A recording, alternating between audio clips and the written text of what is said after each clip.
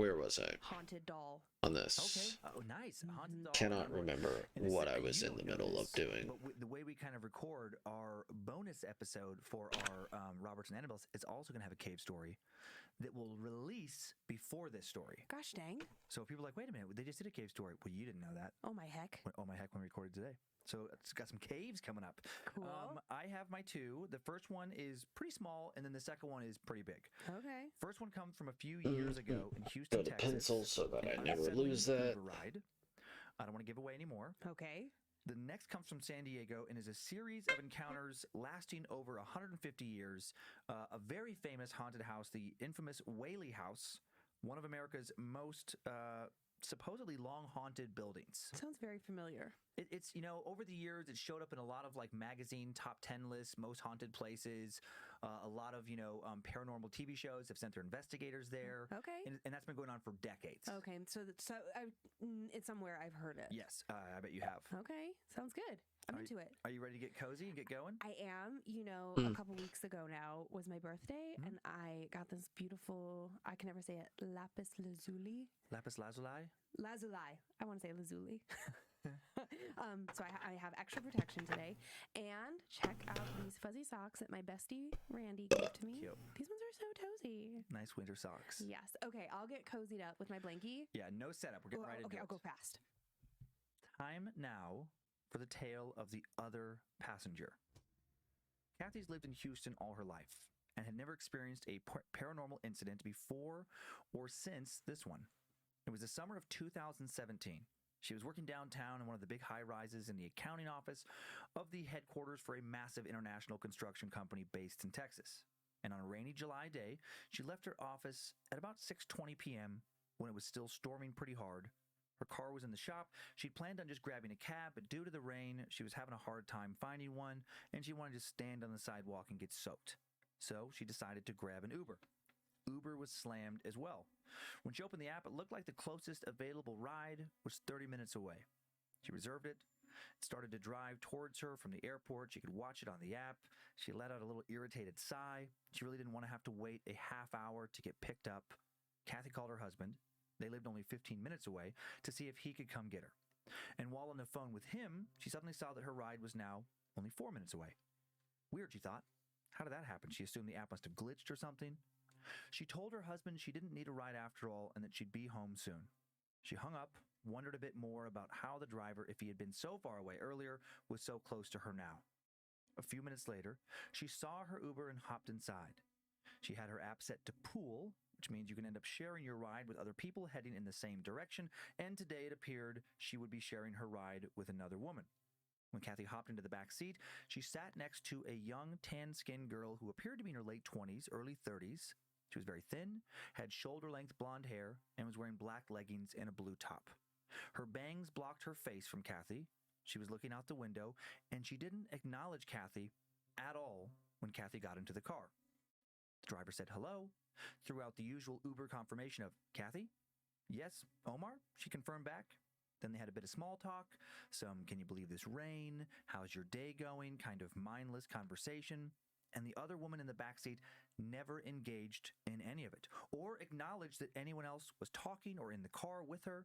She just continued to stare out her window silently, not moving, not saying a word, not making any sounds at all. How are About 3 or 4 minutes you? into the ride, Kathy looked at her app. Hope to see how much everything's time was going left well. to make it Hope to her your early destination. morning About is 12 not minutes. terrible. First, it appeared that her Hopefully, driver I would can be dropping relieve off that early this morning other stress strangely white of and getting still ready woman for in about work 5 and minutes. enjoying Kathy it engaged like on an her own old window, radio listening to a play. pop from some Spotify Like an playlist or old any more radio stations going coming out of on. the driver's speakers. She got lost for a bit, thinking about what she'd been up to at work I'm that day, good. I what learned work was about left the to book do that on never current was projects she'd until be it finishing up the was. following day, what needed to be done when she got home. She didn't want to call her dad, give her a I birthday gift for her sister, etc. I think it's And called then she I suddenly realized there were only a few blocks from her condo. Libertaron But what about the other is passengers? what the book is They hadn't called. stopped. She hadn't It is been that lost something I and thought. She learned turned her head and let out interesting a slight today. I gasp was when she on saw my she was break, my now lunch alone break, in the back seat. and a video "Excuse for me, it Omar," came she up. said. found out about a book that never fucking was until it became so popular it was. So I Libertaron. It's too early for you to confuse me like that, Law. She had looked at her numerous times. She was only 2 feet away. I Libertaron never actually existed when it was originally reviewed. So it was a book that was created by a radio host on air, and he's like, no one fucking know. I know that you people know this, but I'm sure that the critics don't watch my show. People don't watch my listen to my content, and it was made back in the 1950s in New York City. And he's like, I think that everybody is full of shit, and I think that they're full of it, and let's make up a phony, fake book, he said as she stepped out of the car, and ask for it, and make fake demand for a book that doesn't exist. She got into the empty elevator, and when the door closed, muttered to herself, and it became New York's bestseller before it even was written. She was positive. She may not it became nominated for a prize and everything because of the fake demand that he created. And then, who doesn't move? Like, it was not until 7 months later, until literally only one journalist was like, wait a second, this book doesn't exist. What? And literally he got on record, the radio show host to go as this person. I don't know what the copyright is, because eventually it did become a bestseller book. I don't know what the book, we should read it, because I think that's so interesting, of the book that didn't exist. I think that we should read it just to see, like, if it is, like, bestseller novel kind of thing, because it might just be bestseller just for the simple fact of, you know, the buzz around it. If I could afford, like, obviously I get it, like, sometimes so I mean, it might just be garbage, and that is totally fine. I would love to read garbage on here. People would talk about, like, oh, but aren't you nervous? But yes, it is a book that doesn't exist, and I learned about it, and I was like, ooh. I think that people... And I would love to just have a reference in it in my my comic, just because I think that that's so interesting and funny. Of a book that doesn't exist that became a thing. Also, because I don't know why YouTube algorithm has decided it, but I seem to be back into Sonic comics. I wasn't looking to be. I haven't been in them since they stopped them in 2017. When the fucking whole when they had to do a hard reboot on the series, and then it tanked. It will end up being a book with 1 page or something just to make it real. That would be great. If it still became a bestseller twice. Yeah, just an interesting little random little, because it doesn't exist. But the whole point of that was that everybody is full of shit. Like, literally, people who are these critics, these armchair critics, they've never actually read anything. They've never actually seen anything, which is exactly the point of, like, a lot of people make against, fucking game journalists and stuff like that. People make that criticism all the time, that they didn't fucking play it, and they are making a review when they don't play video games. And that's what people have a problem with the video game industry as a whole, is that these people that are reviewing it, that have review copies and everything like that, they probably have never played it, and it's for an intern that has played it, and they are just making, you know, like fucking but I looked for Uber like pictures, couldn't find any, but did find what is it called? Imagine playing video games. Yeah, exactly. Imagine playing video games. But yeah, talking about playing video games, we should definitely do that this weekend. We should definitely play some video games this weekend. I don't know when you want to do it, but we should definitely do it. All of a sudden, people would come upon your car selling like chargers. We can play whatever you want. We have a few games together. I don't know what you want to play, bruh. We can play. We can play Phasmophobia if you want. We can play Gloomhaven. We can play whatever. It is up to you. I think we will have lots of fun playing some video games. We can play Halo. Flavor Flav of South Africa? I know, maybe. Bless. Okay, so that first story, just a little one, creepy but not terrifying. This next one has a lot more meat on it, a lot more scares. By the way, it is kind of creepy because now I'm off the next 3 days. Oh, okay. Gotcha. Think of that story. Why are you off for 3 days? That is proper haunted house. Did you just take a break and you're like, fuck this? Fuck. San Diego's Wailing House. I forget, did you get Wilder Myth? No, I have not actually gotten Wilder Myth. Weekend End, yes. Yeah, okay. It is the weekend coming up, and also you said fuck this. You said fuck this, and then you were done with it.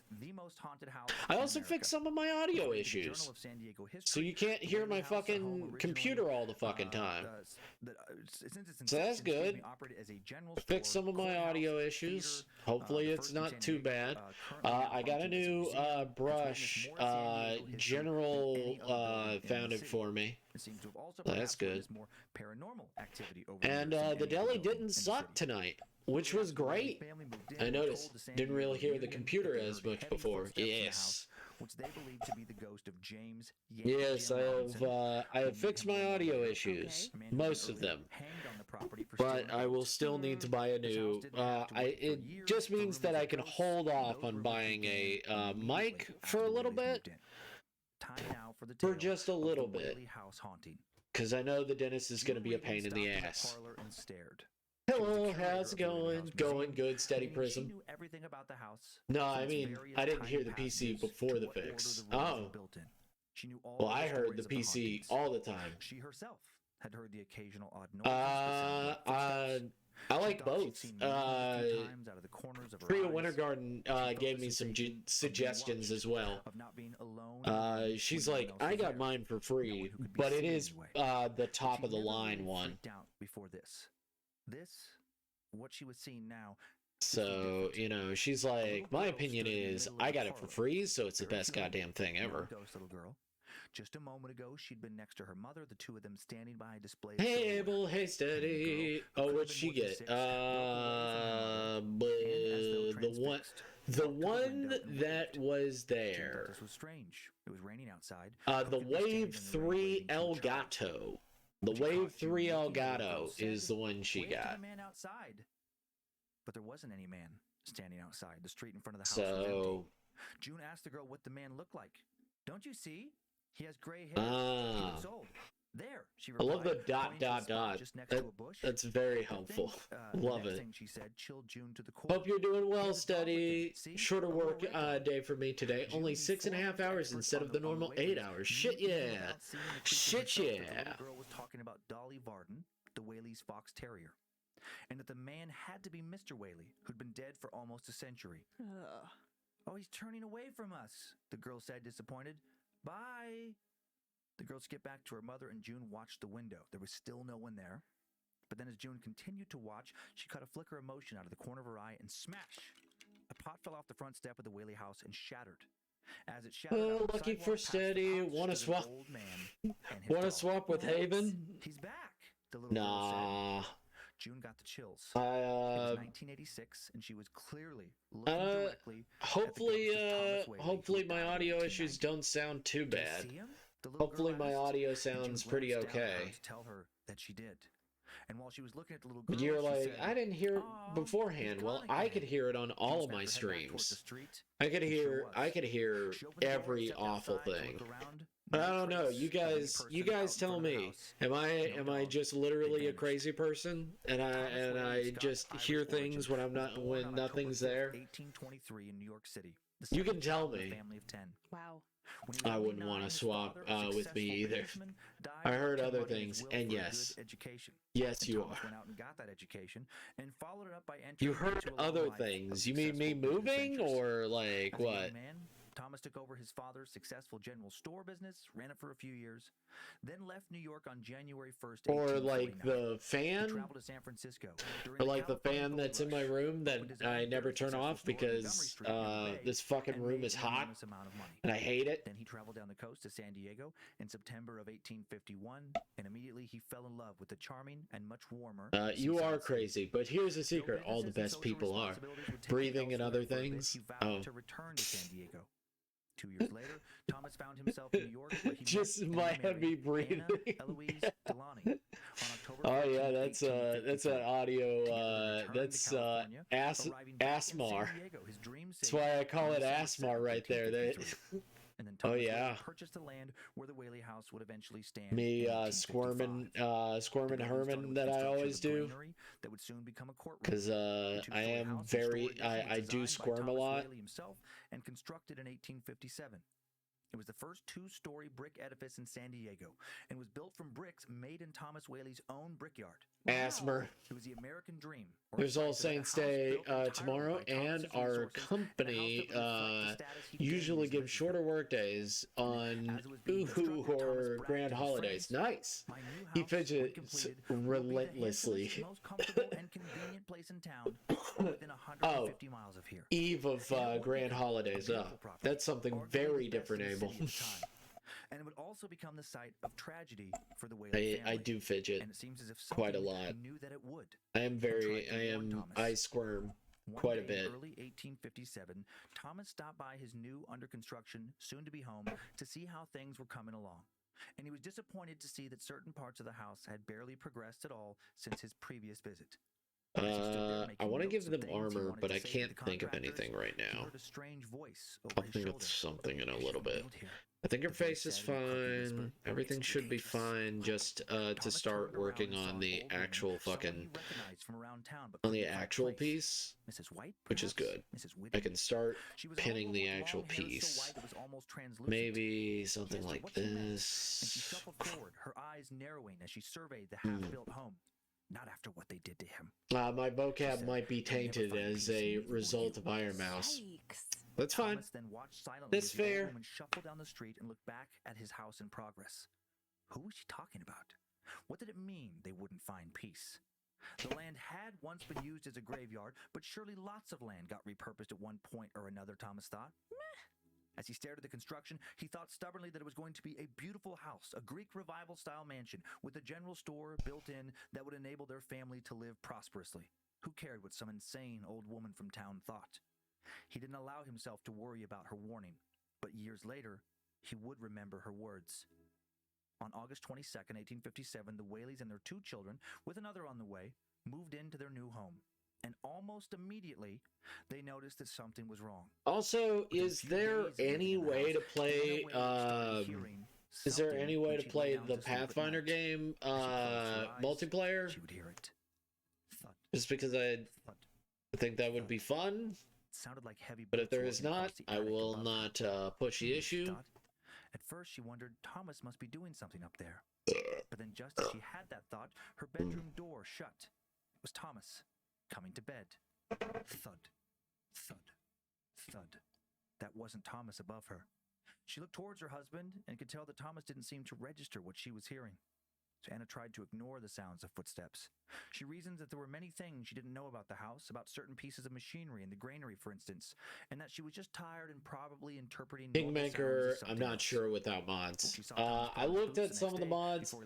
I did not see any mod to add that, to add in multiplayer. She had heard someone or some spirit. Don't know about Wrath of the Righteous. Okay. That year, Thomas was to have his first paranormal encounter. I was just asking. There's no, that is fine. We can play something else. That is totally fine. He was working late, putting up some goods, when he began to feel something watching him. He felt the presence of this thing in a very real, physical way. It felt like a dense, heavy cloud that had suddenly enveloped him. He immediately felt very I don't think he cares about what he lay down on the couch. I put as he was laying down as like these background characters, because they're going to be very blurred. Corner of his vision, a dark shape moving behind him. But I care. When he twisted around to see it, he felt a cold rush of air, and then he heard it. Thud, thud, thud. All right. And he watched check briefly before you. Well, you don't have to go to bed. You don't have to go to bed. On the downstairs couch, now too afraid you get to hang out with me. Go. Your friend. As if it was checking to make sure that everyone had left.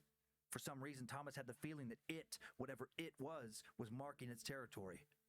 The next few nights waiting for his family to return, Thomas dreaded the return of this thing.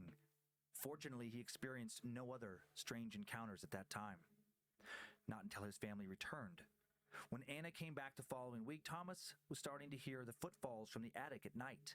Every night. But yes, he was having a hard time sleeping. Hope you guys are having a great time. Hope you guys are having an amazing one. Thank you, Study Prism, for coming in. Dark shape he'd seen on the stairs. That it was all in his mind. But thank you, Haven, as always. You incredible person. Himself that he hadn't seen something paranormal. One night after the children went to bed, she told him that she hadn't gone to New York to visit family, at least not entirely. What? She'd gone because she was afraid of their big, new, beautiful house. She'd been hearing the footsteps, and she felt that there was something sticking to her in the house. She knew that sounded odd, but she didn't know how else to describe it. It just felt like something from the spirit world had attached itself to her. Something that had come from the house, and she felt she needed to get away from it. She told him she still felt it, and she wanted to move. Maybe it was because of how tired he was, but Thomas did not handle this news well. Noises and shadows or not, this was still his dream house. Instead of sharing with Anna what he also had been experiencing, he suddenly grew angry that Anna would leave for the East Coast without telling him the real reason why. Rage suddenly filled him, white hot and sharp. He told Anna that she didn't know what she was talking about. Hug everybody. Everybody deserves a hug. That what she was saying was crazy. He told her that if she was actually sick, she should see a doctor, and that they were never leaving this house. Oof. Just a few months later, on January 29th, 1858, he would begin to regret immensely his decision for them to stay. Their youngest child, Thomas Jr., just 18 months old, died of scarlet fever. Ugh. Anna and Thomas were crushed. Then, just a few weeks later, the general store that was part of their home caught fire and burned to the ground. Their youngest child and their business had vanished almost overnight. Did illness take the children's lives all the time back then? Of course. Were fires more common and typically more devastating back before modern building codes and modern fire departments? Certainly. But the back-to-back tragedies didn't feel natural in origin to the Whaleys. Thomas kept thinking about the thing he'd seen on the stairs.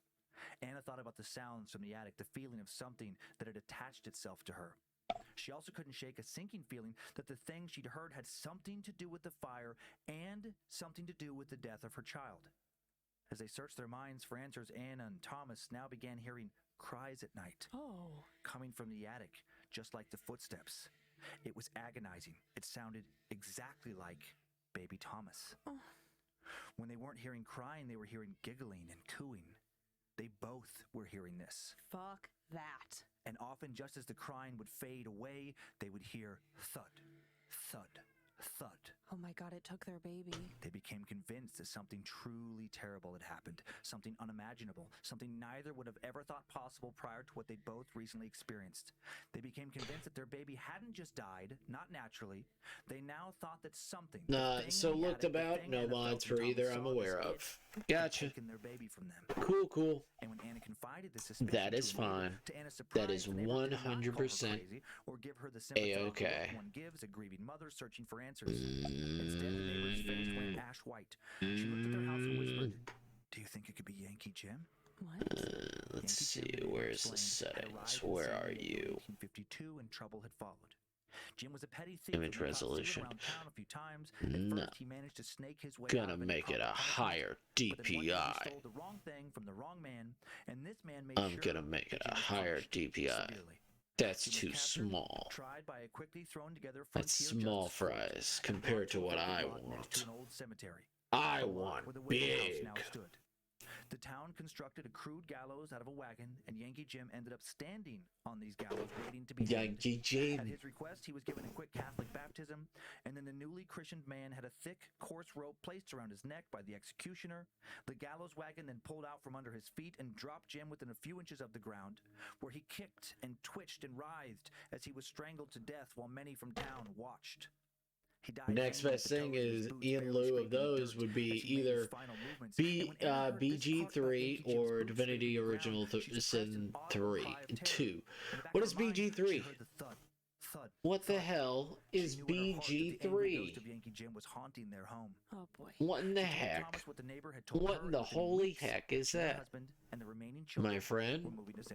Baldur's Gate. Oh, Baldur's Gate. Yeah, we could try some Baldur's Gate. By all accounts, they were happy back up in San Francisco, where Thomas still owned a successful store. If anything, we can just play Gloomhaven, and we can have that existential nightmare looming over our heads. During the following decade, the Whaley House was used for several things. That'll be fun. That'll be fun of blaming each other, trying to be like, oh man, no, it was you. No, it was you. No, I don't think I would blame you anyway. The nickname for the neighborhood where the Whaley House stood, even if we fucking failed every 5 minutes. And now the big house in the corner, I'd be like, God damn it. Became cold and impenetrable. What am I doing wrong? Occasionally, when the curtains fluttered as though something were behind them. The store was closed, the business was gone. By this time, the Whaley children had grown up, and 2 of the Whaley daughters had been married inside the house and moved away. And then one daughter would return briefly for the worst of reasons. Violet, the Whaley's younger daughter, married a man named George Bertolacchi, and the match was not a good one. Violet, so scared of the social shame and stigma she would receive from a divorce, instead shot herself in the chest in the Whaley house on August 18th, 1885. My God. Still in early access for that, though, so not all the classes in story isn't finished yet. Yeah, I know. I know. Anywhere out of this world. She signed it with her maiden name, Violet Whaley. Violet killed herself on the second floor in a bedroom that she'd hid in for most of her final years, trying to get away from the prying eyes of her family and her husband. And today, that door is locked, and visitors regularly claim to hear Violet behind the door, crying softly or simply rustling around. Oh my God. After Violet's death, Thomas Whaley built a single-story frame house for his family at 933 State Street in downtown San Diego, and the family moved into a new residence, leaving the Whaley house vacant for over 2 decades. Did Yankee Jim now have the house all to himself? Was that what he'd wanted all along? On December 14th, 1890, 5 years after his daughter's untimely death, Thomas Whaley himself died due to ill health at the State Street address at the age of 67. 2 decades later, one of the Whaley sons, Francis Hinton Whaley, spent several years in the early 1900s restoring the old family home, and just like it allegedly had with his mother, something from the property may have attached to him as well. Neighbors reported that Francis started acting odd, started closing all the shutters and curtains when he'd work on the home, that he'd spend hours inside in total darkness.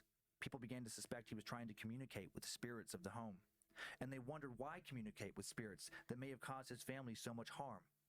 Francis turned the home into a tourist attraction, where he posted signs promoting its historic background and hauntings. And I got offered the manager's job at work yesterday. Hell yeah. He moved his family back into the house. Hell yeah. Again, why would Francis do this if he really believed that there were spirits there? Spirits that probably didn't want him there.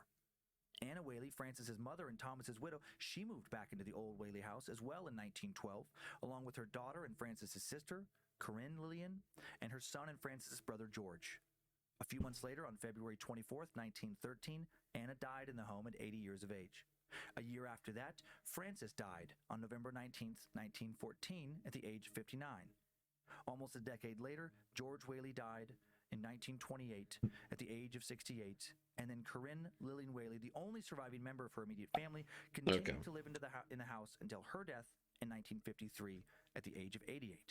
And apparently, she sometimes told her boarders in her final years Good job, Haven. But that she just couldn't leave. You did it. And they had good sense. I told you you could get it. Some of her boarders Good knew why job. she couldn't leave.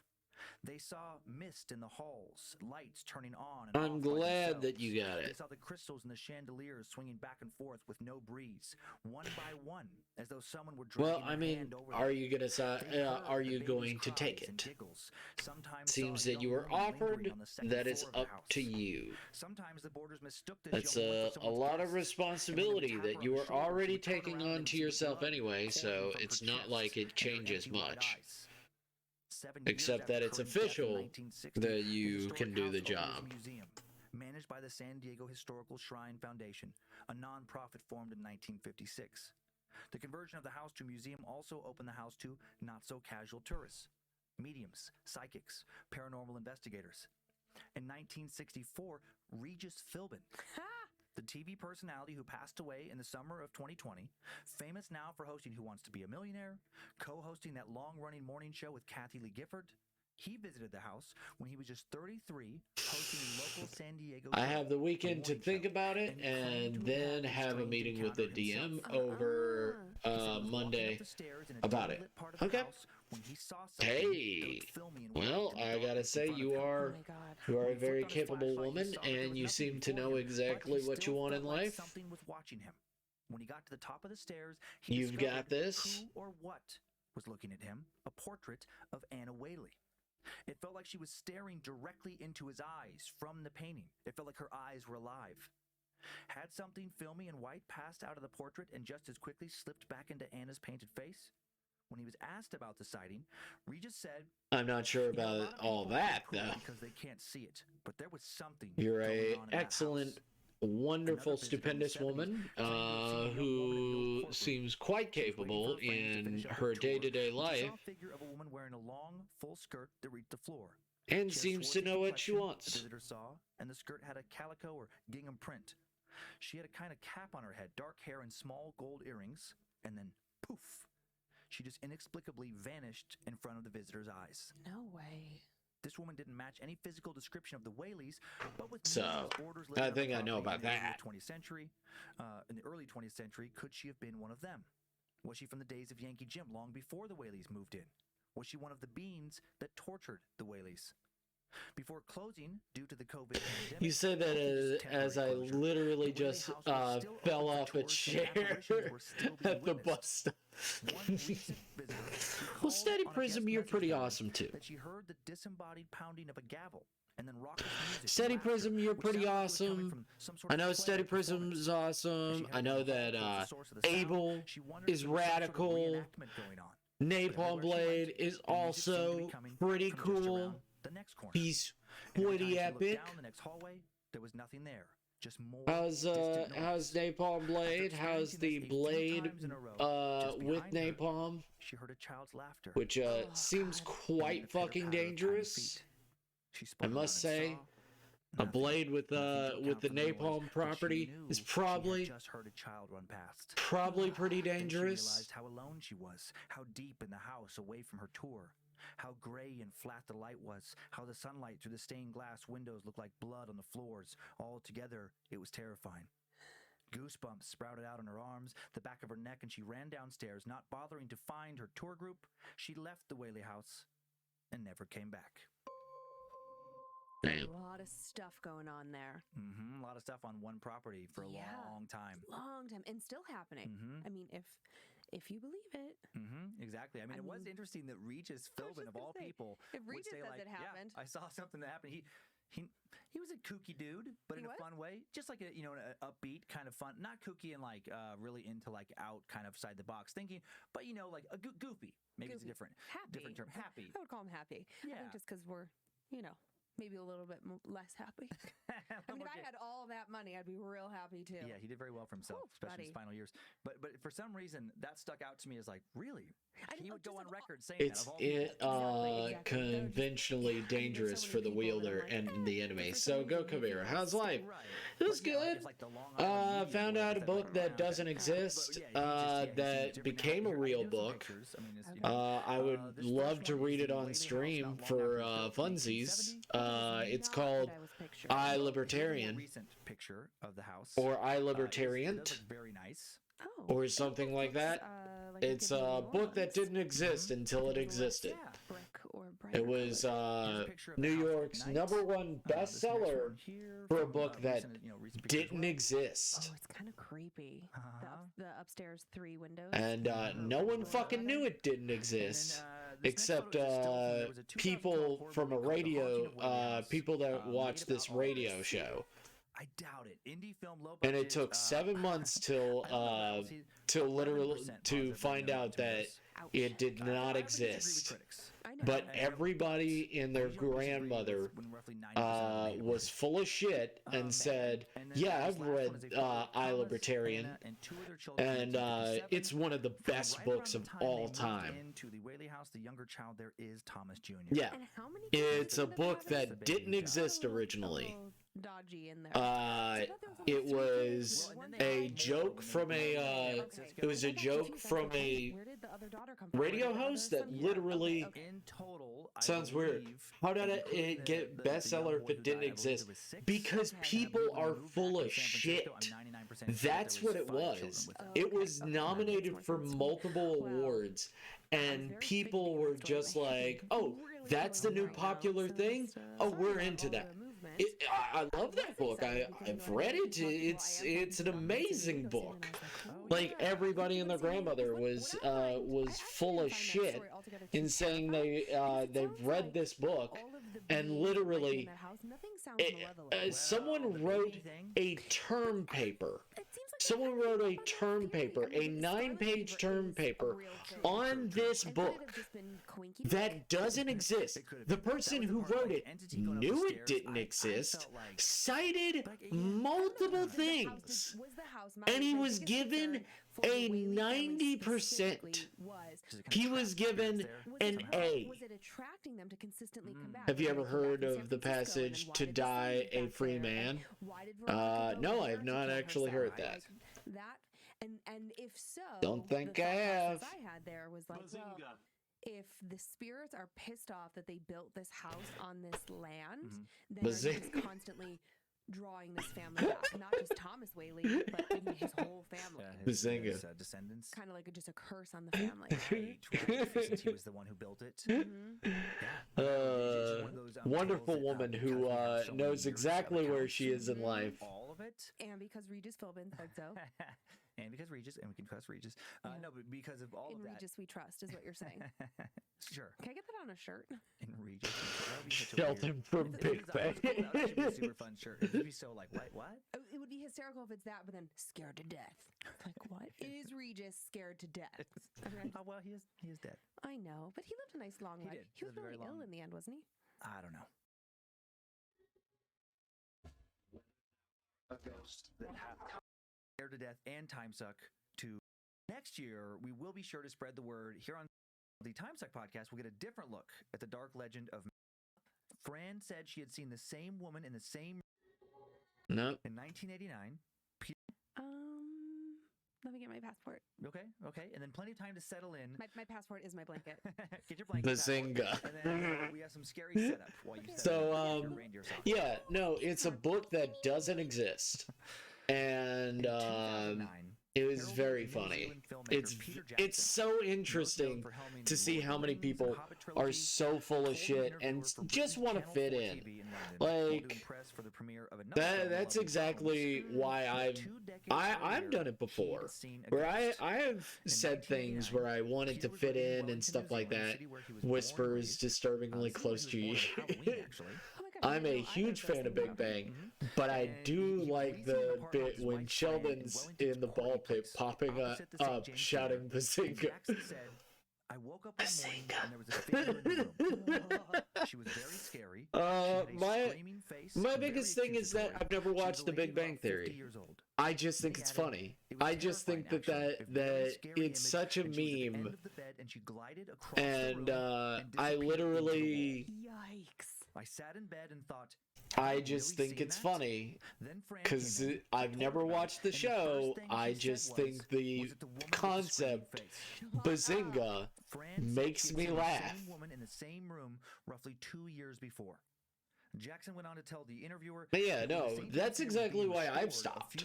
It's called classic. Oh, okay. It's exactly why I fucking stopped. Saying that. Where I'm like, I want to fit in, I want to be cool, I want to be interesting. I'm like, oh yeah, of course, I played that game. Or, oh man, yeah, I know what you're talking about. When I, in fact, have no fucking earthly idea what you're talking about. So I am just automatically now, I will just say, I have no idea what you're fucking talking about. And I will let them explain. Critics are raving about it. #1 comedy phenomenon. I want to shout it out on the bus, but I think I'll get old deers on the bus heart attack on rotten potatoes. I knew exactly where that was God going. damn it. So cool. Yeah, and it has nothing to do with today's terror box. I just thought that was really cool trivia because I've heard of that and didn't know what it was. Anyway, on Boxing Day 1912, the St. James Theater opened on land that had been previously used as a church and a volunteer hall before famous entertainer John Fuller bought the lot in 1899. Fuller, an entertainer and talent booker and venue owner, would build over 60 other theaters in New Zealand. He ramped goddamn New Zealand Zealand. In 1903, named it His Majesty's Theater, and the hall was then host to all kinds of different shows, such as musical comedies, a play based on Cleopatra that involved the first and last import of snakes into New Zealand. Fair. And hosted almost exclusively working class shows, while the Opera House down the street that Fuller also owned aimed at members of Wellington's upper crust. Fuller used the old hall until November of 1911, when it was eventually declared a fire hazard and demolished. After the But yeah, I've Fuller vowed the new never seen Big Bang Theory. I just enlisted the help of architect Henry E. I've White, tried, and then immediately I lost disinterest. I was disinterested. I've tried, where I watched 5 minutes of the show, and literally I was like, oh, it's like Seinfeld, but with nerds. Okay. Alright. I will stop watching now. Goodbye. It's probably not that, but that is, I have a feeling it is that. But I don't know. I haven't watched it. If that's your thing, that's your thing. The part where Shellnut screams at a pitch that can shatter glass was my favorite part of the show. I can watch if it's on, but I'm not bothered about it. Okay, cool. After the Roman gods of Bacchus, the god of fertility, wine, and the arts. Cool. And also after, the Greek god of Apollo, patron deity of youth. I just know that the wooden floors of the St. James. That it makes other people laugh, and that's cool. Along with Totara for window frames, Deal for doors. Construction began in the theater in March of 1912, last right up until just before Boxing Day. During the theater's first few months of being open, used primarily to play silent movies, then soon adapted for live performances. Not a fan of Seinfeld, so my other message was meant to have a not a huge fan, lol. Early for me, definitely. These nuts, laugh track. So anyways, quantum philosophy. I don't fucking know. Am I a Bazinga? Am I the Big Bang Theory? Because I'm a fucking nerd. It was slated for demolition. Luckily, I guess I'm a dork. No, I'm a bit of a nerd. I don't know. What am I? Am I a nerd or dork? Incarnation. Over the long history of this theater, a number of paranormal happenings have been reported. The only ghost, perhaps more often, am I a nerd or a dork? Is the ghost of Yuri. Russian I mean, I could literally tell you when the end of the Sonic comics happened, and then the reign of the IDW comics, which are real not great. Possibly because Yuri was infatuated with one of the other dancers, but I don't know that. I haven't read anything past like was enraged with jealousy. Maybe not. Those 2 issues. Part of the legend. But as far as I saw, I was very much not interested in them. Whatever the exact circumstances of his death, since he died, many who I'm a nerd and a weeb. Sometimes switching it all back on once the theater has been locked up for the night. And this particular ghost, not thought to be malevolent, quite the opposite, in fact. One St. James projectionist. But that's my question. Am I a nerd or am I a dork? I guess I'm a nerd. Projectionist found himself standing in a completely darkened room. While searching for the light switch, he was pushed backwards by an unseen force. He's convinced that this force was the ghost of Yuri. When the lights turned back on their own, the projectionist realized he'd only been I was like, what the fuck is that down there? Oh, it's a rabbit. Oh, okay. He could have easily died due to the distance. Did Yuri realize he'd taken a prank too far? Maybe almost killed someone, then saved them? Is that why this, spirit saved the projectionist, or did a different spirit turn off the lights? Did Yuri intervene to save someone else from ending up with their spirit? Leonard, leave me alone. Sheldon, I'm trying to have sexual relationships with my girlfriend. Sheldon, Bazinka. I wouldn't have say you're a nerd, as they're meant to have no social skills, and you do. Oh, well, thank you. Oh, well, thank you. Wow. Did the ghost of a man who died? I thought a dork didn't have social skills, but I guess both don't have social skills.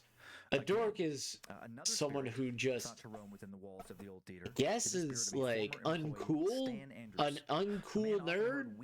Not necessarily for nerds. Okay, all right. Neither benevolent or malicious. The spirit just seems to be there. It seems like. But no, I don't care if I'm a Nord VPN. Get your free Nord VPN. By the way, did you know that we're sponsored by NordVPN? Associated with the St. James.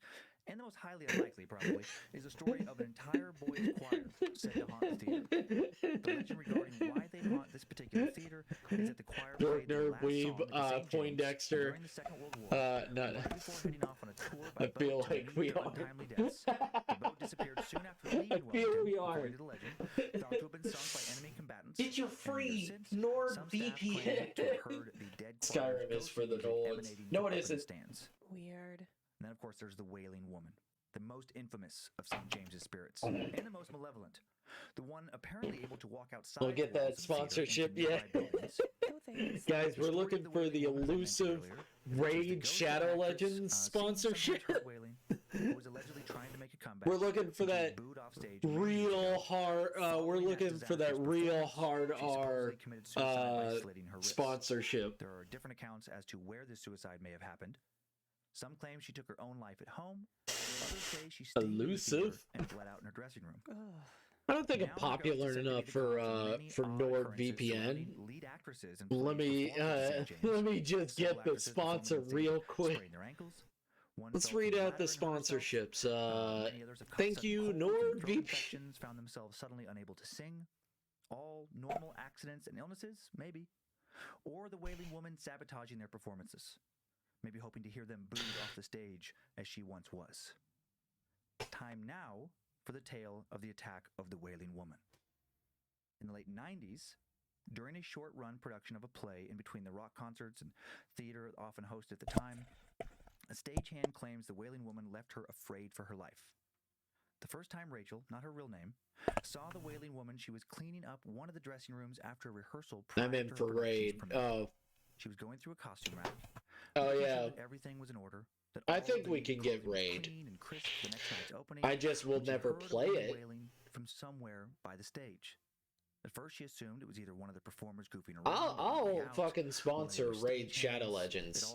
I will never fucking play that game. That game's way... The game's just not for me. Idiot. before turning around and I screaming. don't know. The thought of a gotcha game is just not for me. You just sign up for a raid 1. Rapidly closer, Rachel backed up too quickly, fell down onto the floor. As she dropped to the ground, she kept her eyes locked on the ghost before her, a spirit mad with anguish, a woman with crazed eyes, a mouth open impossibly wide. Waves of pain radiated off of her as she continued to wail. As she crept towards Rachel, Rachel, still screaming, watched helplessly as the wailing woman lurched over her, then bent down as though she might attack, possibly closing her terrifying mouth down upon her neck.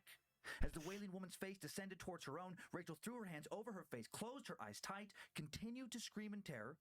After what felt like an eternity of screaming, she heard someone else calling her name. "Rachel! Rachel! What's going on?" yelled Wayne, another stagehand.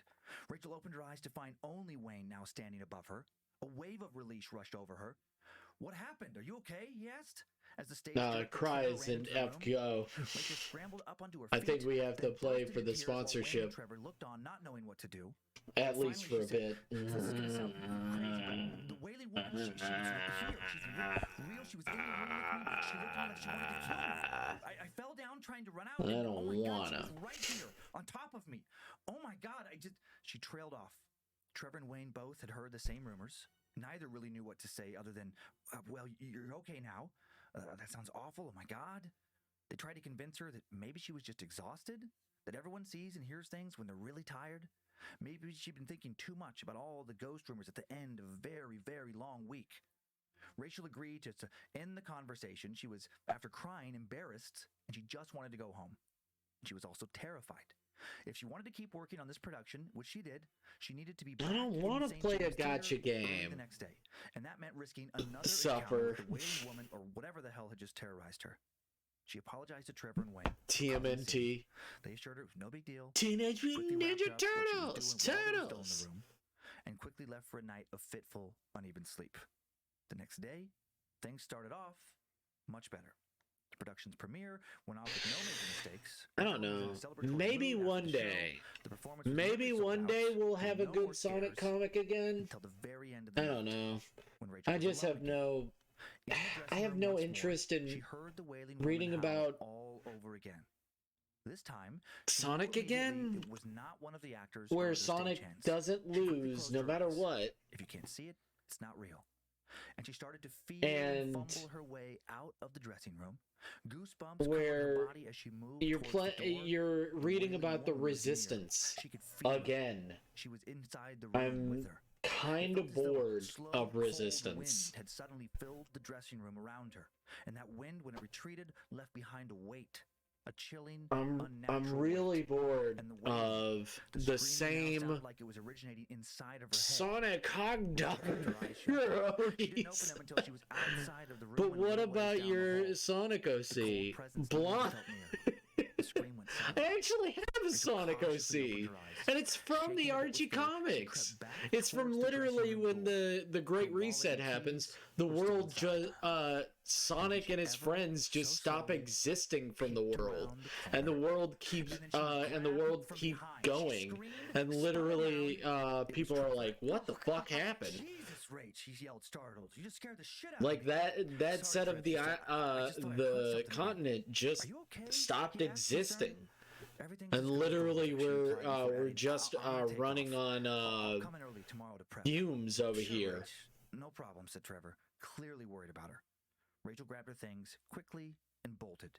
The Let me wailing get woman wasn't near that anymore. cherry lime Again, slush she real just quick. wanted to go Sonic home. As she does. left, she worried about No, Trevor Sonic, telling the no. rest of the crew. Sonic gets She just given them all reset. one more The reason game to gets talk about her being reset. mad at the ex. The She already Egg caught plenty of Destroyer stares 2 today. Of is a course, everybody giant gossiping reset about her. button. She A would too button if she was that somewhere else, or resets the someone else. world. But in that following morning, reality, there would that have been reality no keeps incidents. going. It And the just show that evening resets again went well. Sonic and his Another packed house, friends this time completely sold out. and everybody And she else, once so more that made it to they the can very get end of the night without being bothered. roboticized, Shortly and before also heading to home, she reset thought the for a story as a moment that whole. maybe It was a all big over. full-on Although she was reboot. terrified to finish up in the dressing Can room alone, I she did. get She waited get the one too, entire time Napalm? to hear that wail, to see that agonized Yeah, face. it was but a never big came. old reset. She was proud of herself for getting through it. She'd been brave. It's not She interesting, wrapped in up, all and then as she was honesty. walking up some stairs on the way out, So the whole she heard the comic, he familiar wail was behind in her. one life.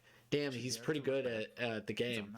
Quickly began to race up the stairs. Yeah, he's pretty good.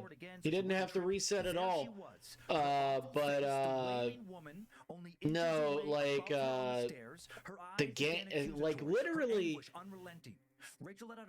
The comic was going off the fucking rails because of one fucking comic book creator, one comic book writer who literally made it, who copyrighted the whole series and was like, if you don't have me on it, you can go fuck yourselves. He was a asshat. Ken, I forget his name. Ken something. He was a huge asshole. He also created a lot of great ideas in the Sonic comics. But also did a lot of stupid shit. Because after that incident, there was no chance he came up with a lot of great ideas. He also came up with a lot of dumb shit. The Wailing woman tried to do more than scare her that night. She thinks she tried to kill her. She also sounds like me. Ong fur. Fur. I don't know what ong fur means. I don't know what you mean. It's just like a little interesting backstage. But yes, pictures. He was James Theater. Ken something or another. I forget his fucking name. He's trying to make a comic called 25 Years Later. This next one is the St. James Theater, maybe in the 1940s. He's not really a good artist. Still, I mean, really similar.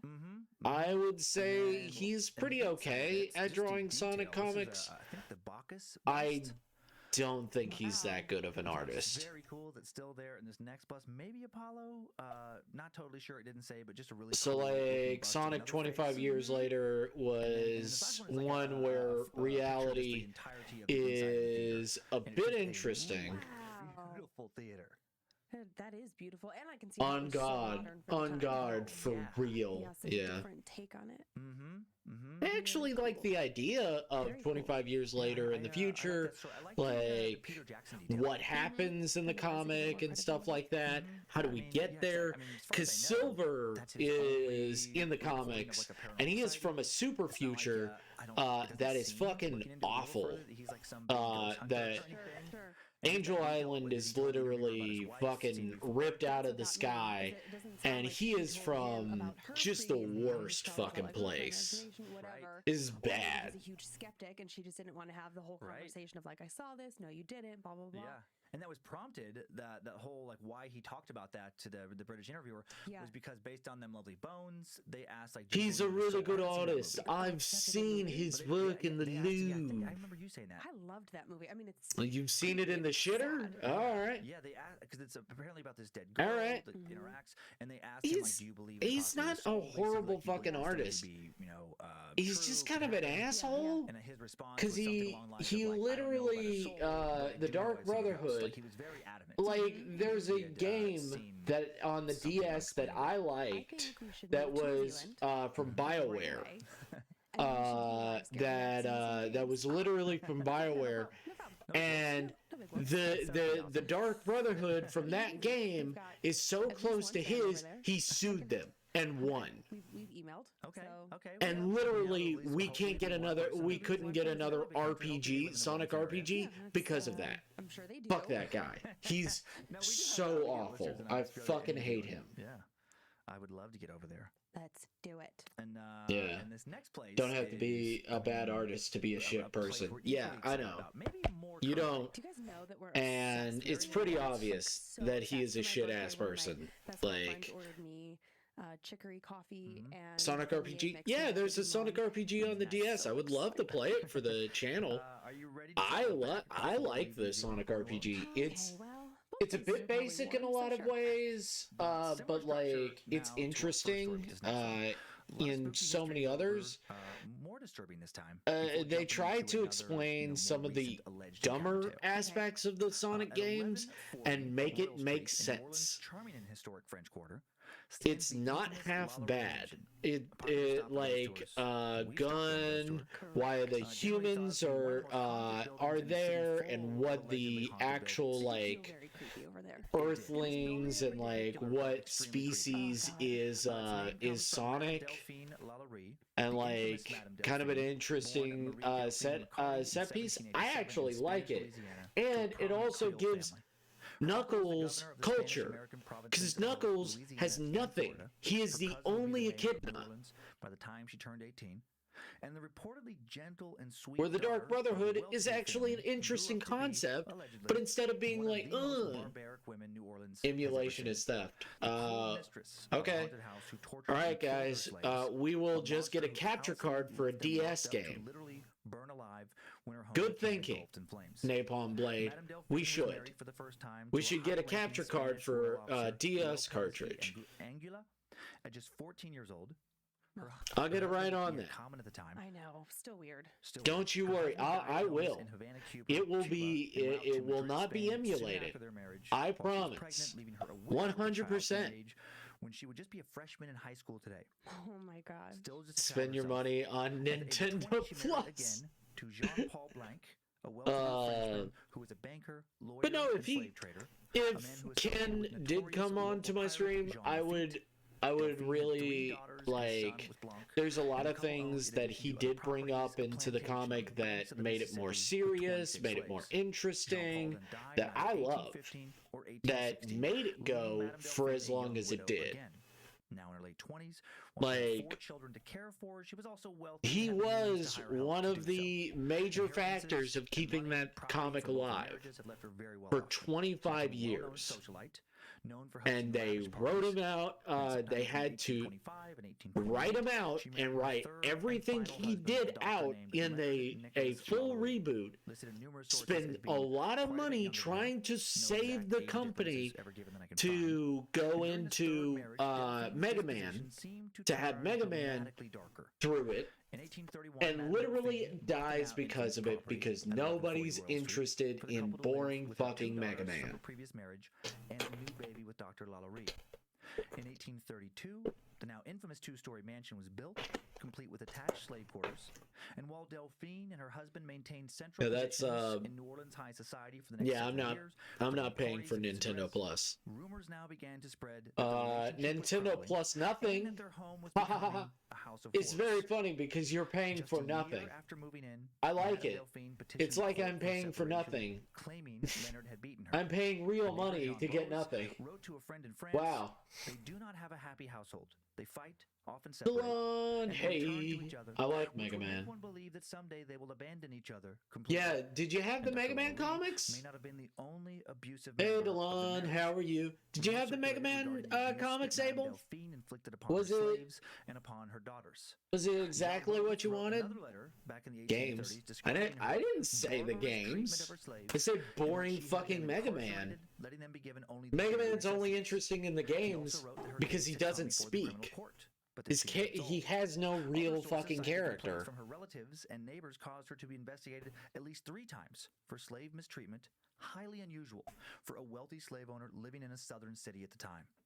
An author who later wrote about Madame Delphine soon after her disappearance from New Orleans stated that it had long been observed that Madame Lalaurie's slaves looked singularly haggard and wretched, and that she would beat her own daughter savagely for giving the slaves even scraps of food. Look at that. And then look at that.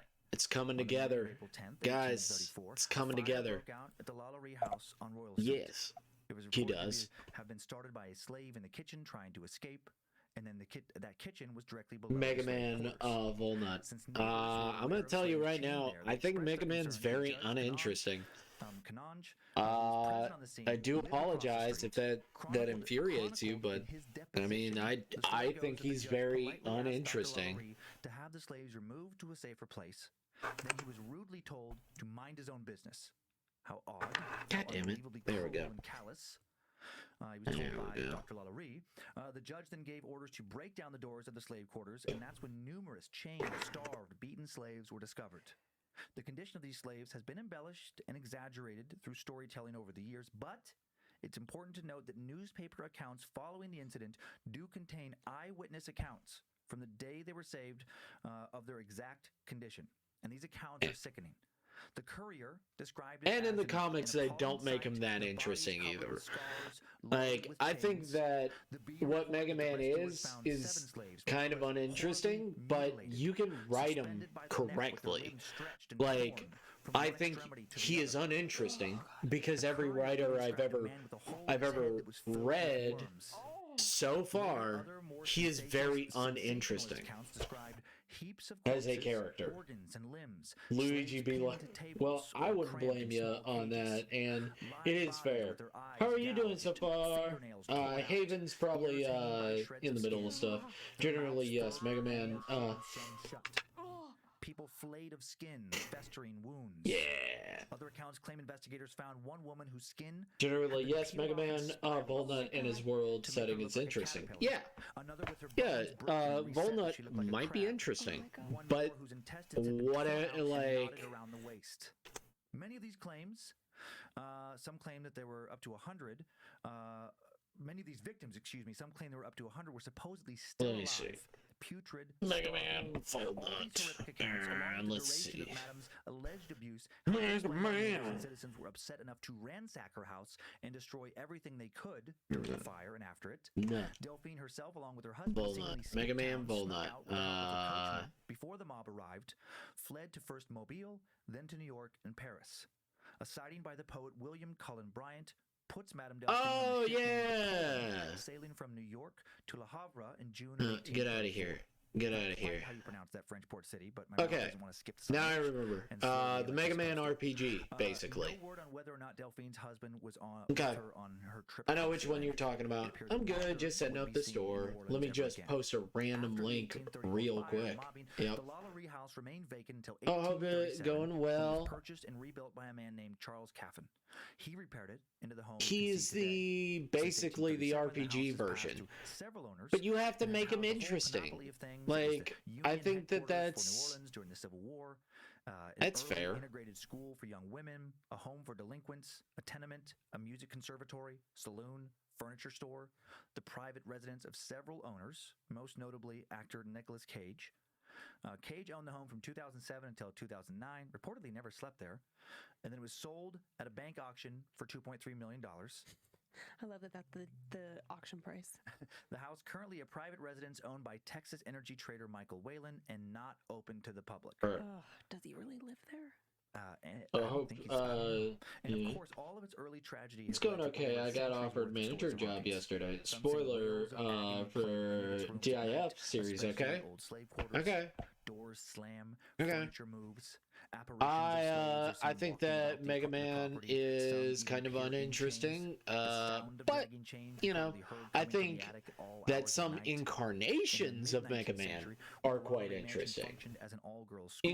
Students claim to often experience incarnations, like each one being kind of a different character.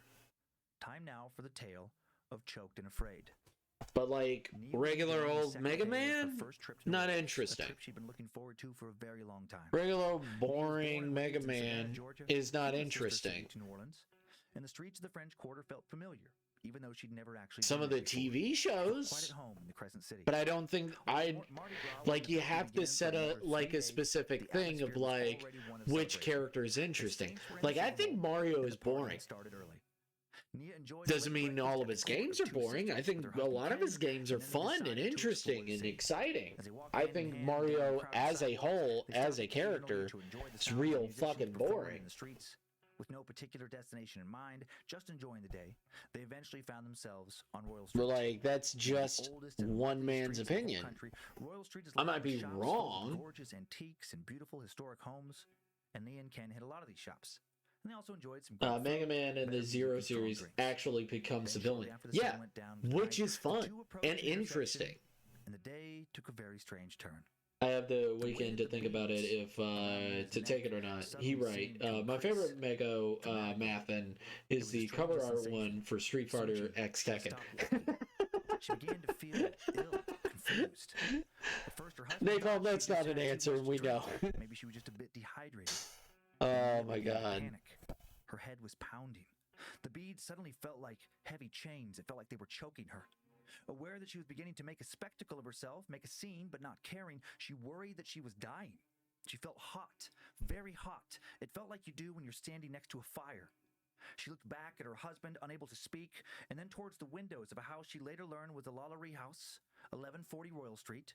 She could see flames inside the home. She could hear screams. She could see shadowy figures darting back and forth behind mostly closed curtains.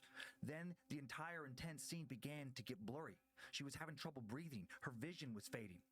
She finally was able to grab the beads around her neck, the beads that felt like chains, and it took all her strength to pull them up and over her head and toss them to the ground. Her husband, Ken, now came back into focus. He was in the middle of calling 911 to get an ambulance. "Nurse," she said, I'm okay. David, I see, and I'm rooting for you. Yes, no, don't matter, Mario do be kind of boring. We all hope you feel good about it. Even better when you consider that the OG games, time-wise, go into the X series, then into the Zero series. It's me, Everlasting Anguish, and it's all the same Mega Man. It's all the same. It never ends. Don't worry, we'll keep going in the Mega Man verse. It looked vacant. She scanned the windows and at first saw nothing. But then, right before turning to leave, her eyes landed on a dark shape in the upstairs window, the one closest to the corner. A woman, perhaps a mutilated woman. It was hard to tell in the low light, but she felt that something horrible had happened to her, had disfigured her, stood with what seemed to be a chain around her neck, and as Nia stared at her, she felt first afraid and then sadness. Ken, trying to keep her moving, pulled on her hand, and she reluctantly turned and followed. When she looked back just a moment later, the woman was gone. Once back to the hotel that night, she told Ken everything. They got on their phones, determined that the building was the Lalaurie mansion. Then they read enough to learn about the fire and about the horrible history behind it. Nia and Ken stayed in town for Mardi Gras, but they avoided Royal Street the rest of their trip. While Nia still loved the city of New Orleans, it of course no longer felt quite as festive. Her mind kept drifting back to one of the darker chapters of its history as thousands drunkenly celebrated around her. She kept wondering, did the woman in the window just want her to feel her pain? And how long had that spirit been trapped inside that house? How many others were trapped with her? How often did they relive the darkest days they once spent there? I like Mighty Number 9. Wow. Tried to cleanse that house? Okay. That's a cycle for you. Into the Megaverse. Eggman Mega. No problem. Just be careful. And we'll hug lots of cheers. Yes. Thank you, Jadon. I think it's been a private residence for as long as there's been the ghost tours. So okay, yeah. I don't think there was a period when the tours like went inside the house and really talked about that part of it. And the last few owners don't seem to have said much about what currently goes on there. Yeah, it's weird that they don't seem interested in. Excuse me. I was going to say it seems interesting or odd that they don't want to share what goes on in the house, but then also, like, do you just want more and more people coming to your house? Because it's the ghost tours already go past it.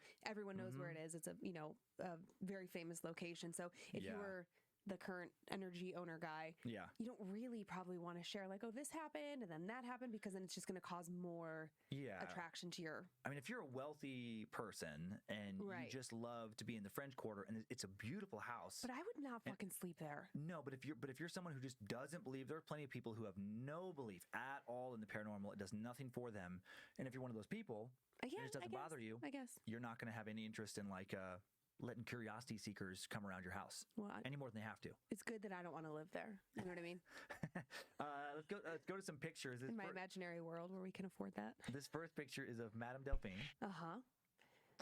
And then a painting. I mean, I hate her, but sure, thanks. And then this next one is the residence at 1140 Royal Street. So yes, I mean, it is. So I'm excited for.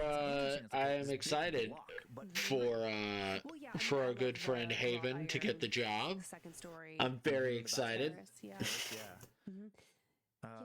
for some reason I remembered it being red. Well, wish I could stream, but man, OBS effed me up good, but it'll be fine, but needs to figure out why it ain't doing that work. But before that, well, 2 words, YouTube video, 2 more words, 3 p.m. Eastern. Got you. That is totally understandable. That is totally understandable. Does look familiar. But yes. No, Mario do be boring though. Earlier days, a little horse and buggy there. But still, more or less, exactly the same. Yeah, exactly. Which is so cool.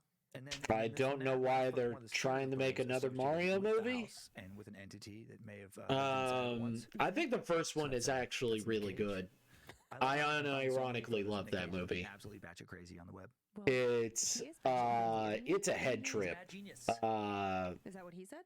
That's what I said. I don't know who the director was. He's a little crazy sometimes, but then also the movie is just.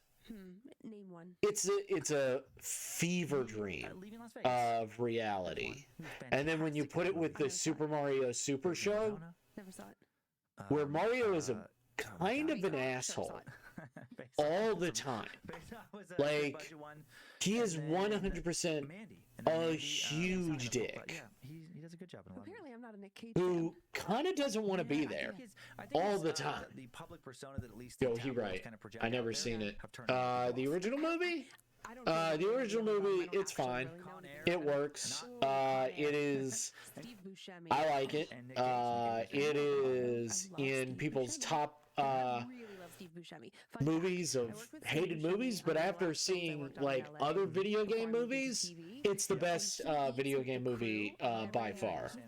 So chill, and doesn't like a lot of time on sets, and you know it's their right. Like, big actors, if you wanted to know a good video game movie, not Steve, in the deluge of garbage and shit that we have.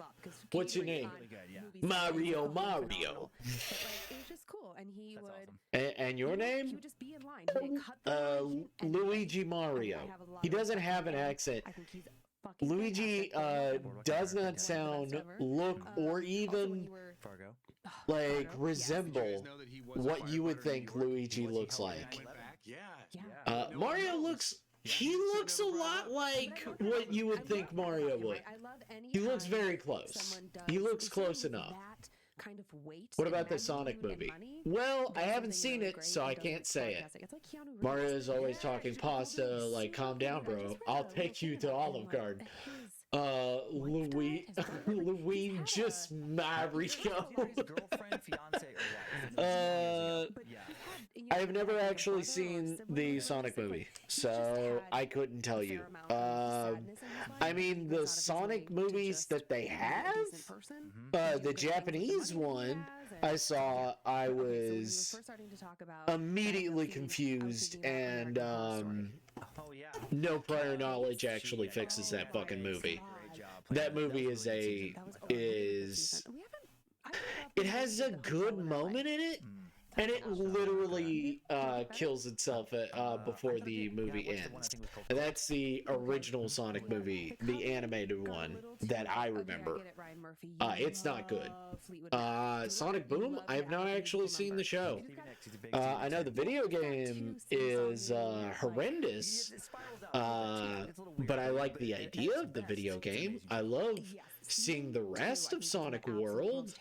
That would be cool, and in an RPG setting would be really radical, with people that are actually made, Jak and Daxter, and not people that failed a business to make a company.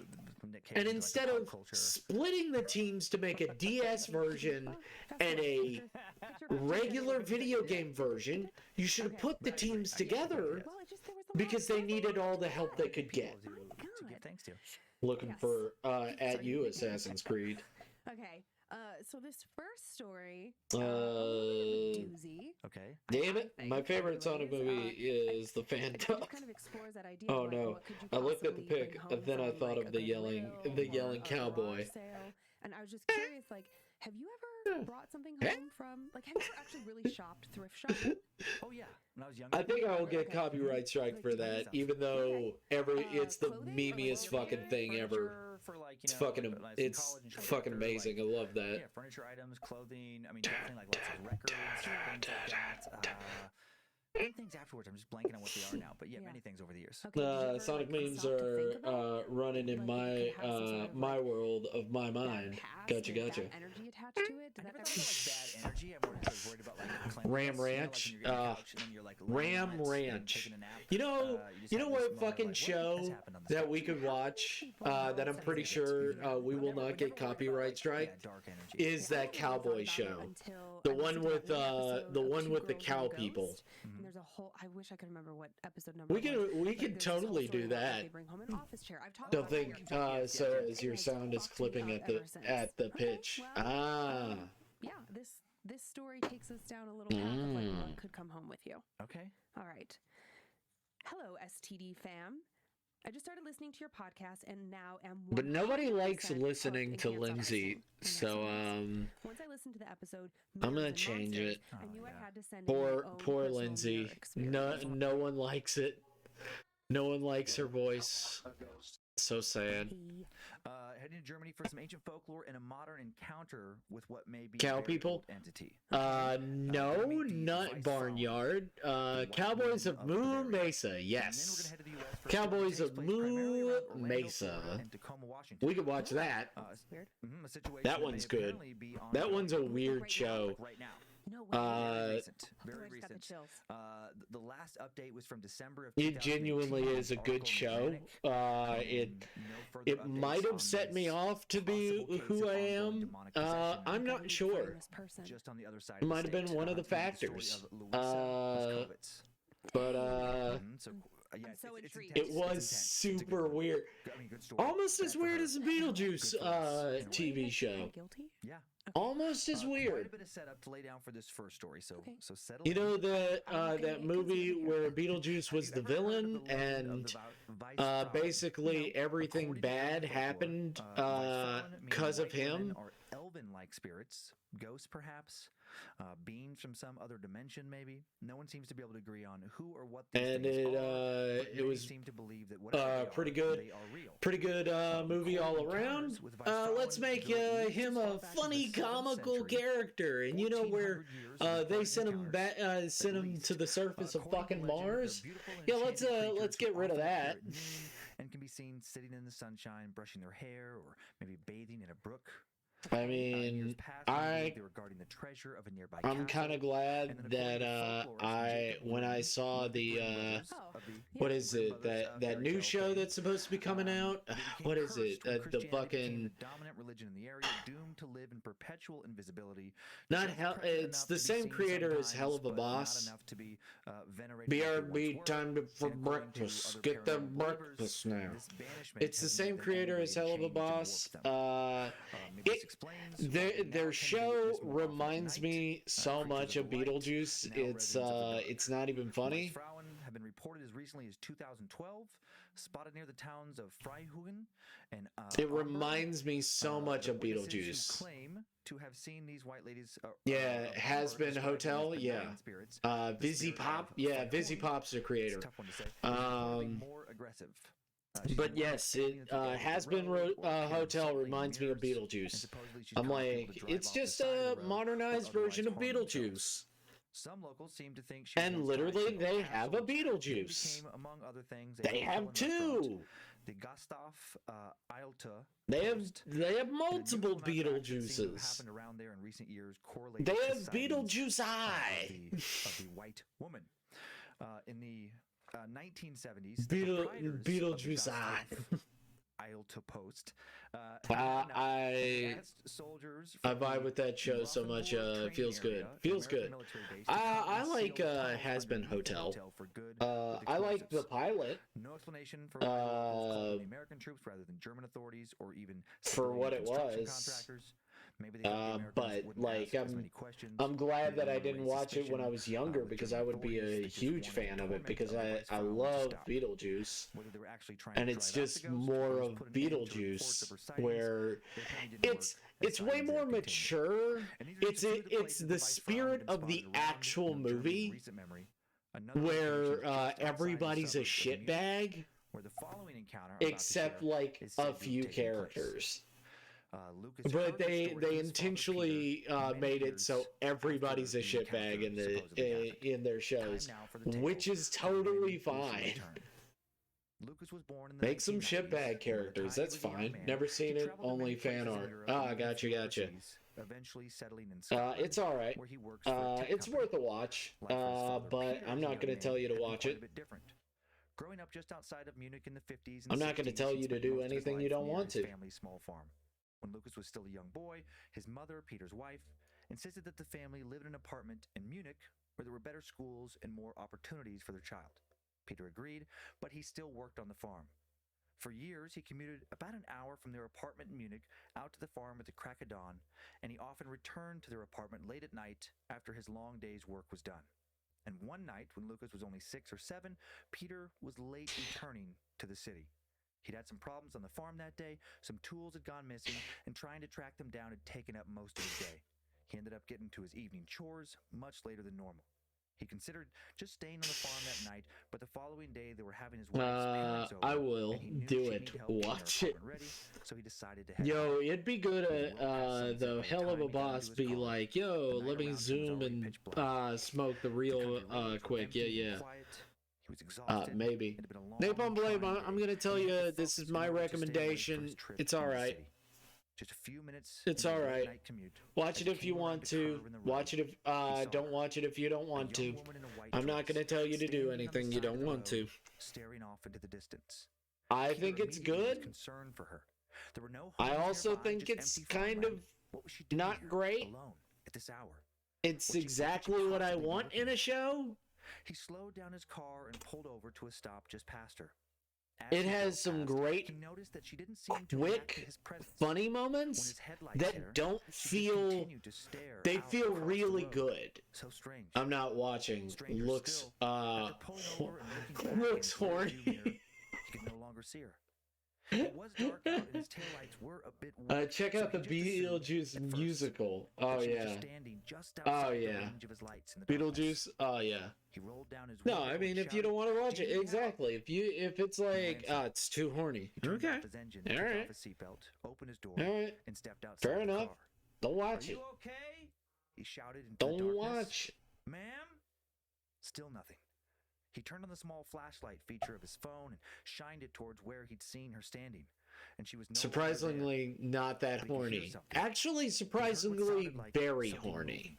I would say almost too horny. You must not know how we roll. I would say it's just too horny. With the intense feeling of wishing he was back inside his car, driving home. Driving quickly away from this place. Play the Beetlejuice game on the NES. Oh, okay.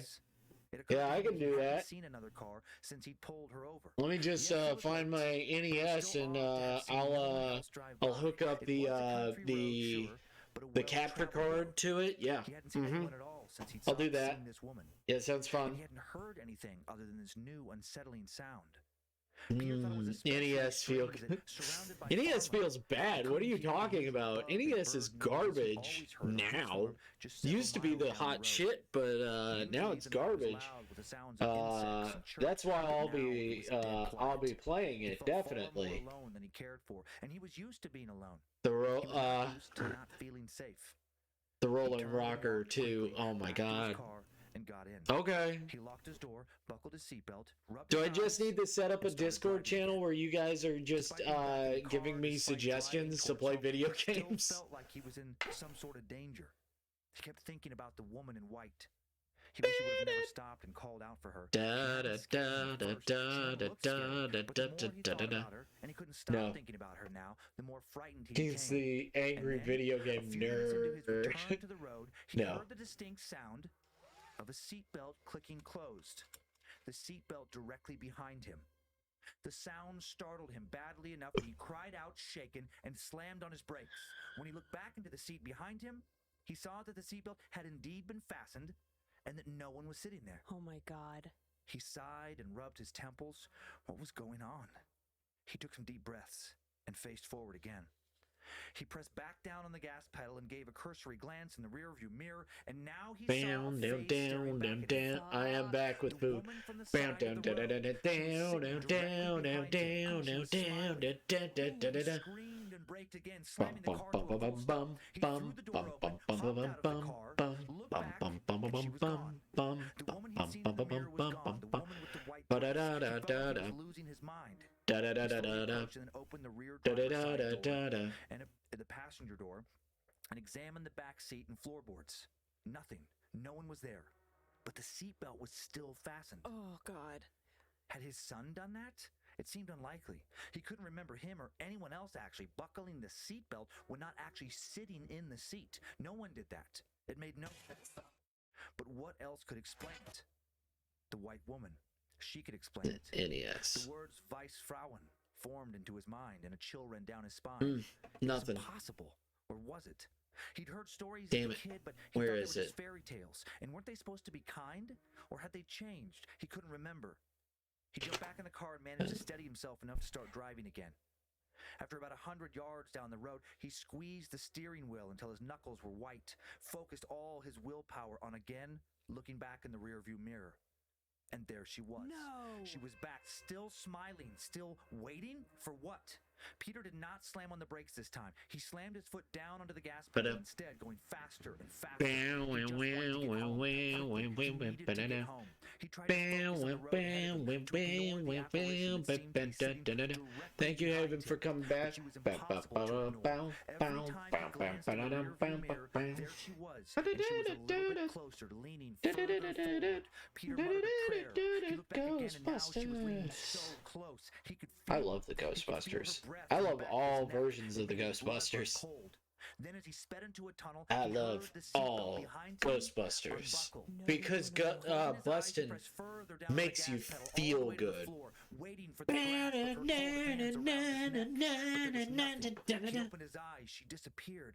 And then Peter had to slam on his brakes for a different reason. A dog had walked out into the road in front of the speeding car. He had to swerve to avoid hitting it, briefly lost control of the vehicle. As he was sliding off the shoulder towards a rock wall, he was able to slam the steering wheel Peter, back step the other on way, it. just narrowly avoid It's hitting been it. ho He and must have missed it by mere inches. And then he pulled back into his lane. Luckily, no one else was around. Man, he made it. Nippon Blade made it funny. He slowed down. Is there a There was reason nothing in we're the rearview singing mirror. She was Ghostbusters? gone. Thank God she was gone.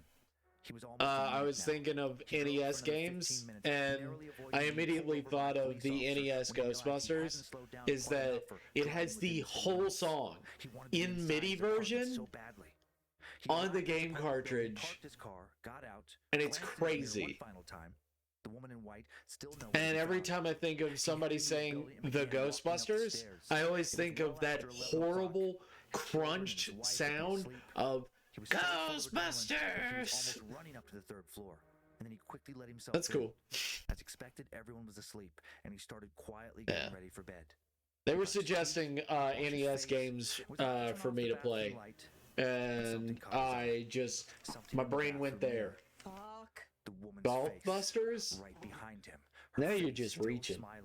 Peter screamed Oh, there and is a woke up golf everyone game in the we could, apartment. a Probably golf everyone in the RPG surrounding we could apartments as play well. on the When his Switch. wife ran in, he was That one's still fun. screaming. He No screamed one, for several moments I know after a she lot of grabbed him people and tried to find don't out what was remember going that on. golf RPG. Lucas said his father, It's Peter, was called never Golf the same Story. after that night. He's been looking for the white woman It's literally ever a since. golf One of the RPG, Weissfrauen. which I'm He thought totally for a down moment for she'll a suddenly show up right golf behind him garf. again. A Lucas's Garf. parents had to Oh, sell the no. farm because his No, father I was too don't want a afraid to return Garfield to work RPG. again. No. Unable to find a new I job do in the not city for want over a year, this. he spent most of his time alone I do inside not their want this apartment, because a I shell know. of his former self, waiting Well, for her. the last So time far, someone she made hasn't a been game back. like that, they Lucas's made mother worried that if she ever Yonoid does 2, return, it'll break which Peter. is really If he thinks she an ever excellent appears behind game. him in another mirror again, he'll immediately lose whatever You mean the left in his Garfield mind forever. creepypasta He game? might Oh lose it god, anyway. He yeah, just pretty won't be much hit. quick. The dread of the unknown might I only slowly play chip it away Leisure one Suit day of Larry waiting on the at a Switch. time. Yonoid 2? Yeah. I already am The slightly paranoid when I creepypasta drive game. home alone in the dark. Yeah, Yonoid 2 But I do is... a lot of, like, It's ironically an amazing fucking game, which needs to be sponsored by Domino's, because fucking... Interesting how this reminds me of that story we told. They fucking put heart and passion into that goddamn game. She was white. And she was white. And then dab on them. Story. I think we did tell them it was the Patreon bonus episode. So I don't know if it was a regular episode. Okay. But it was about in Malaysia of that. Okay, I will. Fine. God, that was so good. And the boy there, and it's like. Was that fine there?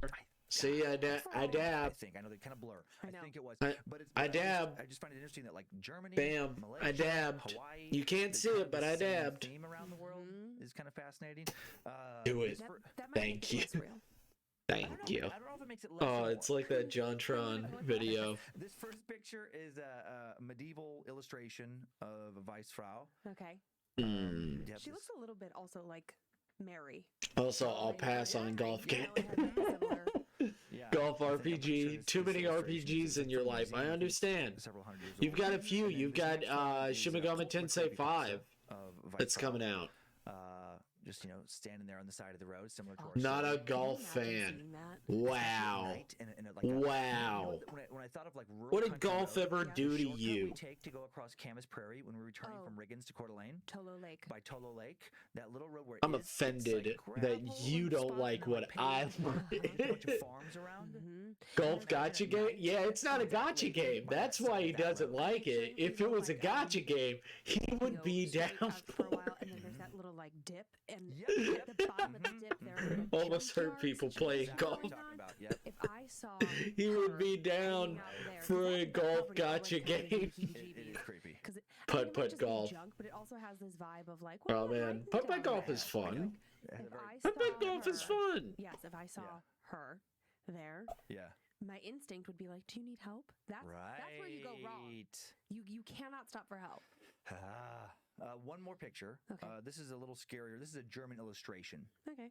I just thought it was interesting. I mean, there's not a lot of pictures about this. Well, I don't think there can be. Yeah. Well, I mean, it's not a lot of illustrations even. It's like that are easy to find. More obscure kind of bit of like, recent sightings, a little bit of folklore. But I thought it was, this is an interesting one. When I first glanced at it, I was like, I don't know. Like when I first just read the initial kind of folklore part, I was like, that doesn't seem scary. But then it's interesting how it kind of morphed into a scary story. It sure did. Yeah. Okay. Any questions before we move on? Oh no, I was just thinking about if I have to go anywhere in my car tonight. My favorite golf game is Error 404. In the Northwest. Not even joking. Ro and I play, which is called "Is it 4:30 okay. or is it midnight?" Because that's how dark it is. It's truly so painful. Putt golf. Yes, it exists. For this next story. Ooh, buddy. All right. It's good, right? All right. If everybody's gonna shit on my putt golf, all right. It's gonna be fine. I guess. Hey, we all have different opinions. First, you see the person by the road, and then you can't. I like it, but if nobody else is into it, that sound. God, that little click. Yikes! That alone. Forget everything else in that story. I know. Everything that happened afterward. If you just thought, I mean, I guess up to that point, if you saw someone like an apparition-looking possible person, whatever, side of the road, can't find them, then you're driving away and you just feel something off, and then you hear your seatbelt click, pull over and look, and your seatbelt is suddenly buckled. That alone would be so intense. And then forget the mirror stuff. I know, and then it just keeps building. But I think what made it even worse is that she's somehow gone from the car and then she's back in the car, right? Is that right? Do I have my sequence correct? And then she's just gone and then she's in the house. Right. Could be anywhere. Well, to me, then it's like, oh, she's attached to me. Right. And she's going to follow me That's everywhere. what I thought. Yeah, like when he pulled over, it's like if we're gonna go with this being true, it's like when he pulled over, he brought it home. Yep. If he wouldn't have pulled over, or he would have stayed in his car, and immediately, honestly, what at the very beginning when you said that he turned his car off, I was like, oh, you idiot! Yeah, hugs. In my mind, it was going to chase him. Besides, I'm in the FF14 grind right now. He was going to try to get back into his car, and then the car wouldn't start. We love you, okay? Arnold Palmer Simulator, not the Arizona drink. Very strongly into the next story. I know. It is freezing in here. Not the Arizona drink. Yeah. No, That's it. It's over. We're at the temperature of death.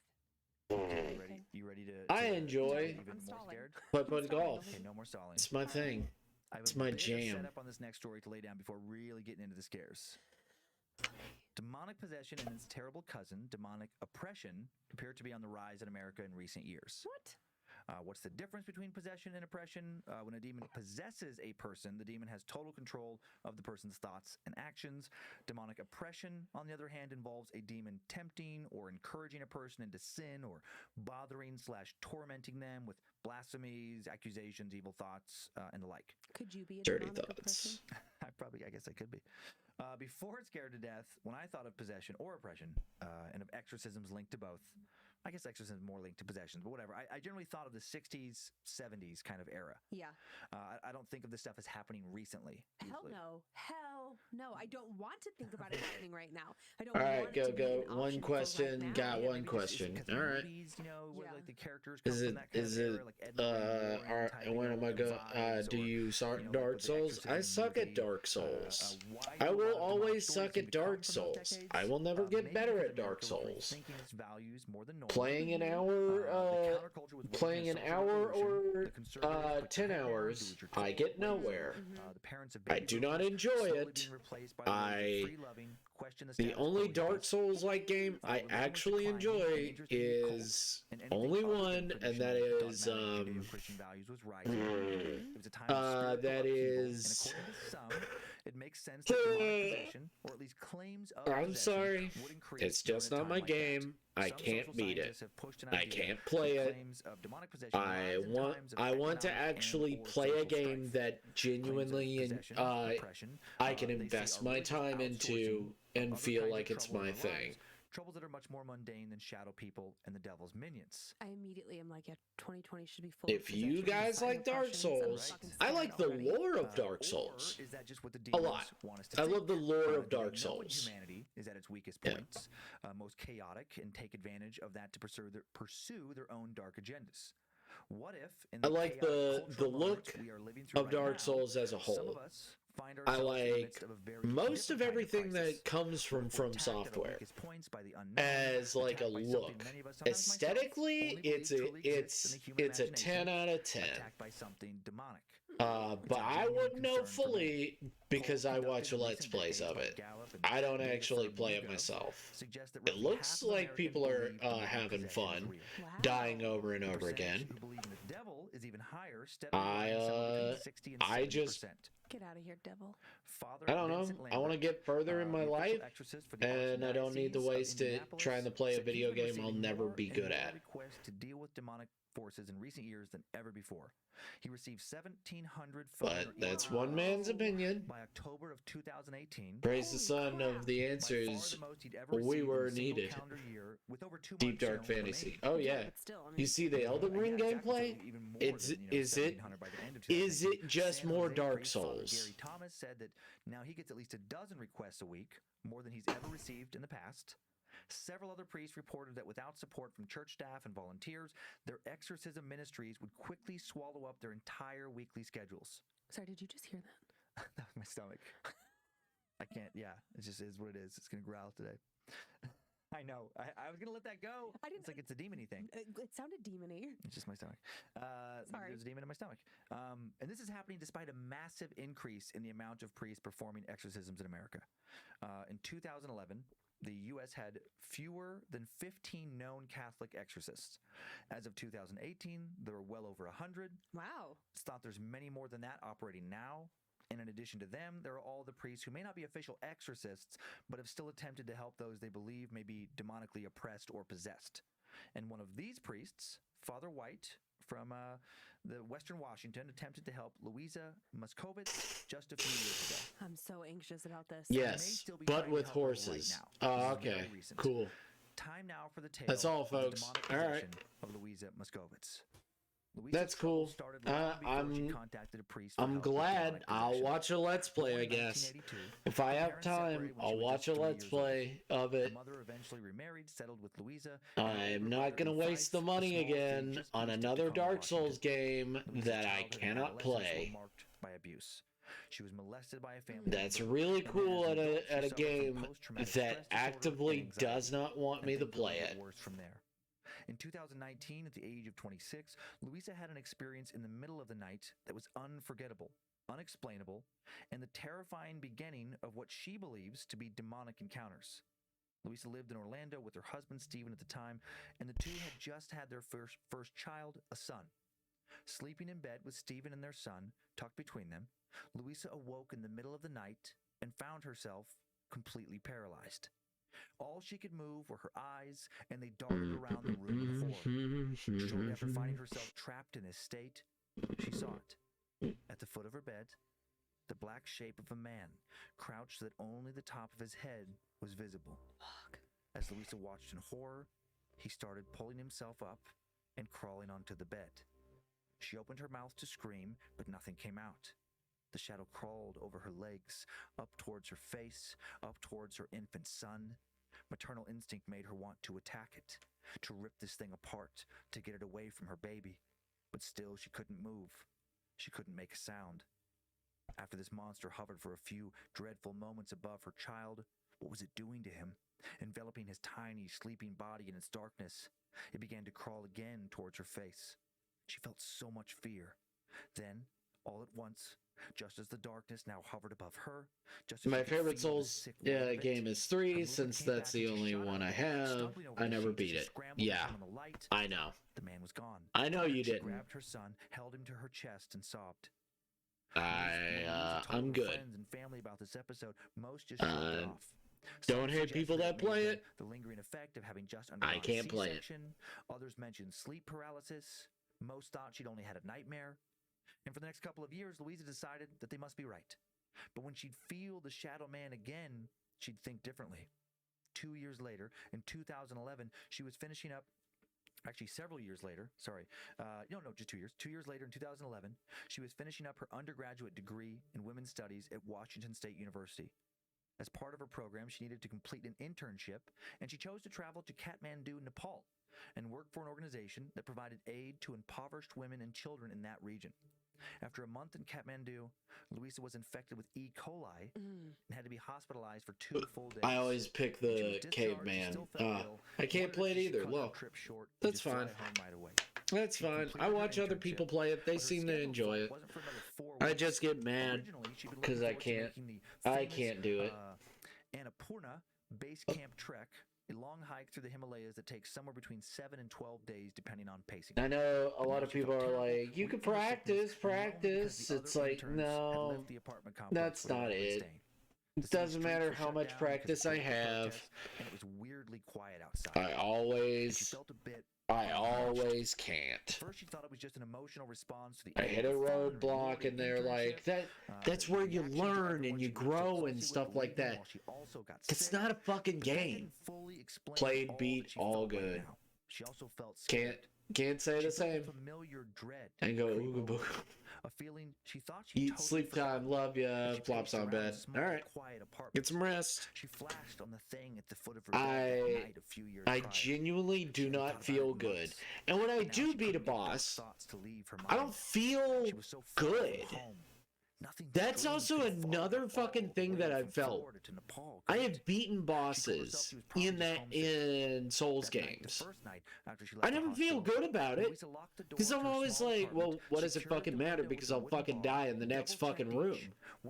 I never feel good about it. I always feel like, oh god, great, I'll have to fucking keep playing the game now. Awesome. Man, I wonder what nightmare they have for me next time. She awoke in the darkness to the sound. I don't feel good about it. I feel fucking terrible. She felt their hot exhalations. I can practice and get frustrated, or I can play Animal Crossing and be happy. Yeah, exactly. Like, Gloomhaven is fun because it doesn't matter, like, what my levels are. I have all the, every character you have the tools to beat the game. It feels like in a Souls game, you're doing something wrong when you die. It feels like you are doing something wrong when you are defeated. You are probably doing exactly what the game asks you, and you just didn't do it fast enough. That's a Souls game. The first boss is hard, bro, and the 3 since I never played a Souls game besides Let It Die. Yeah, I don't like Let It Die either. Let It Die is just, it's not my game either.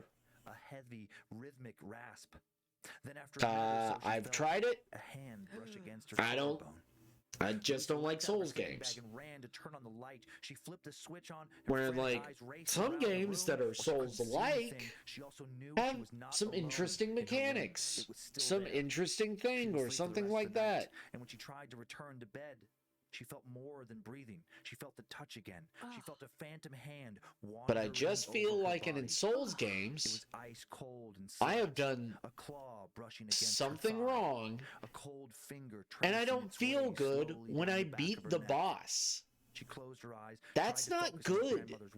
She tried to ignore like, I don't feel like I accomplished anything when I beat the boss. I feel like, okay, what's the next thing that's coming? At dawn, Louisa cleared out of the little apartment quickly, walked several miles to the U.S. Embassy in Kathmandu, and she took the next flight home back to Orlando. No hiking trip. She wanted to leave this thing across the globe, but there would be no escaping it. In 2013, just after giving birth to her second child, that's just me. Everybody has their own thing. I'm very bad at video games. Got the touchdown elmer and lightsaber, but never beat the game. Hey, that's pretty. You got pretty far. And stop on the ceiling directly above her mouth. No way. You got pretty far, it seems. Eyes to look, but she knew if she could, she would also see the dark man standing at the foot of her bed. He was with her again. He was watching. He was connected to the spider somehow. To her horror, the spider above her now slowly began to descend. She couldn't move. Closer and closer to her face. She felt a tickle in the back of her throat. As I keep getting sniped in one of the levels. I have to fight a zombie version of myself just to get killed and do it all over again. Yeah. She also felt again in her collarbone. Yeah, no, I genuinely do not like Souls games. Especially when Souls games, the gimmick is worse than actual Souls games. Something had bit her just behind her tongue. Poor English. There in Orlando, the thing in Nepal, it all felt connected. This story, no. Was following her. Okay. Wanted her.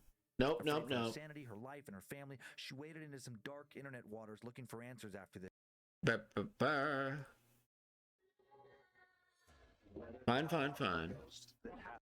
Went to an authentic voodoo shop. Yeah. That one called In the Walls. Yeah, this is a really creepy one. Someone who stepped inside what is sometimes called the Devil's Toy Box. And apparently they have never been the same since. My mind immediately went to the toy Me box poor store. English. No, you poor English. Yeah. Can't do spiders. Yeah, oh yeah. I was like, didn't seem that's okay. All right, spiders. Yes, spiders and Mr. Abel Roberts do not mix. And I have I don't know, fire and skulls and a boxing glove maybe. It's a cat. It's a boxing cat. He's breathing flames out of his mouth. There he is. Yes, he is. I have a fire-breathing cat who's boxing. Which is totally fine. Skulls and Santa hats. Spiders don't like him either. Sweaters that have skulls on it. That was one of the things that came up, and I thought it was hysterical. I love it. Okay, I'm gonna take. He is very much I feel like I can't take very arachnophobia. Christmas hats, okay. I know, but maybe it like. I got some setup while you get ready here. I'm saying that right? Yeah, I'm saying it right. You know what? I should be more confident in myself. I said that right. Items, the proper desire to interact with something beyond what we can normally see. You just might be able to make contact with something else. He is very much a arachnophobiac. Something many don't even believe to exist. An exciting prospect for some. Nice Christmas socks. Very nice. He is in fact arachnophobiac. Both exciting and terrifying for many. Good night, my boy. Good night. Our spiritual lives sleep tight. Ancient rituals guide. Think of my rabbit. How they paid I like to grab dandy long legs and let them make webs. Appropriate sacrifices, and they relied on rituals to feel protected from the gods or spirits or black magic that meant them harm. Religion today continues to be built on rituals. That's your thing. That's your thing. Guiding the faithful and how to worship the gods of the current age. Humans still rely on rituals when it comes to where and when to pray or what to say to open a dialogue with the celestial. and what to do or say in order to feel protected from evil. And there are also other darker rituals. There are rituals designed not to please some god or seek protection, but just to make contact. Well, I gotta be heading off now. Thanks for streaming. Have a great rest of the day, everyone. Thank you for being awesome. Steady Prism. Be awesome. Stay awesome. We hope to see you later. Keep it real out there. You know, be the best you that you can be in the world. For many reasons, I guess maybe crazy. Maybe you think you can gain something, some kind of magic. We hope to see you next time. Love ya. You desperately just want to talk to a deceased loved one. PogChamp. Oh. Maybe you're just really curious. Rest well. You just want to know for certain that something, anything does exist out there in the darkness past what all of us can see. They're not spiders. The ritual we're talking about today, one for the intensely curious. For those Granddaddy Longlegs are not spiders. Okay. All right. Granddaddy Longlegs are not spiders. About to watch the horny has-beeners. I told you not. If you didn't want to watch it, you don't have to. Known as the Devil's Toy Box. Don't be forced to watch it. Don't be like, everybody's saying to watch it, so I should watch it. You know, just to be a part of the crowd. Use a box with its interior completely covered in mirrors to try and make contact with the spirit world. There should be complete trust between the witness and the partner, and both must be mentally strong. Watch it. People not, easily terrified or prone to panicking. To construct the Devil's Toy Box and carry out the ritual, you'll need 6 large square solid sheets. Ideally, these sheets are made out of metal. The important thing is that they're very strong with perfectly flat faces for attaching mirrors to. The sheet should be slightly taller than the witness, but should not exceed the height of the witness with raised hands. Additionally, one sheet should be slightly taller than the other 5. So building this box. For maximum effect, choose sheets made out of graphite or lead alloy. 6 mirrors. One should be slightly larger than the other 5. It will be the mirror placed on top of the Devil's Toy Box. All should be as flawless as possible. The mirror should be mounted on the insides of the box, one per side, the largest mounted to the top. I'm Mexican though, so it's fine. You get a bean pass. Oh, okay. Every single inch of the interior is perfectly reflective. You need one light source. The source should be capable of emitting pure white or bright yellow light in all directions, should not require access to an electrical outlet to function. Candles not recommended. This light is for the witness to be able to see any visitors that may appear inside the box. 2 synchronized alarm clocks. 1 small object for the witness to hold on to. The object must not be religious in any sense or a weapon. Religious items may prevent visitors, and weapons in the Devil's Toy Box are dangerous.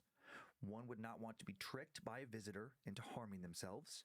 There are rumors of a young woman who brought in a small knife, ended up slashing her face up severely inside one of these boxes. Supposedly, she didn't make a sound when she cut herself. She was fine when she went into the box, and then 10 minutes later, when she was let out, her face was carved up, blood was everywhere, and she was laughing.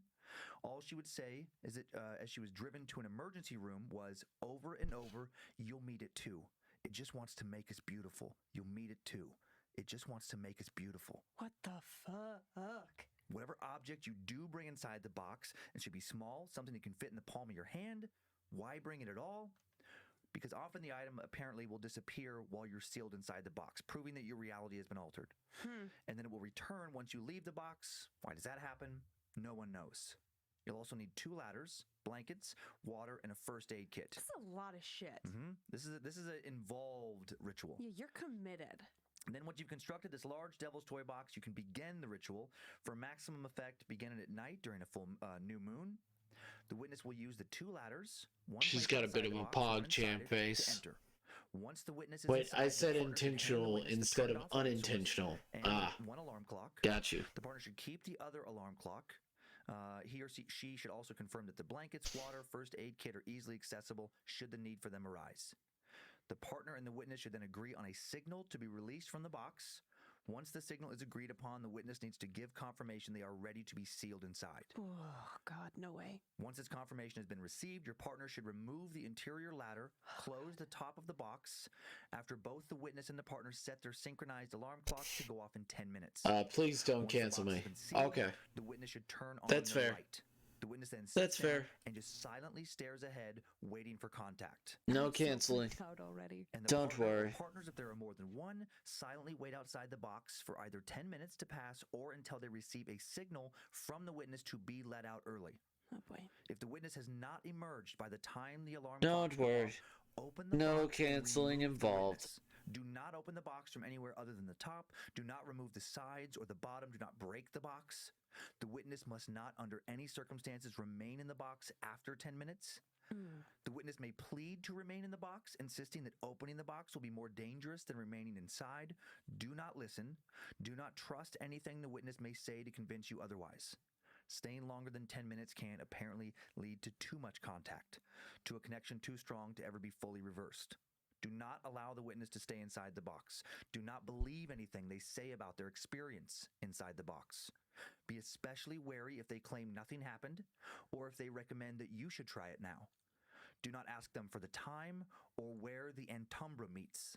There is no light for the curious. Beautiful art, by the way. Goddamn. Oh, thank you. The moon shadow seen Thank during a you. solar eclipse. Do appreciate it, Napalm. No doubt, this is a dangerous ritual. To go inside the box is to risk bringing something back with you when you, return, when you leave the box, something that may change you forever. Going into the box may prove to you that there are absolutely worlds beyond this one, but it also supposedly might destroy you. Time now for the tale of AJ and the Devil's Toy Box. Oh God, I am scared already. One young man named AJ would find out just exactly how powerful the mirror box ritual is several years ago. AJ grew up in the suburbs of Chicago, and for whatever reason, around the time he and his friends became teenagers, they started to dabble in the occult. It all started when someone took out a Ouija board one night along with a few stolen beers, and pretty soon they were doing some version of a summoning ritual almost every weekend. Mostly this ritual involved candles and AJ and one or two of his friends sitting back to back while they waited for something to emerge out of the shadows of AJ's parents' basement. Sometimes someone would say something in a low, guttural voice, and even though they knew it was one of them, they would all pretend that they'd made contact with some kind of actual demon. It seemed like harmless fun, and even their parents didn't mind. They seemed to prefer them prefer them doing weird shit like this in AJ's family's basement instead of doing something out around the city, something that could get them hurt, maybe tossed in jail. It was all harmless fun until, of course, it wasn't. One Saturday night, a couple weeks into their senior year of high school, the trio of friends no longer needed to make some spooky sounds and pretend they just heard a demon, or try to 5% on my phone. Got to go. All right, get out of here now, Napalm. Have a beautiful one. Bye-bye. Have a beautiful one, Napalm. Basement and got out the Ouija board, just like they've been doing for months now. By this point, AJ had gotten good at being able to tell when one of his friends was moving the planchette. But this time, when he looked at his two friends' faces, Jess and Tommy's expressions were both entirely slack, as were their hands, as the planchette started moving beneath them. This time it felt different. He could tell his friends were genuinely spooked and excited, and he knew he certainly wasn't moving it himself. Guys, I think it's doing something, Jess said. They all looked at each other. Was it really happening? After so many nights of never experiencing anything, they'd all begun to give up believing that a Ouija board could contact anything other than their imaginations. They hadn't been prepared for this. After a few beats of silence, Tommy cleared his throat and asked, "What's your name?" And the planchette, still seeming to move on its own, carefully spelled out, R-G-M. Maybe that's their initials, Jess suggested. Are there any other ghosts here? Tommy asked. The planchette quickly dragged over to, yes. Do you talk to them? AJ asked. Do they want to talk to us as well? The planchette started spelling something again. N-O-T-M-E.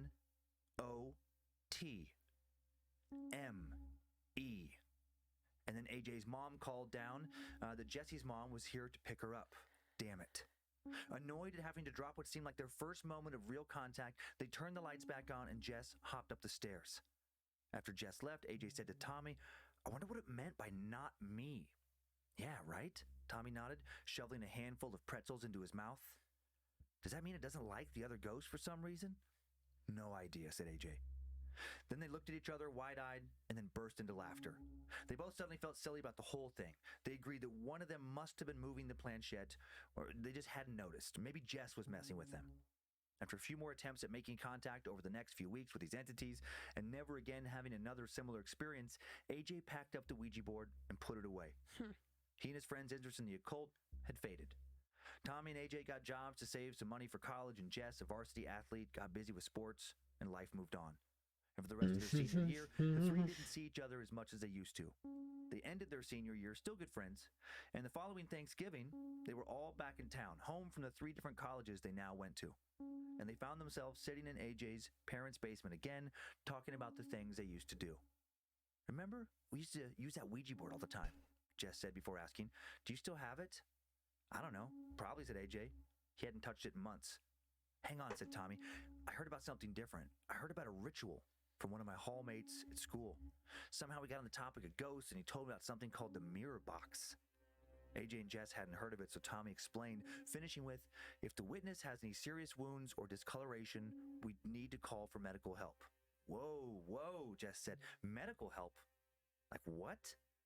I don't know, Tommy said honestly. The last thing he told me was it is free real estate, General.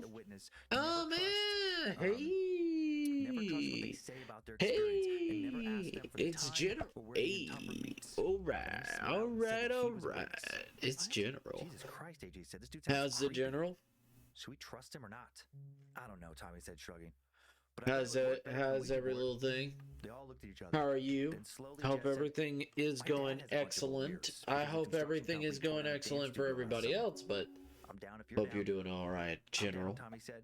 And then Well, AJ pleasure to agreed. meet you, Mr. Tired.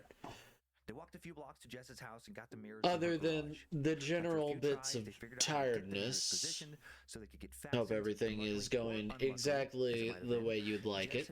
Hope everything you are enjoying life to its fullest. Then there was the matter of who would be the witness. AJ didn't know what compelled him to say, I'll do it. Oh, no. But he noticed right after he volunteered that Tommy looked relieved. There was a sinking feeling in his gut, but there was no turning back now, right? Okay, cool, Tommy said. They synchronized 2 alarm clocks, and Jess gave her necklace to AJ to hold as his item. He put it in his pocket and climbed into the box. Hope it's everything you wanted and more, you know? Ready, he said. And then the top of the box slid closed, and AJ turned on a camping-style battery-powered lantern. For the first 30 seconds or a minute, after that, AJ lost track of time. I have a theft to investigate, so need to go now. Stay awesome, everyone, and you are loved. Well, we love you, Haven. Maybe just play the Ouija board a bit, then went to a movie or something instead of wasting a couple hours making this a theft? He also volunteered. He hated to admit it, but it was doing all right, and well, I feel complete. Oh, that's sweet. Over him. He no longer felt like he was alone in the box. Something else was inside. I love your persona. But when he moved his eyes, he couldn't see anything. The reflections made it hard to tell where he was looking, though. It was all pretty disorienting. Glad that you're getting it all done. But he felt like it was there. It was the strangest sensation. And then he suddenly felt hungry. But it wasn't a hope it comes out well as well. Hunger. He felt like this other thing with him was hungry. And he could feel its hunger. He could feel that it desired something so greatly that only that thing and so much of it would satisfy it. He knew the hunger wouldn't end until it had consumed what? It was not a hunger for food or drink or even any material thing. No words can properly convey what AJ was now feeling inside the devil's toy box. AJ had heard of people hallucinating sounds, sights, smells, and touches, but emotions? Could people hallucinate emotions? Slowly, as if to remind himself that he was just a person sitting in a quickly thrown together box of mirrors and not in some sort of magnet for the paranormal, his fingers crept into his pocket, looking for Jess's What about you? Did you manage to get the new brushes? Yeah. Where was it? I got them. He turned his pocket inside out. I got them. How could he have forgotten it? There was no way. I got them. Scrambling, trying to find it. When he downloaded them and everything. They're right over here in Brushtown, USA. I could probably practice with them.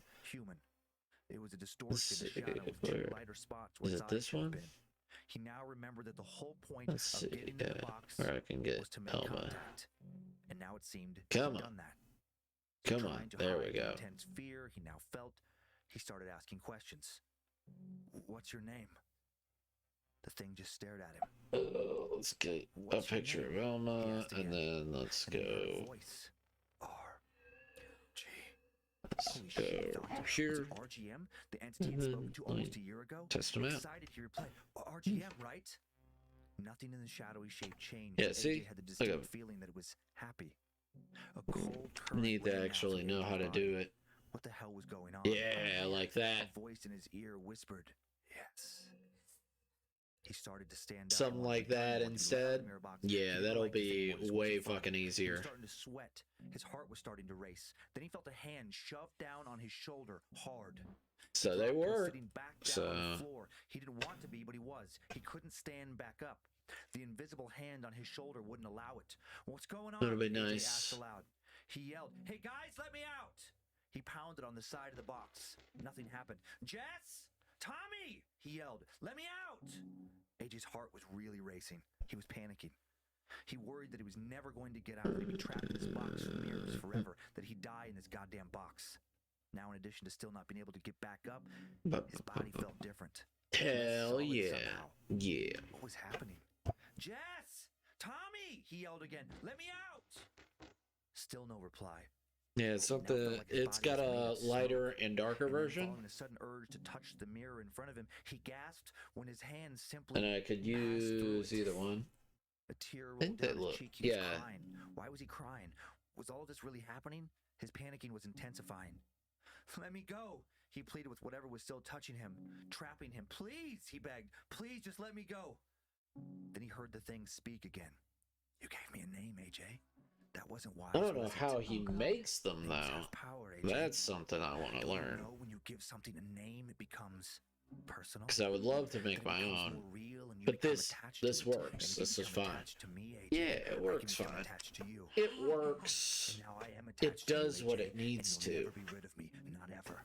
What had he done? AJ wondered. He'd only said 3. It is what it He just said is. the first 2, and it led him to spelling the third. How was that enough to invite this, whatever this was?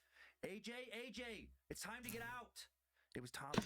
AJ could finally hear Tommy's voice from outside. He banged on the box. AJ looked up and watched his friend take the Donut top mirror off. saves. What happened to you? Jess asked. "You were so quiet." It didn't feel like AJ was answering with his own voice when he said, "I saw RGM." He wanted to scream, "Couldn't you hear me in there? I was yelling to be let out." His videos, really. Yeah, there's a few videos that I could watch on how to fucking do it. "Oh, damn, RGM from last winter?" Yeah. Jess asked. That's where I am right now. Did it have anything cool to say? Oh. AJ, without meaning to, shook his head no. What about you? Did Jess you? shrugged, told the others she was going to grab a soda from the fridge in the house and be right back. As he watched her go, AJ reached in his pocket and felt Jess's necklaces somehow mysteriously returned. Oh man. Then again, her necklace. Then again, then against his will, he crushed the necklace until he could feel the twisted metal in his hand. He felt rage. He was so angry all of a sudden. He was hungry. What was happening to him? "Everything okay?" Tommy asked. He had a concerned look on his face. AJ wanted to say no, everything was not okay, not even fucking close. He tried to scream it with his eyes, but instead he heard himself say, "Yes." And then as Tommy turned to follow Jess into the house, AJ felt his fingers yearning to reach for Tommy's throat. Ooh. "Please," he squeaked out, please just let me go." Tommy turned around and seemed scared by what he was looking at. "Dude, what the hell happened in there?" he asked. AJ had to use all his willpower to stop himself from attacking his friend. He wanted to kill him. He wanted to kill both of them. "Run," he told Tommy. "Run." This is getting done. Then Jess showed back up and dropped her soda in shock. As it hissed and soda bubbled out from the can on the ground, she said, "AJ, what happened in there? You don't look right." As Tommy and Jess exchanged concerned glances, so I'll just lurk out. Sorry if I arrived heckin' tired, but happy that you can work with us. Thank you so much again, General. Thank you for being so amazing. Like the faint shadow of another face had been That's fine if you need to over the top of lurk. his own. Go It gave him lurk. an incredibly sinister look. And then the faint shadow went away. I'm not gonna be bad.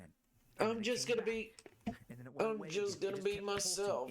Gonna enjoy myself. Gonna be tired What his friends were seeing too was the thing as It well. was like part of him somehow. But we're gonna He get wanted stuff him to kill done. his friends. AJ suddenly had the urge to visit his family's old synagogue.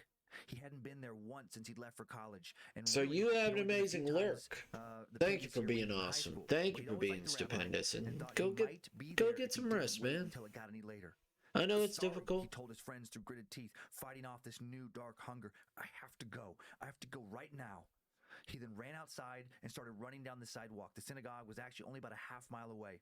He ignored his friends' repeated texts and calls as he ran for a few blocks. They'd run after him before some traffic separated them further and they gave up.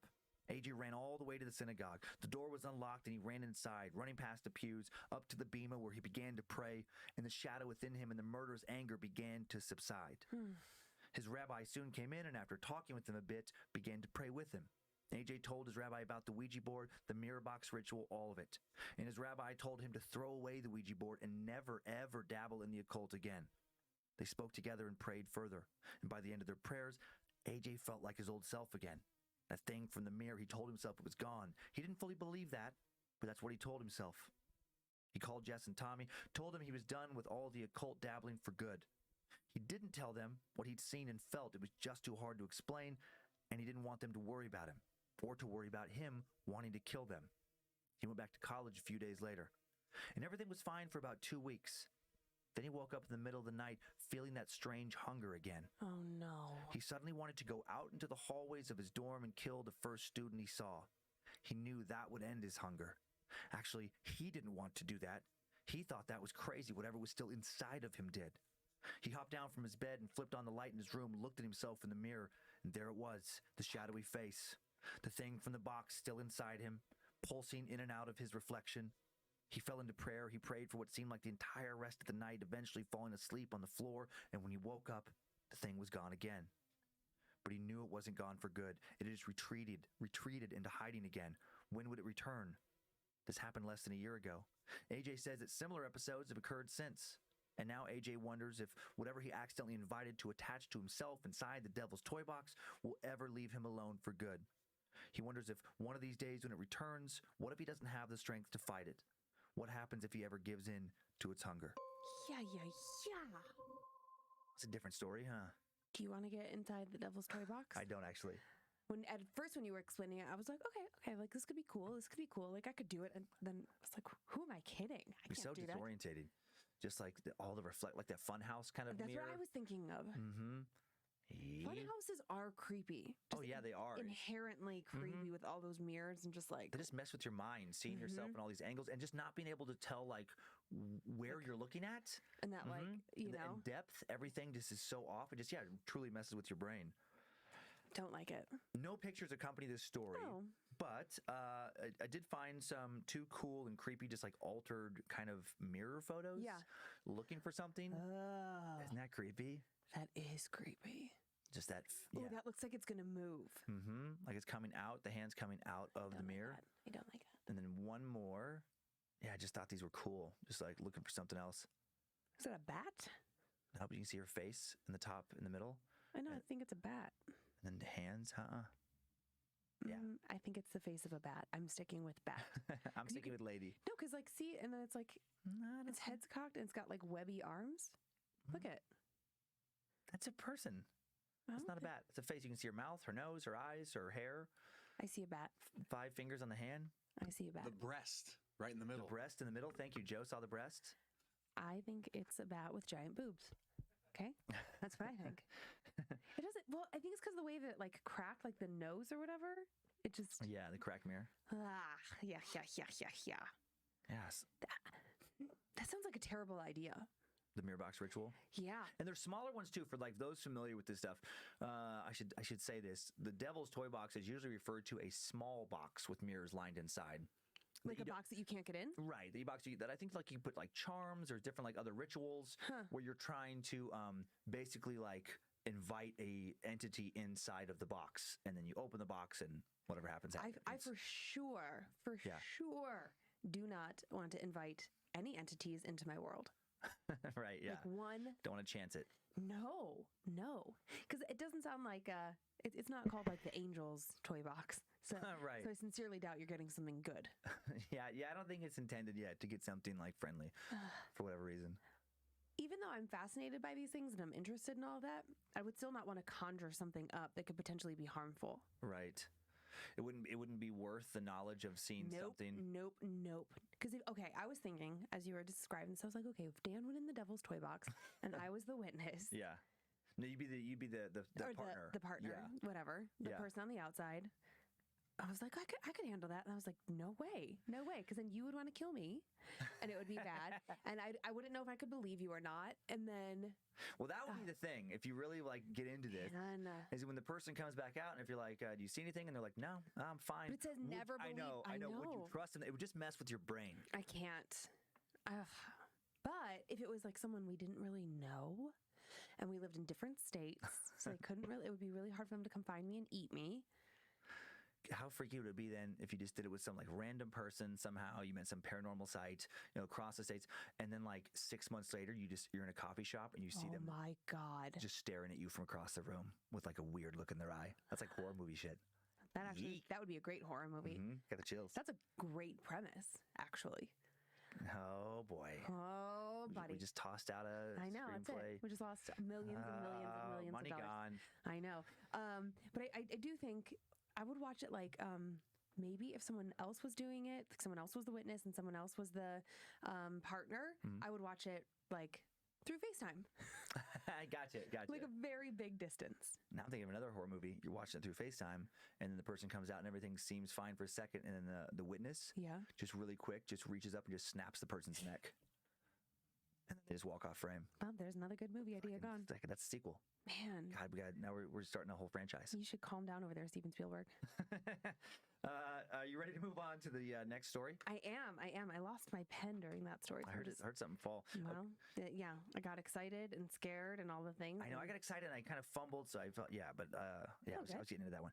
This next one is creepy, but far less terrifying in my opinion. Not a supposedly true encounter. It's an old English ghost story written by a long dead author. I'm so sorry. I didn't mean to yawn. Let's get into some Victorian-era ghost fiction. Let's do it. Time now. There's no setup. Just just telling the story. Time now for the tale of the ghost's summons. Wanted, sir, a patient. It was in the early days of my professional career when patients were scarce and fees scarcer. And though I was in the act of sitting down to my chop and had promised myself a glass of steaming punch afterwards, in honor of the Christmas season, I hurried instantly into my surgery. I entered briskly, but no sooner did I catch sight of the figure standing leaning against the counter than I started back with a strange feeling of horror, which for the life of me I could not comprehend. Never shall I forget the ghastliness of that face, the white horror stamped upon every feature, the agony which seemed to sink the very eyes beneath the contracted brows. It was awful to me to behold, accustomed as I was to scenes of terror. You seek advice, I began with some hesitation. No, I am not ill. You require then? Hush! He interrupted, approaching more nearly and dropping his already low murmur to a mere whisper. I believe you are not rich. Would you be willing to earn 1,000 pounds? 1,000 pounds! His words seemed to burn my very ears. I should be thankful if I could do so honestly, I replied with dignity. What is this service required of me? A peculiar look of intense horror passed over the white face before me, but the blue-black lips answered firmly, to attend a deathbed. 1,000 pounds to attend a deathbed. Where am I to go then? Whose is it? Mine. The voice in which this was said sounded so hollow and distant that involuntarily I shrank back. Yours? What nonsense! You are not a dying man. You are pale, but you appear perfectly healthy. You— Hush! He interrupted. I know all this. You cannot be more convinced of my physical health than I am myself. Yet I know that before the clock tolls the first hour after midnight, I shall be a dead man. But— he shuddered slightly, but stretching out his hand commandingly, motioned me to be silent. I am but too well informed of what I affirm, he said quietly. I have received a mysterious summons from the dead. No mortal aid can avail me. I am as doomed as the wretch on whom the judge has passed sentence. I do not come either to seek your advice or to argue the matter with you, but simply to buy your services. I offer you 1,000 pounds to pass the night in my chamber, and witness the scene which takes place. The sum may appear to you extravagant, but I have no further need to count the cost of any gratification, and the spectacle you have to witness is no common sight of horror. The words, strange as they were spoken calmly enough, but as the last sentence dropped slowly from the livid lips, an expression of such wild horror again passed over the stranger's face, that in spite of the immense fee, I hesitated to answer. You fear to trust the promise of a dead man. See here and be convinced, he exclaimed eagerly. In the next instant, on the counter between us lay a parchment document, and following the indication of that white, muscular hand, I read the words, I gotta stay up and to Mr. Frederick be Keene comfortable. of 14 High Street, Alton, I bequeath the sum of £1,000 for certain services rendered to me. Have to be I've had that comfortable. will drawn up within the last 24 hours, and I signed it an hour ago, in the presence of a competent witness. I am prepared, you see. Now do you accept my offer or not? My answer was to walk across the room and take down my hat, and then lock the door of the surgery, communicating with the house. It was a dark, icy cold night, and somehow the courage and determination which the sight of my own name in connection with £1,000 had given me flagged considerably as I found myself hurried along to the silent darkness by a man whose deathbed I was about to attend. He was grimly silent, but as his hand touched mine, in spite of the frost, it felt like a burning coal. On we went, tramp, tramp through the snow, on, till even I grew weary, and at length on my appalled ear struck the chimes of a church clock. Whilst close at hand I distinguished the snowy hillocks of a churchyard. Heavens! Was this awful scene of which I was to be the witness to take place veritably amongst the dead? 11, groaned the doomed man. Gracious God, but 2 hours more, and that ghostly messenger will bring the summons. Come, come, for mercy's sake, let us hasten. There was but a short road separating us now from a wall which surrounded a large mansion, and along this we hastened until we reached a small door. Passing through this, in a few minutes we were stealthily ascending the private staircase to a splendidly furnished apartment, which left no doubt of the wealth of its owner. All was intensely silent, however, through the house, and about this room in particular there was a stillness that, as I gazed around, struck me as almost ghastly. My companion glanced at the clock on the mantel-shelf and sank into a large chair by the side of the fire with a shudder. Only an hour and a half longer, he muttered. Great heaven, I thought I had more fortitude. The horror unmans me. Then in a fiercer tone, and clutching my arm, he added, Ha! You mock me! You think me mad! But wait till you see! Wait till you see! I put my hand on his wrist, for there was now a fever in his sunken eyes, which checked the superstitious chill which had been gathering over me, and made me hope that, after all, my first suspicion was correct, and that my patient was but the victim of some fearful hallucination. Mock you? I answered soothingly. Far from it. I sympathize intensely with you, and would do much aid you. You require sleep. Lie down, and leave me to watch. He groaned, but rose and began throwing off his clothes, and watching my opportunity, I slipped a sleeping powder, which I had managed to put in my pocket before leaving the surgery, into the tumbler of claret that stood beside him. The more I saw, the more I felt convinced that it was the nervous system of my patient which required my attention, and it was with sincere satisfaction I saw him drink the wine, and then stretch himself on the luxurious bed. Ha, thought I, as the clock struck 12, and instead of a groan, the deep breathing of the sleeper sounded through the room. You won't receive any summons tonight, and I may make myself comfortable.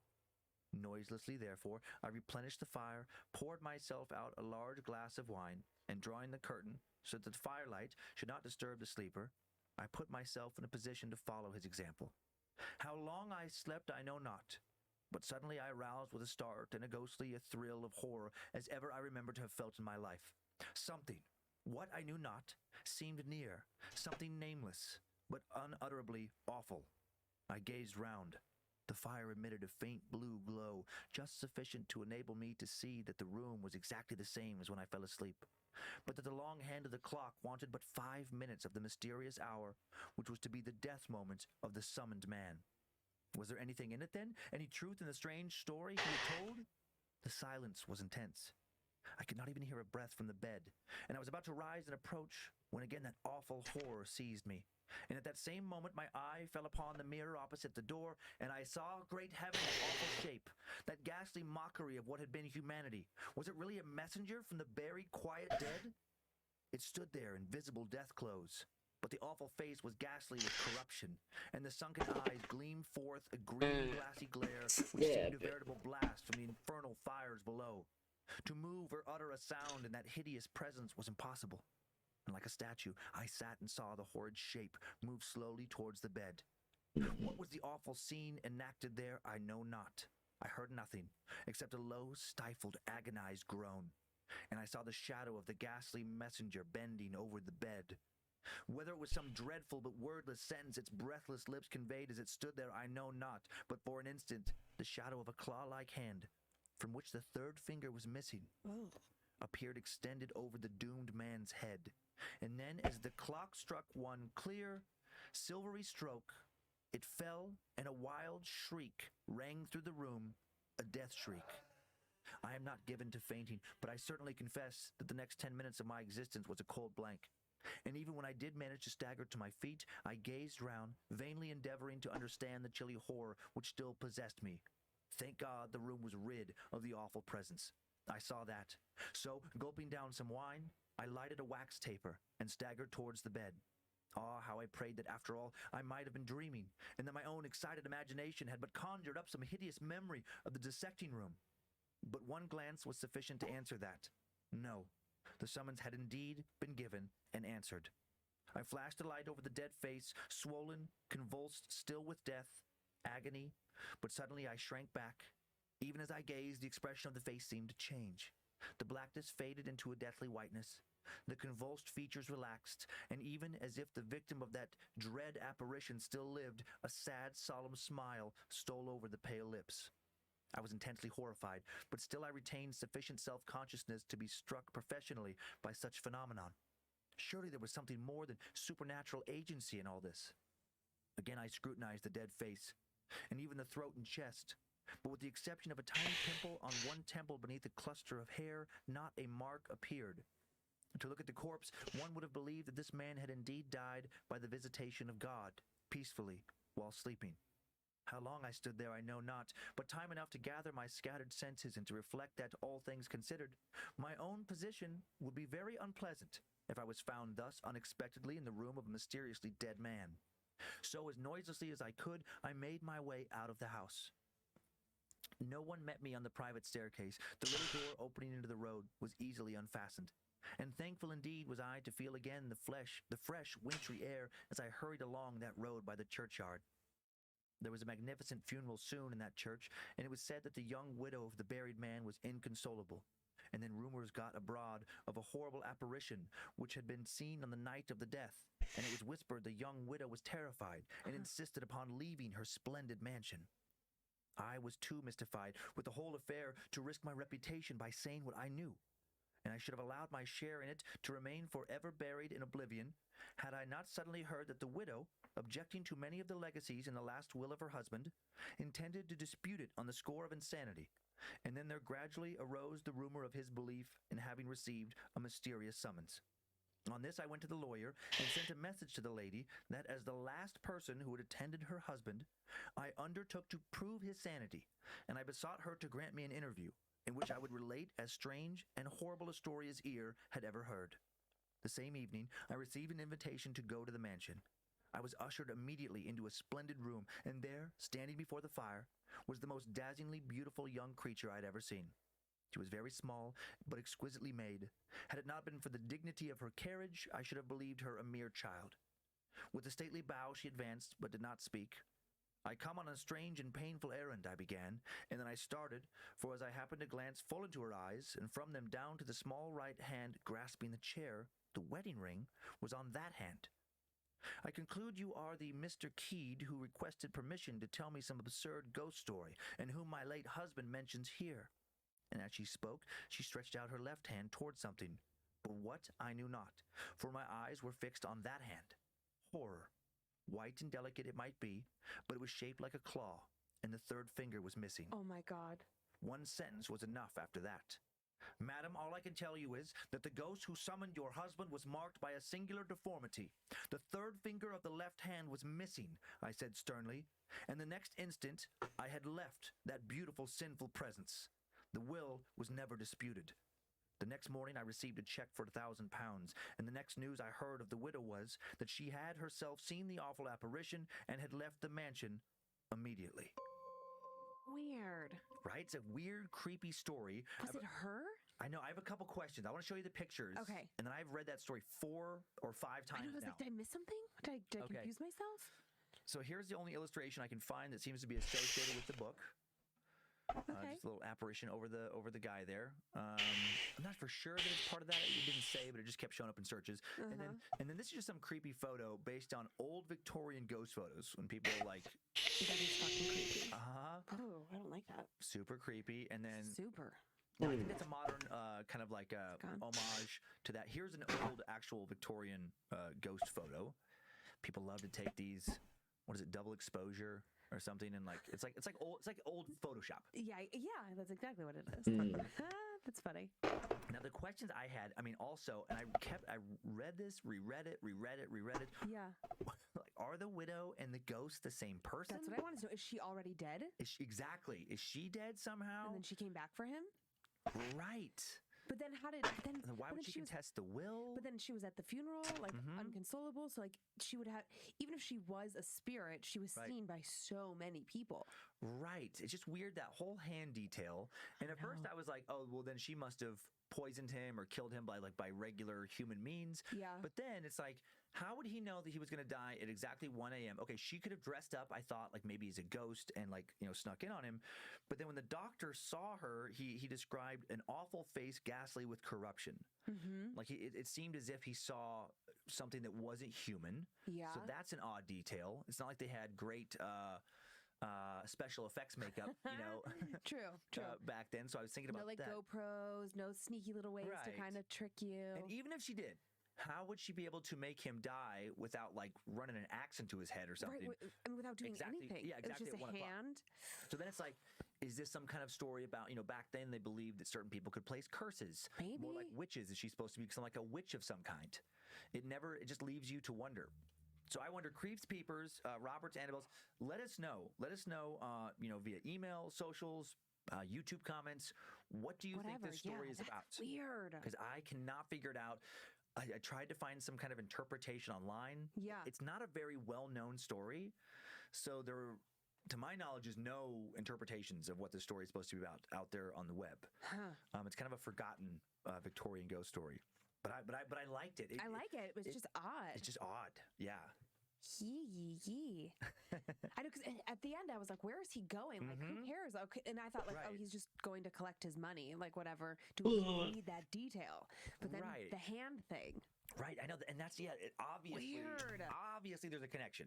Right. Obviously, it's the same entity, but then what is it? Is it a widow pretending to be a ghost, or a ghost pretending to be a living widow? Okay, and or something else I'm missing. And then tell me, okay, the person who wrote it, it's not supposed to be like a first-hand account, right? It's supposed to be. No. This is fiction. Okay. Yeah, this is like this is that the tradition of Victorian writers and then writers, going on into the early 20th century. In the UK, that just because a lot of it was a kind of a tradition thing where even if the author wasn't primarily a horror-based author, it was just something they would do. Yeah, like something that they would submit to magazines and different things, little compilations. Yeah, for these kind of Christmas ghost stories. The one we're telling in the December Patreon bonus episode, I'm doing one author, 2 stories. Yeah. And now I feel bad. Now I'm blanking on his name, but he was a guy who was really well known for like romance novels. Oh. Well, I guess they kind of have like the same elements. While he was alive, he was known for that. He was based primarily in Italy, but then in death, what's been remembered are his ghost stories. Like he just wrote a few, and they're like the lasting, the ones that have kind of held the test of time. Yeah, interesting. Yeah. Interesting, Dan. Thank you. Wow. What kind of squishy do you want to use this week? I'll use There's Layla. like a crystal right there if you want a crystal. No, I'm good. I like Layla. You guys, I got a Christmas present in the mail yesterday, and Dan, he has feelings about it. I'm over all of it now because I know that you're not going to go too much further into the whole crystal territory.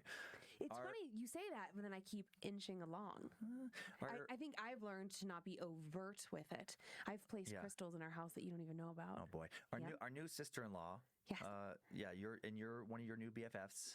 BFF. Emily. She sent you a care package full of crystals and then some kind of, I don't know. Well, it's new to me, so I'm excited to learn about it. Yeah. I mean, I've heard of it. It's a crystal grid, it's a cloth piece of fabric, and it has this sort of like black design through it. It reminds me of something, but I can't. How funny would it be if you're fucking around with that kind of stuff, does accidentally like bring something to attach to you? No, that's not how crystals work. You don't know that? I do, actually. Maybe that's what they want you to believe. And then you're the one telling. How funny would it be if you're the one telling me, don't do these rituals, don't do these rituals. No. Meanwhile, then you're like, but Where's the honestly, stories? but I have a crystal grid. Where's the stories? I'll find one. Somebody playing with crystals brings the spirit in. I want that story next week. Find it. You're going to be that story. Oh man, I doubt it. Because ever since I brought crystals into our home, the activity died down. This is going to be the third movie in the trilogy that we started today on the show. Yes, James Wan. This is going to be, now it's going to be, it's like it starts with the mirror box, and it goes to more mirror stuff, and then it moves into like crystals, and then crystals have reflective properties, and so you actually inadvertently build a more powerful devil's toy box. And then for the third one, you bring in the real devil. What you don't know is that right now this is a movie. The movie is all like inside a simulation.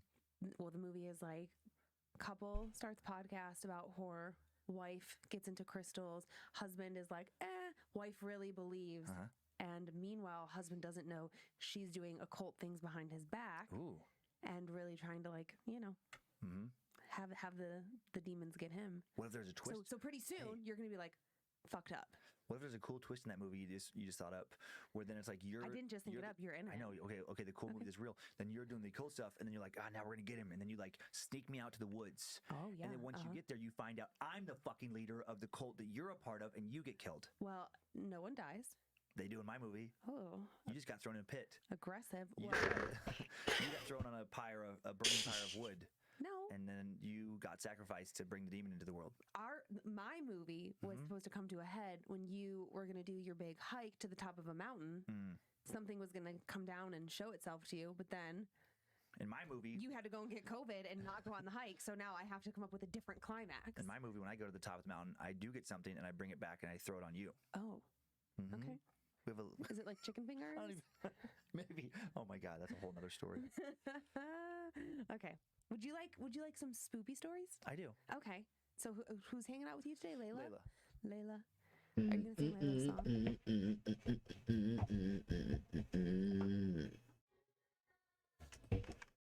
Possessions, oppressions, exorcisms, poltergeists, shadow people, black-eyed children, creepy cryptid encounters with monsters like skinwalkers, terror-based folklore stories, the Bunny Man, right? The 8-foot-tall woman, the po. Stop. That one still gets me. Especially creepy for some reason. It is. Supposed alien abductions and sightings, anything and just about everything that can be scary and maybe also not real. I think you covered it all. Yeah. I think you named every last one. No true crime unless it happens to line up with ghosts, possessions, etc. Scared to Death is the sharing of campfire horror tales, where you need to suspend some disbelief to get into them, enjoy being scared. These aren't stories I think for sure happened. They're stories we think maybe happened. And even, if just one of them is true, like we used to say, in the beginning more, the world is a lot more mysterious and perhaps more terrifying than a lot of people want to believe. That sounds right. And I tell my horror tales 2 a week, typically to my wife and co-host, Lindsay. Hi. Try to scare the hell out of her. Which generally you do. And then starting just a few months into the show, she started telling me supposedly true tales of paranormal terror. A lot of T's there. Or not even T's. Paranormal. It's just an odd rhythm. Paranormal terror. My mouth just made a weird noise. Did you hear that? I did that little squeak. The listener sent in creeps and peepers. And she tries to scare the hell out of me, and she has done that numerous times. Yeah. The fan stories oftentimes have a certain element to them that I can never quite put my finger on that scare me more. And I don't know if it's that 1 degree of separation kind of feeling where it's like this person feels so real to me because they've sent me this email. Right. Even though I've never met them, I've never, in some instances, I don't know who they are. Yeah. Right? Yeah. But it really adds a certain level of like eek. And I love how they rounded out the show. I love how we have, people who listen mostly for your stories, the listener stories. People who mostly listen. People who mostly listen for the beginning. It's all. No one's listening for the beginning. Oh, geez. This is going to be, in 2021, it's going to become a solo podcast. It's just going to be Lindsay telling. Okay. All right. Okay. I'll go hang out on Absolutely not. I'll go fish. No. Can't do it alone. No, but I love that, it's become a very cool thing. And I love that we have this great community now behind it with the Facebook group, Creeps and Peepers keeps growing. And a little bit of terminology, again, if you're new, so you don't have to, you're like, what? Why do they keep saying creeps, peepers? Yeah, you can fast forward too if you're like, I know all this stuff. Yeah, this will just take a second, and then we'll get to the previews and right into it. Creeps are people who can't get enough horror. People who can watch a good horror movie by themselves, alone in the basement, still sleep just fine that night. Peepers are those who do watch and listen to and or read horror, but then end up sleeping with the lights on. That's me. The covers pulled up over their heads. All the time. But they keep coming back for more. They like what also scares the shit out of them. Mm-hmm. And then Darren's haven't definitely all the time. Oh, Darren. Get real Darren's scary. Terrorized by something paranormal, and instead of doing anything to help themselves and get away from it, they keep just doubling down and making it worse and worse and worse. So don't be a Darren. Don't be a Darren. And that's scared to death. That's it. So if you're new, we hope you like it. And if you are not new, we hope you keep sticking around. Yeah, please don't leave. How many stories do you have? You said you have 3? Yeah, I actually have 3 today. I have a possible attachment of sorts. Okay. That was really interesting. Has a particularly kind of ending. Okay. And then very odd. I'm trying to stay up. We haven't had one of those in a little while. I know. And this one, it has a twist to it that I have yet to ever hear. So I'm really intrigued by it. And then the third story is, oh dear. Sleep paralysis. Yeah. You said it was a very unusual sleep paralysis. Yeah. So what I found with the stories this week is that all 3 of them are things that maybe we've heard before, but all have a little twist to them that make you think, okay, maybe I hadn't thought about that angle before. Cool. Looking forward to hearing those. Yes. I have, as usual, 2, no old-timey horror fiction, no Victorian stories this week. No these and thous. No. Both recent tales of encounters. The first was reported by various news outlets earlier this year, in 2020. It went down over a few weeks. A supposedly haunted doll that really didn't want to leave a Texas family's home. Yikes. Shorter tale, and then no date assigned to the second story posted online. Feels pretty recent. Possibly very haunted college dorm hall. Oh, okay. And I'm afraid if I give anything else away, it'll just kind of spoil it. So I won't. Okay. Pretty involved. You know that recent story we had of the woman in like the Tacoma area? Yes. I got an email from someone who thinks that they might work with her. Oh, interesting. Yeah, that great. I think the Atlantic wrote that big piece about it. Muscovitz. What was her first name? Louisa? Louise? I can't remember. But yes. Yeah, she's over in the Tacoma area. Yeah, when you said current, I immediately thought of her because that story. That's the story that made me cry. I think you're right about her name too. Yeah, that is the one that really got you. Yeah, if you didn't listen to that one, I mean, obviously we think all the episodes are great, but that was a recent episode just in the past few weeks that really, Yeah, and that was interesting to have such a contemporary exorcism and also be located near us. The person that's supposedly going through some kind of demonic oppression. Yeah. You ready for our first tale? I'm ready. I've got my fuzzy socks on. So cute. I've got like some pink. Are they penguins maybe? I don't know what they are. Cute. Maybe, I'll say penguin, sure. Cute face. Cute. Like a rave penguin. And also, they're pointing at my fancy candle that I'm burning this week. A fan who makes these candles that are like for protection or setting good intentions. You're supposed to burn it until it burns out to bring your intentions to fruition. But Candle Magic by Kelsey. Candles by Kelsey. Candle Magic. You said Candle Magic. Candle Magic by Kelsey. Nice. So thanks, Kelsey. All right, so here we go. This a little bit of setup here. On Christmas of 2013, a little girl in Houston was gifted a doll. The same doll tens of thousands of other kids got that Christmas, an Elsa doll from the incredibly popular Disney animated film Frozen. Oh boy. Frozen had only come out just a month before, on November 23rd, and was, as we all know now, a massive hit, spawning tons and tons of merchandise. Really? I'd never heard of it. We bought an Elsa doll for our daughter Monroe. She's embarrassed by it now, but she was a huge Elsa fan. I used to hear her singing Let It Go in her room by herself. Pretty adorable. Like so many other kids, she had lots of Frozen dolls. Across the country, hundreds of thousands of Elsa and Anna dolls lined the shelves of department stores. And it's possible, based on what's been alleged, that Emily Madonia, much like little Andy's mom Karen in the 1988 doll horror movie Child's Play, picked the very worst doll of them all to give to her daughter Aurelia.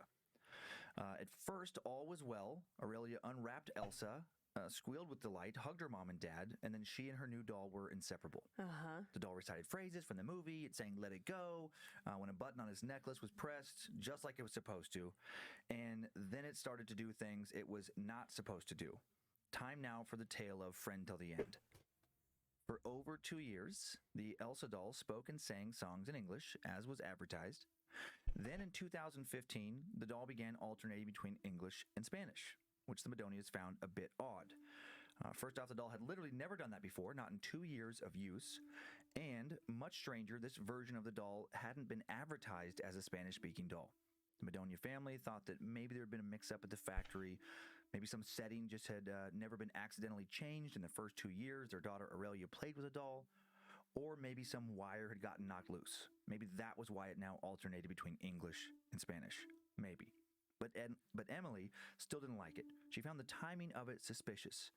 2 years after receiving it, when it started, Aurelia was just starting to leave Elsa and her other dolls behind for other hobbies, like playing sports. She was starting to grow up. She didn't want to play with dolls like she used to.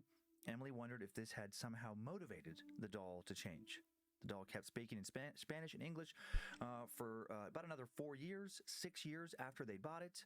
It would also randomly speak and sing when no one was near it. And then one day, tired of listening to it, Emily picked up the doll to turn it off, and she got the chills when she saw that it was already turned off. And this was just last year, in 2019, when this happens. I see you look concerned over. So 2013. No, I'm freaked out that she picked it up and it was off. Yeah, so she picked it up. It was off.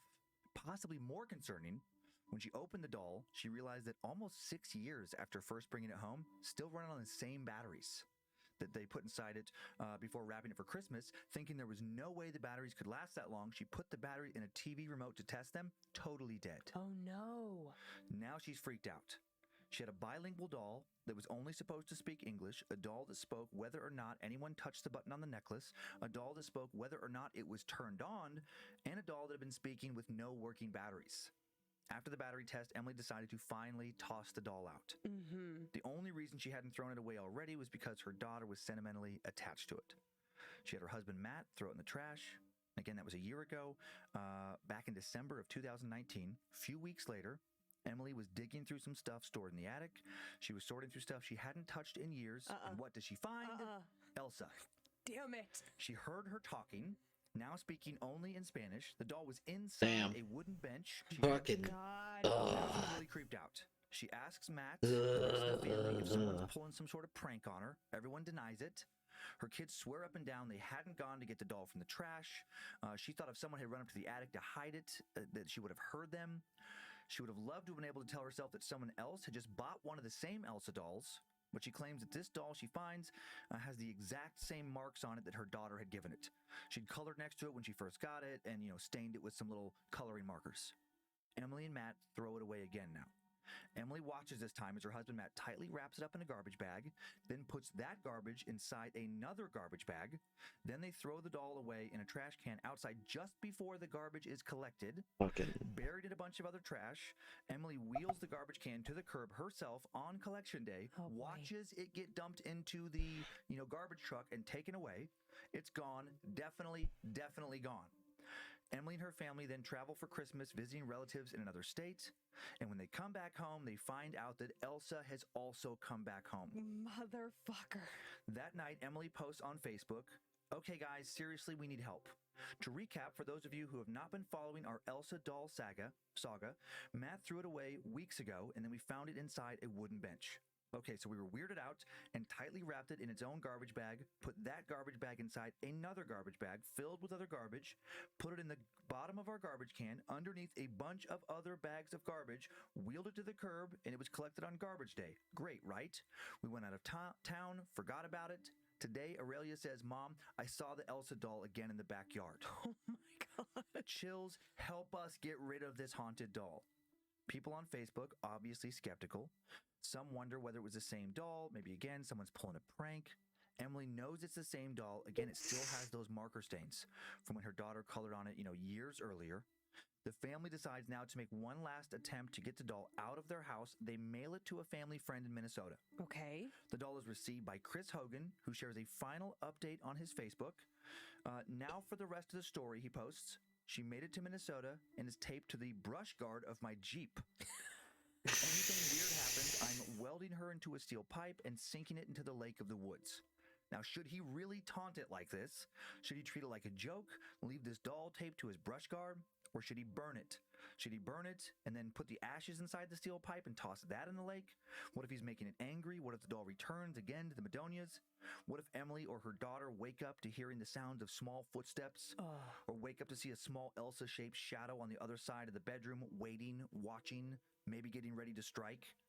Emily Madonia also posted that the doll, this is super creepy, laughed for 30 seconds straight as she was putting it in the box to mail to her friend in Minnesota. What? She says in over 6 years, it had never, ever made that sound before. Oh, buddy.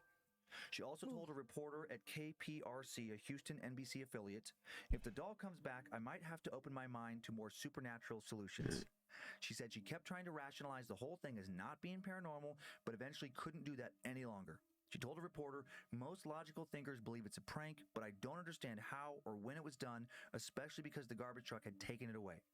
After her story made the local news in Houston, after more skeptics messaged her saying that there was no way her doll could be cursed or possessed, she posted again on Facebook, either the doll is haunted or some crazy psychopath has dug the doll out of the garbage that was already taken away and broken into my house multiple times. I am going to go with the haunted thing. Yeah. I'm trying to remember if it's my story.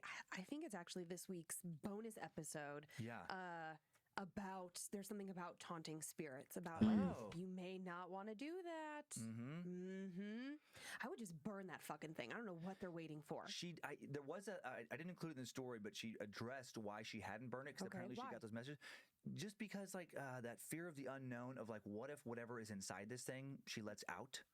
That was her rationale for not burning it. Okay, I would maybe try. Okay, I can wrap my head around that. I might even actually feel the same way in that moment, because it's easy to say when it's not happening to you, like, oh, just do this, do that. But if that was one of the kids' toys from their childhood, oh my God. I'm thinking of like little Pandy that Monroe has had her whole life. Yeah. If something like, it would be so hard to burn it. Yeah. Right. The sentimental value plus the fear of what would happen would I release it. So what I think I would do is I would take it and I would put it in some sort of container and then weight it and throw it into the bottom of the lake. Because if it comes back after that, well, like the one guy, like the guy in Minnesota was going to put it like in a pipe, in like a lead pipe. Well, he said if it gives him any trouble. Yeah. I wouldn't be waiting for the if. I would just do it. Maybe he wants to see something. Yeah, maybe he's a true creep. A few pictures. This is a picture of the doll as it was allegedly found in the backyard after being thrown away the second time. So they come home from their Christmas, vacation, and there's the doll waiting in the yard. It just would be so different if the doll had been like on the top of the garbage and maybe the garbage person. I was going to say maybe the garbage person saw it, but honestly, I mean, I know the way our garbage is now. Yeah, it just gets dumped in. Yeah, it's no longer like two dudes on the back of a truck evil, and throwing things. just it's just evil. A mechanical arm. Yep. So that's well, maybe it's just creepier. I want to be with my friend forever. It just goes to landfill. Here's another picture of the doll. Close up. I mean, it does look very creepy. A little creepier when you look at it closer. Of course, that's not Elsa. That's 1991's Dolly Dearest. One more picture of the actual doll. Very creepy doll. I know, because it's like an old lady face. Yeah, not old lady, but older. Now this is. I thought you said Abel for a second. No. Yeah. Just show that. I mean, if you want me to say Abel, I can say your name. I've always thought those dolls. We can chat about your name. Yeah, the weird proportions. Yeah, it just always freaked me out. I just know you're in the middle of Final Fantasy right now. Effect, they look kind of human, but not human, and it just like it messes with our brains. Which is why, doll outside of paranormal, the uncanny valley effect does explain why a lot of people are creeped out by dolls. Hope the newest DLC has been fun. Which is just inherently kind of creepy. Did I tell you about? And people's inability to get it right. Abel? Yeah. I don't know why they keep calling you Abel when it's obviously Abel. Because we had like a little kid that we were shopping for, like infant child, right? And it butts up to the baby doll section. Is it out? Is it out yet? Okay. All right. It would start Fair enough. And so Monroe and I are here, and over here is like the electronics video game section, and there's a Target worker over there. And every time I walk by it, I'm kind of like, ugh. And he goes, I know that doll is creepy. Tria named me as Albert the other day. Oh my God. Yeah. And so I was saying, I'm like, it's so weird. That's great. Is that doll like motion sensitive? And he's like, it's not supposed to be. I'm like, well, it certainly. Oh my God. Is. Like, that's fucking. And he goes, yeah, you should be here at night when we turn off. That sounds like Tria. She would definitely do that. Weird. And I was like, oh, buddy. I'm like, you need to take that off. Unintentionally be the funniest thing. I'm going to write that up as a customer request. Because he was so freaked out. I mean, his eyes were like out of his head because clearly he is by that doll like just across from it all day, and he said it would just go off randomly. Funny. Which could be faulty batteries. It could be, you know, when you get those. I can't wait they have that little till you actually start streaming, and then people are like, "Oh yeah, Roberts." In Target. She realized like 30 minutes later. Oh my God! What if you started like full on like doing collabs with people, and literally they're like, Roberts, thank you for coming in. Thank you so much for streaming with me. Oh my God, thank you very much. And every time I go over like a speed bump when I go to get coffee, in the back there's just chorus of like just like weird little whatever I don't even know what kind of dolls they are, but they're talking back there. It's like oh no. If I take those things, actually I have to take them today, and then nothing's back there. Oh my God! And then you find out that none of them talk. Or that you still hear it like weeks later. But it would be funny. I think it would be great. Okay, so another haunted doll. People not knowing your fucking brand at all. Not sure what to put this next one in. So this is another haunted doll? No, I'm sorry. Just referring to this last one. Sorry. So we just told another haunted doll. Not sure which category to put this next story in. Definitely gave me the chills though when I was working on it. I like this next story a lot. Are you ready to hear it? I am. Bring it. All right, let's head back to college. Not really much setup for this one, so I'm just going to jump right in. Go for it. Time now for the tale of the screaming hallway. That's right. Goat camera. You exercise that Cooper hated. Goat camera. His RA sat on why would you need a goat camera? 15 guys and girls. He wouldn't get anything from it. One by one, they had to go around and say their names, where they were from. I don't know why people think that would be a fun fact about interesting. All the kinds of information at all recycled since he'd gotten shown up and began his college life the previous day. Excited to start his freshman year. But before he could, he had to go through the same boring orientation with everyone else. Maybe he thought, as his hallmates gave their names and facts, he was just grumpy because he didn't have something cool to say.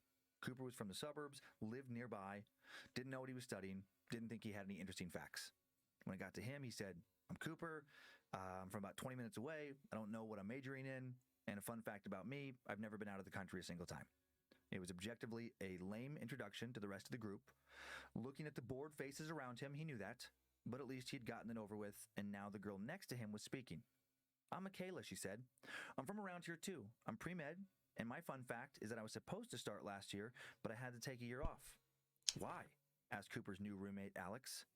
Alex was the kind of person who seemed to say whatever was on his mind with no regard to whether or not it was the right time or place to say it. Cooper didn't really know him well, but he seemed a bit off socially. He was supposedly super intelligent academically, an engineering major who came to college with 2 years worth of credits he'd earned in high school, and Cooper had seen him move 3 computer monitors into their room the day before, but Alex didn't seem super socially intelligent, not someone he saw as having gotten out much. Kind of a long story, Michaela said, but my roommate passed away at the beginning of the year. Everyone looked at her, surprised. Ooh. Your roommate, like, here? At this school? Zoe, a girl snapping bubblegum, asked. Actually, we lived on the floor right above this one, Michaela said. Okay, maybe that's enough fun facts for now, their RA, a guy named Patrick, said. Why don't we all head to bed for the night and start on a scavenger hunt across campus bright and early tomorrow? Cooper went back to his bedroom while Alex lingered in the hall. Alex didn't want to go to bed because it was barely 9 p.m., so instead of going to sleep, he got on his phone. Cooper didn't want to go to bed because it was barely 9 a.m., so he got on his phone, started scrolling. He got so lost in his videos that he didn't even notice at first when Alex came back into their room. It was about 2 hours later. Where have you been? Cooper asked. It seemed impossible from the looks of him that Alex would be making fast friends with Michaela, but maybe there was more to him than he thought. Maybe he hadn't given him enough social credit. I wanted to hear more about Michaela's thing, Alex said. Behind his glasses, he seemed to have kind of a dazed look in his eyes. Maybe Cooper was just imagining it, though, he thought. Alex had just traveled back from somewhere abroad. Maybe the time change was hitting him with some jet lag. Anything interesting? Cooper asked. Sort of, Alex said. He sat in his desk chair and rubbed his face. Michaela told me there's a particular hall upstairs that people around here call the Screaming Hall. Last year, she and her roommate lived right next to it. She said that people hear screams there at night sometimes and disembodied voices calling out, or they claim to. Michaela's deaf in one ear, so it never really bothered her, she said. But her roommate was freaked out by it. Over the first few days of term, she stopped sleeping entirely. And then she, Alex frowned, shaking his head. That's really sad, Cooper said. Yeah. Alex still had that strange, mystified look on his face. Cooper ignored it. It was finally around 11, a reasonable enough time to go to bed, so he started getting ready. They'd agreed that Alex would have the top bunk, Cooper would take the bottom bunk. When they settled in that night, Cooper closed his eyes, tried to sleep, but a few minutes after they turned out the lights, he heard a sound. It was like a squeaking, or a quiet groaning. The bed was shaking a little, and Cooper could hear part of Alex's body, his hand or his foot, tapping against the wall. Tap, tap, tap, tap, tap. Was he actually? No, that was disgusting. No roommate would do that to anyone, especially not on their first night together, would they? Now, it didn't sound like, that. Then Cooper heard something else. Muffled wails? Is that what he was hearing? Or did he just think he was? Sounded like maybe Alex was having a bad dream. But they'd just only gone to bed. Who fell asleep that fast? Cooper shoved in some earplugs, tried to get to sleep. Over the next few weeks, this would happen again, on and off. Every couple of nights, he'd wake up to hear Alex having some kind of dream, he hoped. Once he tried to ask Alex about it, but Alex just stared at him like he wasn't speaking English. Eventually he said, I don't have weird dreams. I don't even remember my dreams. Cooper chalked up the strange noises he heard and his anxiety over them to the stress of starting off in college. A few weeks later, Cooper was in the library when his phone started ringing. It was around 1 in the morning, and glancing at the screen, Cooper saw that it was an unknown number. He wondered if it was someone he'd given his number to for some group project or something. Avoiding the irritated looks of the other people studying, he ducked into the lobby and answered it. Ragged panting came over the speaker. Then, to his surprise, he heard Alex's voice. I'm scared, Alex whimpered. Can you come back? Scared of what? What's going on? Nothing. I don't know, Alex gasped. It's just so dark. Please come back. Go wait in the hallway, Cooper said. I'll be there soon. Please come back, Alex muttered. It's so dark. Please come back. And abruptly the phone call ended. Cooper frowned at the blank screen. This was so strange. He'd hardly spoken to Alex in the last few weeks. And he knew that he had Alex's number saved because he'd done it on the first day in case either of themselves got locked out of their room. So why hadn't the number shown up as being from him? Cooper walked quietly back to their dorm, not even stopping at the convenience store, even though he'd missed dining hall hours while he'd been studying. He still didn't know Alex well, but if the guy was having some kind of mental breakdown, he wanted to be there for his roommate. When he got to his floor, Alex wasn't in the hall. Then just before he entered his room, he ran into Michaela. Hey, Cooper said, have you seen Alex recently? She shook her head. No, I've been in the lounge for the last couple of hours, too. If you left your room or came back, I would have seen him. Okay, weird, Cooper said, heading for their room. Everything okay? Michaela asked. Cooper ignored her. His mind was reeling. What was going on? He tried to punch in his key code to the dorm room, but the light kept flashing red instead of green and wouldn't let him in. Alex, he called. Alex, are you in there? No response. He tried the code again. Red. Alex! Alex! Cooper was screaming now. Finally, the code lock flashed green and the door swung open. Alex was sitting at his desk with his headphones in. Alex! At Cooper's last shout, Alex finally took his headphones off, stared at Cooper and Michaela. Did you just call me? Cooper demanded. Like 10 minutes ago? Yeah. Oh, yeah, I guess I did, Alex said, looking from Cooper and then to Michaela strangely. This was all so weird. He'd sounded so freaked out just 10 minutes earlier, on the verge of a breakdown. Now he's acting like he'd already forgotten he called. He seems totally fine. And why is he looking like that at Michaela? Sorry about that, he added. I just got kind of freaked out here alone. I was listening to some music to try and calm down is all. Cooper was relieved, kind of. Maybe he was right about Alex at first. Maybe this guy was just super awkward. But that explanation didn't feel totally right. After a few minutes, Michaela said she was going to bed, and Cooper and Alex quietly played a video game for about an hour or so before they too went to bed. Both of them were exhausted, but Cooper stayed awake until he heard Alex's breathing change from light and fast to deep and heavy. Cooper couldn't sleep. He tossed and turned, fading just a little into sleep before he was then yanked back to consciousness. Around 4:30 in the morning, he heard a sound. Tap, tap, tap. It was that fucking tapping again. Sounded like maybe Alex's foot was repeatedly hitting the wall. But then as Cooper listened, the tapping grew louder. The bed frame was shaking now. If Alex was shaking in his sleep and hitting the wall with his foot, he was surely hitting it hard enough to wake himself up. Cooper sat up in bed. That's when he heard Alex's voice, clear as day, ask, "Do you want to go to the screaming hallway?" What? Cooper replied. He figured that if Alex was sleep-talking, he wouldn't reply with anything intelligible to Cooper's question. But then he heard Alex say, "You heard me." "No, I don't want to go to the stupid screaming hallway," Cooper said, resisting the urge to groan into his pillow. It was only after he said that he realized that he heard the voice and the sound of Alex snoring simultaneously. Shit. And then, holy shit, Cooper thought he saw something. Movement. He thought he saw something in the room with them. His eyes flew open. He looked all around his bed. It looked normal. Maybe it had been a trick of his hearing, hopefully. His periphery of his vision? No, he saw it again. This time he got a better look. A blurry black figure climbing down from Alex's bed. Cooper watched with wide eyes as his brain screamed, holy shit, what the fuck is happening? The figure slunk to the other side of the room and then melted through the wall. Something had been in there with them, something on Alex. Cooper jumped to his feet, wrenched the door open, peering down the hall. Nothing. The figure was gone. "Cooper!" Alex's groggy voice came from the bed behind him. "What's going on?" "What did she do to you?" Cooper demanded, looking wildly around the room. It was such a small dorm room, it would have been impossible to hide anything in it, but he went to the other side of the room anyway, resisting the urge to pull open the drawers and rip down the curtains. "What did she do to you, Alex?" "What did who do to me?" "Michaela," he said. "What did she do?" "What did I do when?" A voice came from their doorway. Oh, boy. It was Michaela. "I heard you guys talking and wanted to see if everything was okay, but if I'm not wanted..." "I know you told him about the screaming hallway," Cooper said. Had Michaela really just been awake and down the hall? Had she already been next to their room? What was going on? Michaela frowned. "Yeah, I told him a dumb story about a college superstition. What's wrong with that?" "I know you did something to him," Cooper said. "When you talked to him that first night, he hasn't been right since." "How do you know that?" Michaela said. "You didn't even know him before. You don't know anything about him." "I just know," Cooper insisted, and he did. Something was going on between Michaela and Alex. He didn't know exactly what it was, but he just knew, and he knew it was bad. It just clicked in his head that night that she was behind all this weirdness somehow. She looked at him deadly serious. With a small smile, she said, "Sounds like someone needs to visit the screaming hallway." And then she burst into laughter. Behind Cooper, Alex giggled. "What?" said Cooper. "What the fuck? Why would you say that? How is that funny?" Michaela rolled her eyes. "Calm down. It was a joke." She looked at them both, flat and unamused. "I gotta go finish some homework. Bye." Cooper couldn't concentrate the next day. His reading assignments for class looked like gibberish, and it wasn't from lack of sleep. His brain kept coming up with questions and providing zero answers. What was the screaming hallway? What was Michaela's creepy connection to it? And what was that thing he saw climb down from Alex's bed?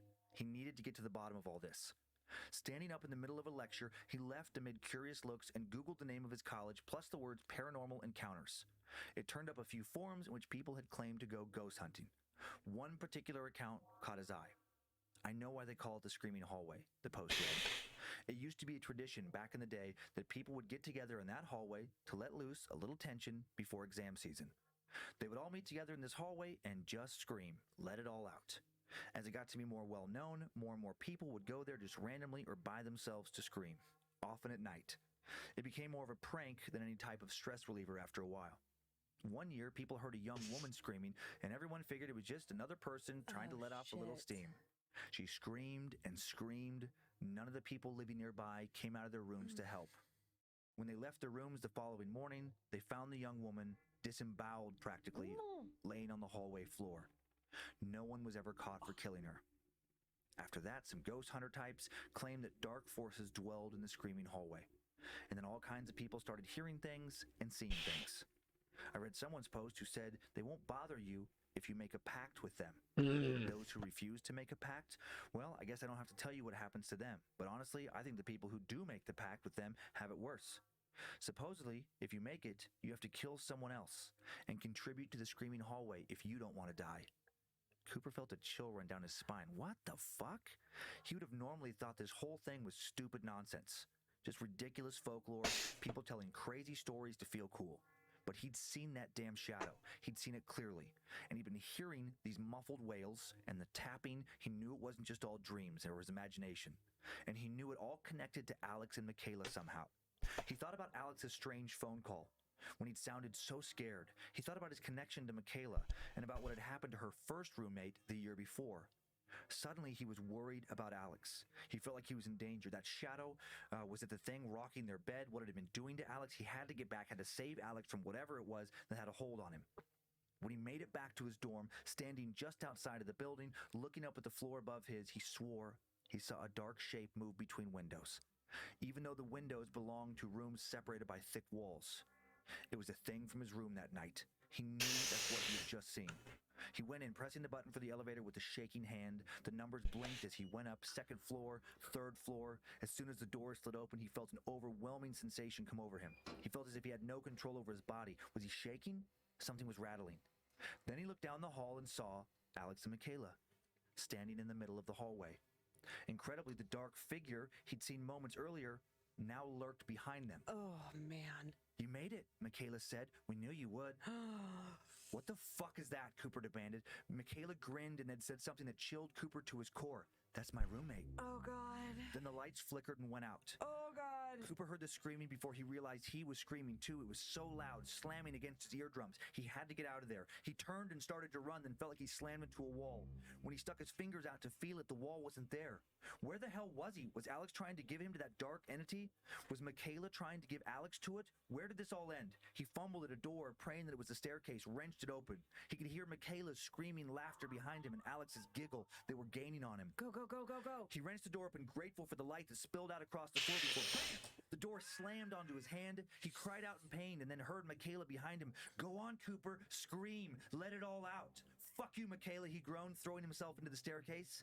The pain in his hand stung, but adrenaline was flooding through his body as he scrambled down the stairs. When he burst outside into the quad, he was surprised to see that it was still sunny, the middle of the day. He'd made it away from them. But what about Alex? Even though Alex was with Michaela and had just helped her chase him, he was still worried about him. Alex was still with that thing. Cooper scrambled for his phone. Should he call 911? What the hell was he going to say to them? Should he call his dad to come pick him up? What do you do in a situation like this? Before he could make a decision, something from an upstairs window caught his eye. It was Alex. Oh shit. He was standing in front of the window. He crawled out onto the ledge. No. And then he fell. As he heard a few other students scream as he watched some of them run towards Alex's not moving body, he glanced back up at the window he'd fallen from. Michaela. Michaela grinning, now moving away from the window, the shadow with her. Cooper called his dad. He needed to get away from campus. He needed to get away from all of this right now. The next day, the story of Alex's untimely death ran in the newspaper. And then he got an email that there was a mandatory assembly about suicide prevention and mental health for all students. Cooper didn't go, for obvious reasons. He got permission from his professors to take a week off and stay home. A few days later, he was eating a bowl of cereal at the kitchen counter when his phone rang. No. Another unknown number. He picked it up. Hello? You don't have to leave, you know. It was impossibly Alex's voice. This time he didn't sound scared. He sounded strangely happy. Cooper felt like he was going to pass out. He felt dizzy. This was impossible. But impossible or not, Alex kept speaking. You gave them me. Michaela already gave them her roommate. I didn't give anyone to anything. I'm never coming back to that place, Cooper spat. Please come back. Alex's voice now turned into a growl. It hardly sounded like Alex's voice at all. Please come back. Come back. Come back, Cooper. You don't have to leave. You gave them me. Cooper hung up the phone with trembling hands. How could he ever go back now? He was going to have to transfer. And that's exactly what he did. He never went back to that campus, let alone his old dorm. His dad swung through and grabbed his things, and he's been haunted by what happened to him ever since. Sometimes he wakes up in the middle of the night to the sound of tap, tap, tap, tap, tap. And every so often, while he never called again, he still wakes up to the sound of Alex's voice. Come back, Cooper. You gave them me.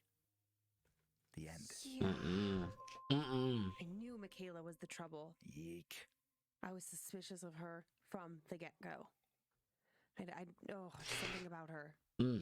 Yeah, that was an interesting story, right? Mm-hmm. It just felt different than I think. It doesn't remind me of any of the stories we've told before. I was thinking that Michaela and Alex were working together to kill Cooper. I was not expecting Alex to die. Yeah. Yay. No pictures associated with this, anonymous posting. Okay. But looking for images for Screaming Hallway led to images of women screaming. Weird. Which led to pulp horror pinup art, which led to this picture. I just thought it would look cool. Like an old horror, like a pulp fiction kind of cover. Yeah. Like old pulp novel cover. No pinup element, but... Yeah, I guess, just a little bit. Her figure, it's from that era. I guess she's not wearing, traditional pinup clothes, but she's wearing like... Well, there's nothing... I don't find this photo to be sexy. Yeah. The skeleton's arm is pinning her up. He's going for a little butt action. That's funny. I didn't even notice that. The skeleton's, holding her up there. He's like, here you go. Here's a gift. And then this next one, just looking again for something that related to this, I just found a GIF of a woman in a hallway that reminded me of this story. Okay. So, yeah, this very shadowy thing coming out of the floor there. Oh, yeah. I just pictured like them looking like Cooper looking down the hallway and seeing Michaela and Alex standing there and some figure like that. I mean, when you really think about legs popping, inherently yum. Creepy. I know. I was thinking about that doing this story where like I had a random roommate my first freshman year, or my first freshman year. Did you have more than one freshman year? Several freshman years. No. Explains a lot. My freshman year in college, and just that premise is odd, where you are random fucking strangers and sharing like a bunk bed with a complete stranger. Yep. When I went to college, because I went to like a private liberal arts school, they didn't have on-campus housing. Okay. So the student housing were apartment complexes, like that the school had made contractual deals with these apartment complexes. Yeah. So in my apartment, there were 3 of us, and it's like, this is so weird. Like, so one person paid more to have a single, and then my roommate and I, Kat, we shared a room. It's like we're each like in a single bed, sleeping side by side, sharing a bathroom. Like, it is so bizarre. I went to an old school dorm, or stayed in an old school dorm, Gonzaga, when I went. Everything's been upgraded in the years since. Yeah. But when I went, it was just a tiny room, no bathroom. I don't even think we had a sink in our room. Probably not. Most dorms don't. Yeah, and my roommate was an ESL student. Oh, right. Who was kind of early in his ESL journey. So he's from Japan, barely spoke English. So I'm just like sleeping directly above a dude I don't know who barely speaks the same language. How drunk were you? Like, did you terrorize him? I feel like you probably did. He bought us beer. He ended up being older, 20. He spoke enough English. He was Sugi. Sugi was nice dude. He was gone a lot. Were you nice, no, Sugi? I just can't imagine you being a good roommate, because I know the post-dorm roommate stories of the shit that you and your friends did. I was not great. Yeah. And then I just had too many. I had people over all the time, and I was drunk a lot. Sounds right. So I'm sure that was not ideal for him.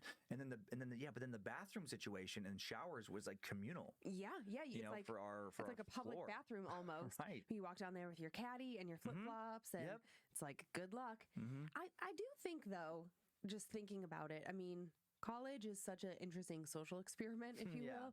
I actually think dorm living is so good.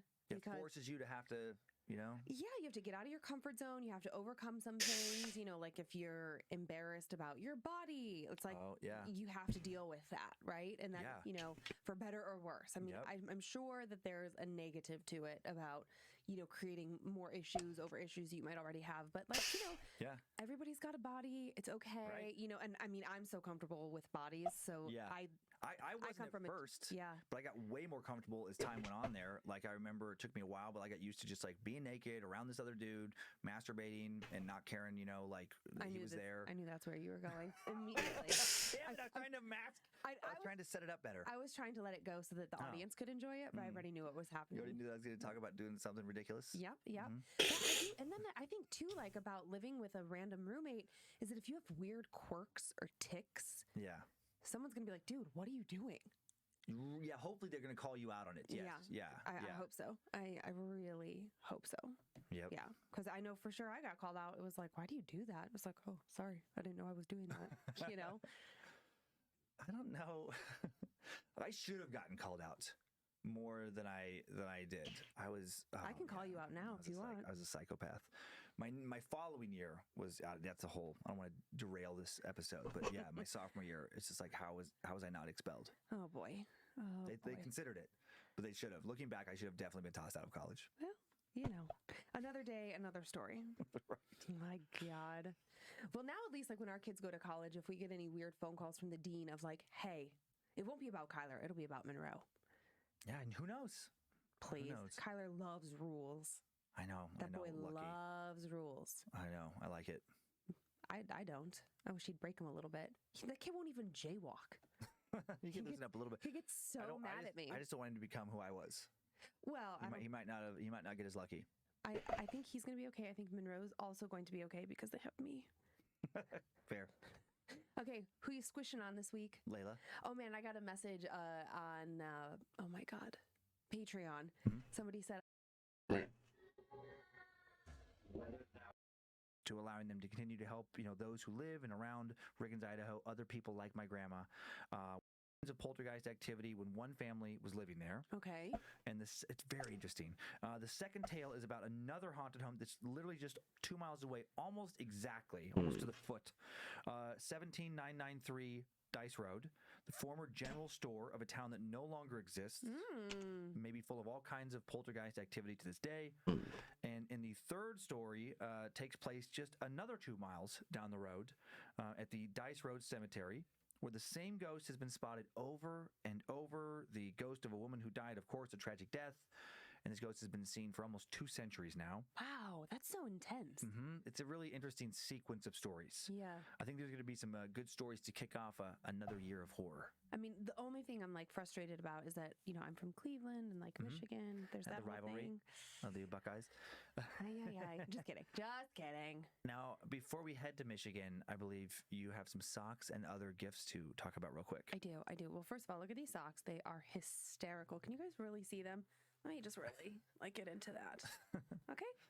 Little ears. So cute. The best thing about it, thank you, Megan Skinner, is that the company, I want to say it's called Uncle Weenie. Uncle Weenie. It might be Uncle Wenny, but when I first took them out of the package, I was like, Uncle Weenie socks? Probably Uncle Weenie. That's a fun name. That's pretty fun. I mean, do you want to be Uncle Weenie? No. I think it's fun to be Uncle Weenie. It's kind of a fun name for a sock store. True. An uncle referred to as Uncle Weenie. That's we don't want to dig into there. Wimpy, like Wimpy Weenie. I wasn't thinking like a wiener.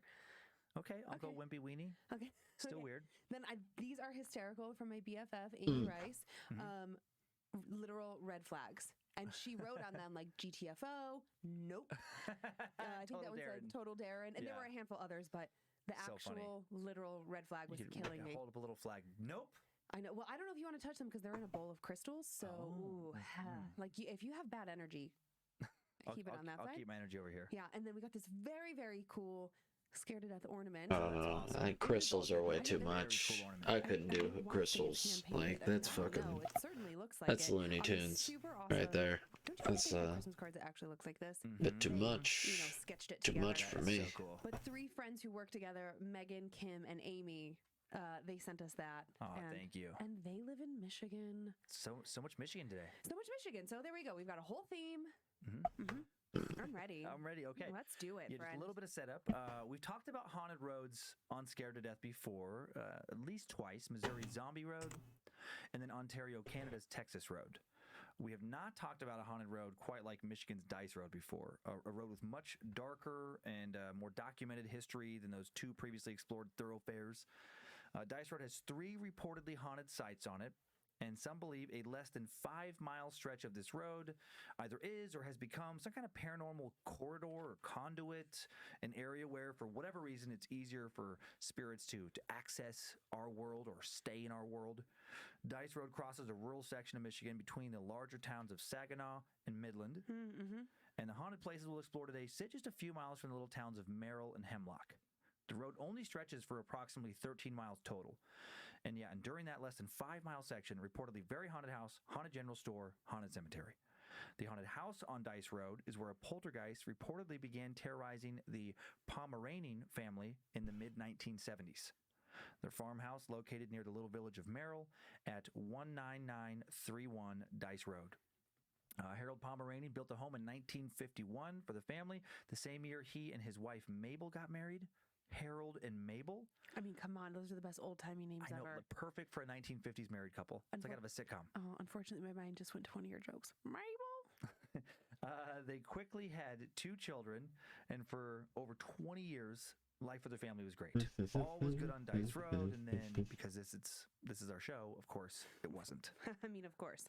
Time now for the tale of Dice Road's Hell House. In 1974, strange events began to happen to the Pomeranians. Their name is so close to Pomeranian. It literally is almost exactly the spelling of Pomeranian dog. In my notes, I already wrote Pomeranian dog. For my phonetic spelling, it was Pomeranian behind it. So because I've never seen a name like this before. Okay, I'll refocus. So just say it again, the correct thing. Pomeranians. Pomeranians. It is Pomeranians. It's a longer last name. Oh, with a G. Or Oh my God. There's no S. That's the plural version. But yeah, Pomeraning. Pomeraning. Got it. Okay, sorry. Let's really. Okay, I'll start over. Yeah. I'll start over. This is where the spooks will. Okay, so now I'll reboot. Okay. Time now for the tale of Dice Road's Hell House. 1974, strange events began to happen to the Pomeranians. Events that will be witnessed by not just their family, but by dozens of others as well. Over 20 police reports will be filed based on Pomeranian family claims of concerning phenomena like loud pounding on the walls, disembodied voices, unexplainable fires. Numerous articles will be written in publications, not just locally, but around the world, and events began in the fall of 74. Halloween that year, Harold Pomeranian called the police to report that his family had been woken by a loud and continuous pounding that seemed to emanate from outside on the walls and windows of their home, a pounding that began at around 2 in the morning. 2 deputies sent out to investigate. The officers heard more of this pounding for themselves and were not able to determine where it was coming from. Oh, that's weird. They reported that they did not see anything or anyone moving around the outside of the home at the time the disturbances were heard. The pounding stopped after around an hour or so, and the deputies left the area and then came right back the following night. Because the next evening, around the same time, more pounding heard again by Harold, his wife Mabel, and their 2 young grown sons, Dwayne and Terry, who both still lived at the family home and worked at the family farm. Again, all of them woken up, and again, no source of the sound can be found. No footprints found in the muddy lawn outside where the pounding seemed to originate. No one saw anyone running towards or away from the house, or anyone lurking about the property. And someone should have been Just wish I didn't get so tired so quickly. Because the house is way out in the middle of rural farmland. I'll show pictures later where other houses nearby are few and far between. Mm-hmm. Not many places for someone harassing the family to run off and hide. The strange pounding returns the next night, 3rd night in a row. The family again hears knocking on the windows, the window frames, all on the walls of the east side of the house where it had also originated the previous 2 nights. And again, noises last for around an hour. Terry describes it later as being very loud, impossible to sleep through, like someone took their closed fist and just slammed it against the walls and the window frames with force, over and over and over again. The police came out that 3rd night. Again, they find nothing. This continues night after night after night, according to a recent interview with Terry Pomeranian, for 6 months straight. Every night for 6 months? 6 months. Get the fuck out. So many unexplained auditory disturbances.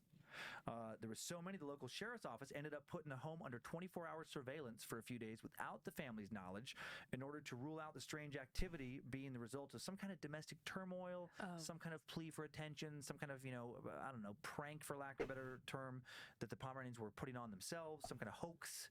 And they find nothing. No turmoil, nothing suspicious ever witnessed. The only thing witnessed is further paranormal activity. Unbelievable. During this 6 months of continuous pounding, reports also begin to come in about other sounds.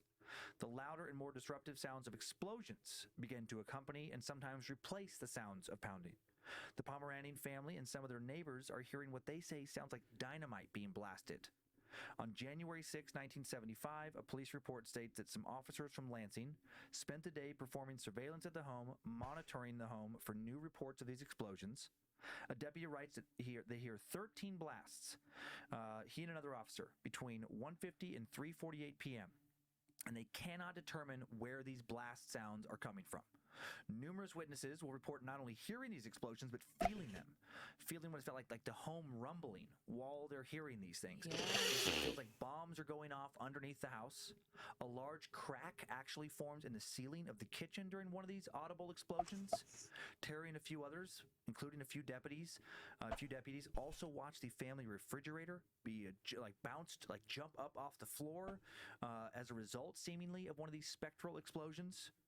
In a January 21st, 1975 article published in the Saginaw News, some deputies discussed sleeping in the house for several nights as part of a period of 2 weeks worth of 24-hour surveillance, to try and figure out why all this is happening.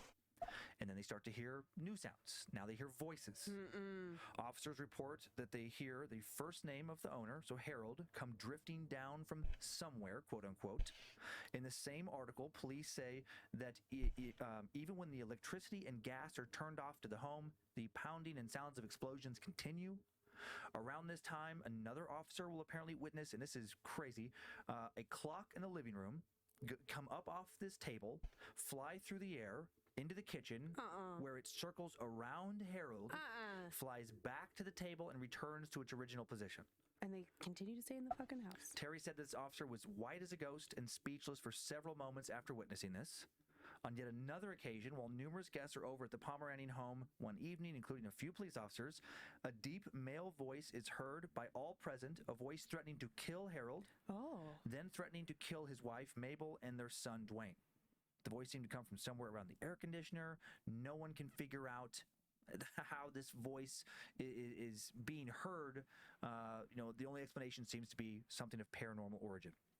The Pomeranians, local law enforcement, all do their best to explore any and all possibilities that might explain this in some other way. They can't come up with anything. Nothing reasonable. So many strange occurrences. The pounding, the explosive sounds, the angry, disembodied voice. In another random occurrence, a canine unit dog refuses to leave the squad car when it's brought to the house. Only time this dog has ever done that.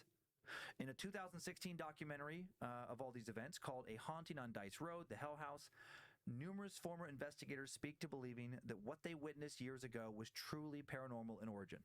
They just can't see any other explanation for it. The police even had a family take polygraph tests. All four of them, they all passed with flying colors. Do lie detectors always work? No, we know now that they don't. But they do seem to indicate here that at the very least, the Pomeranian family believed that what they were telling the police was true. Yeah. And again, they're not the only people who are witnessing all this. Terry and Dwayne, Harold's sons, 19 and 21 years old when this is going on. They even started hiding out in the nearby soybean fields, on the family farm right outside their house, right past the edge of the yard, staying up late, hiding in the fields, waiting, trying to see somebody come do this to their house, somebody pound on the wall, some explanation for this. They find nothing. They stay up till 4 a.m, numerous nights, find nothing. Paranormal researchers from universities as far away as Switzerland end up investigating. Duke University's parapsychology team gets involved. The owner of the Detroit Tigers Major League Baseball team funds the Duke paranormal or parapsychology team to come out. He wants to know what's going on. How weird. Various ghost hunters travel to Michigan, do their best to determine what the Pomeranian family might be dealing with, how to fight it. None of them are ever able to offer any help. Almost all end up believing, like the family and local law enforcement, that whatever is happening is indeed paranormal. The Duke University team will conclude that all of the disturbances are paranormal in origin. Catholic priests come to the home, perform cleansing rituals. Unfortunately, according to Terry, all they do is make the hauntings worse. During this investigative period, fire is then added to the mix of disturbances. In early 1975, a professor from that Duke University parapsychology team flies out, stays with the family for a few nights. Shortly after arriving in the home, he goes to take a shower. Then he interviews Mabel in the kitchen while the rest of the family is in the living room. And suddenly, they all smell smoke. It's coming from the guest bathroom. They walk in to find that the towel the professor had just used to dry off with is somehow completely engulfed in flames. How? They don't know. The very next day, there is another fire in the same bathroom. Jesus Christ, what was that? I don't know. God dang it. I thought it was like rustling papers or something. Oh, I started to hear something, and then your scream pushed me over the edge about a heart attack. Well, that's what I was going for. Oh my God. I have no idea. I guess we'll maybe find out after the show. That was something fell in this room. No, nothing's on the ground. I don't know. It sounded like something falling. My God, that really was. Maybe that was Joe messing with us. That was. If it was, well done. Because my heart's pounding now. It's probably your grandpa visiting us. Oh my gosh. Well, I don't. He's a prankster. I wouldn't rule it out. I wouldn't rule it out. What was that? Okay. So I have no idea where I am. What? But that was so weird. It was such a specific sound. I thought you were dropping your book for a second. It was like rustling papers. I don't know. Okay. We're gonna refocus. Fire. Woo. Okay then. Okay. So the next day after that towel is on fire, there is more smoke is smelled. The family runs to see what's going on. It's coming from that same bathroom. And they watch allegedly a full roll of toilet paper just burn up to nothing in a matter of just a few seconds. Whoa. The fire marshal comes out to examine the bathroom. He apparently tells the family that there's no way a roll could burn up like they're saying that they saw it burn. Right, it's not possible. They run tests. There's no residue of any fire accelerants found in the bathroom. Another mystery. The fire marshal actually writes in his report that the way the toilet paper supposedly burned up was, quote, humanly impossible. Local law enforcement, again, baffled. Everyone's baffled. Why is all this happening? Terry Pomeranian suspects witchcraft. He says that, why? And this is going to add another really weird, creepy layer to all this, that some new neighbors moved in just a few months before they first heard the knocking sounds. In this late summer of 1974 is when they started to hear them. A young couple and their daughter. And about 5 minutes after walking over to the Pomeranian family farm from across the street and introducing themselves right after they moved in, the wife asked Harold if he was interested in selling their property. And he said he was not. He and his family found it pretty odd that she even asked that question. There was no for sale signs. There was no indication that they were going to sell it. It didn't happen to come up casually in conversation. Well, and just right off the rip. They ran a successful farm. Their property, it had been in their family for generations. The house was new, but the land had been in their family for a long time. The Pomeranian family, they found this very unusual. They found the wife and her behavior, something about her, to be unsettling. Soon, several neighbors mentioned to them that this new neighbor lady had ordered numerous books on witchcraft from the nearby drugstore. Purchases atypical enough to stand out in a small Michigan town in the mid-70s, get the rumor mill really going. Also, Terry and his brother watched her perform what looked to them like various rituals outside on her property across the road on numerous occasions, waving her hands and arms in repetitive and unusual ways, had little things around her on the ground they thought odd, muttering what seemed to be some sort of incantations. The first few months this woman lived across the road, she came over and asked Harold what he would sell his place for a few times. And the last time, according to son Terry, his dad got mad about that, and then she and his dad got into a, quote, heated exchange. And a very short time after that exchange, the first pounding sounds began. Peculiar timing at the very least. Then later, 1975, less than a year after the new neighbors moved in, the Pomeranian family farmhouse experiences another fire. It starts again in the guest bathroom, and this time it causes serious damage. Oh no. The fire department has to come put out the flames. By the time they're done, the bathroom has been completely, burnt to nothing. It's been completely destroyed. The rest of the house suffers, fire, smoke, and water damage. The Pomeranian family has to move out. They have to, while dealing with the insurance company, the company never, do the repairs. It's unlivable due to the fire damage. The house is then later rebuilt with insurance money, but the family's had enough. Once they're out, they never move back in. Oh. In 1978, they sell the home to Dave and Luann Larson, who have lived there now for over 40 years. They raised both their daughters there, and they've never had any trouble. So did that neighbor woman actually curse the Pomeranian family? Was the curse lifted once they moved out? Not only... Jesus Christ. What? Sorry. Jesus Christ, when you scream, you scare the fucking shit out of me. Well, you made... I know, it's these your little fault. dolls just fell over. Oh my God. You are freaking me out. I'm freaking you out. I didn't make the dolls fall The down. dolls over, I go, and then when you do that like movie, like a horror movie scream, it just like makes me want to jump out of my chair. Well, this is what it's like watching a TV show with you. You're very jumpy. True. Oh my God. I don't know why there is nothing around those little, that was fucking weird. I don't like it. You have her back turned to us. Please turn her back around. Okay. That is, oh boy. It's going to be Fun. a long episode. Oh, that was weird because there's no, I know a little about Joe's attempts at booby traps, and that one doesn't make any sense. Okay, that's fun. Fun. Okay, this story's almost over, and then we'll be able to talk about this. Okay, so not only did the Larsons not experience further paranormal activity, but whatever had haunted Terry and his family at the 1931 Dice Road did not seem to follow them. No word on what happened to that supposed witch. Okay, and that's the end of the story. I threw my notebook. Do you want to go grab it? Yeah. You about completely fell out of your chair there. While we're getting That's situated, gonna make for like a very funny when someone's watching this. I want someone to watch it without the sound on because I bet me just like all Kramer. Oh, I'm sure Logan's gonna have fun with that for socials. Oh, sweet.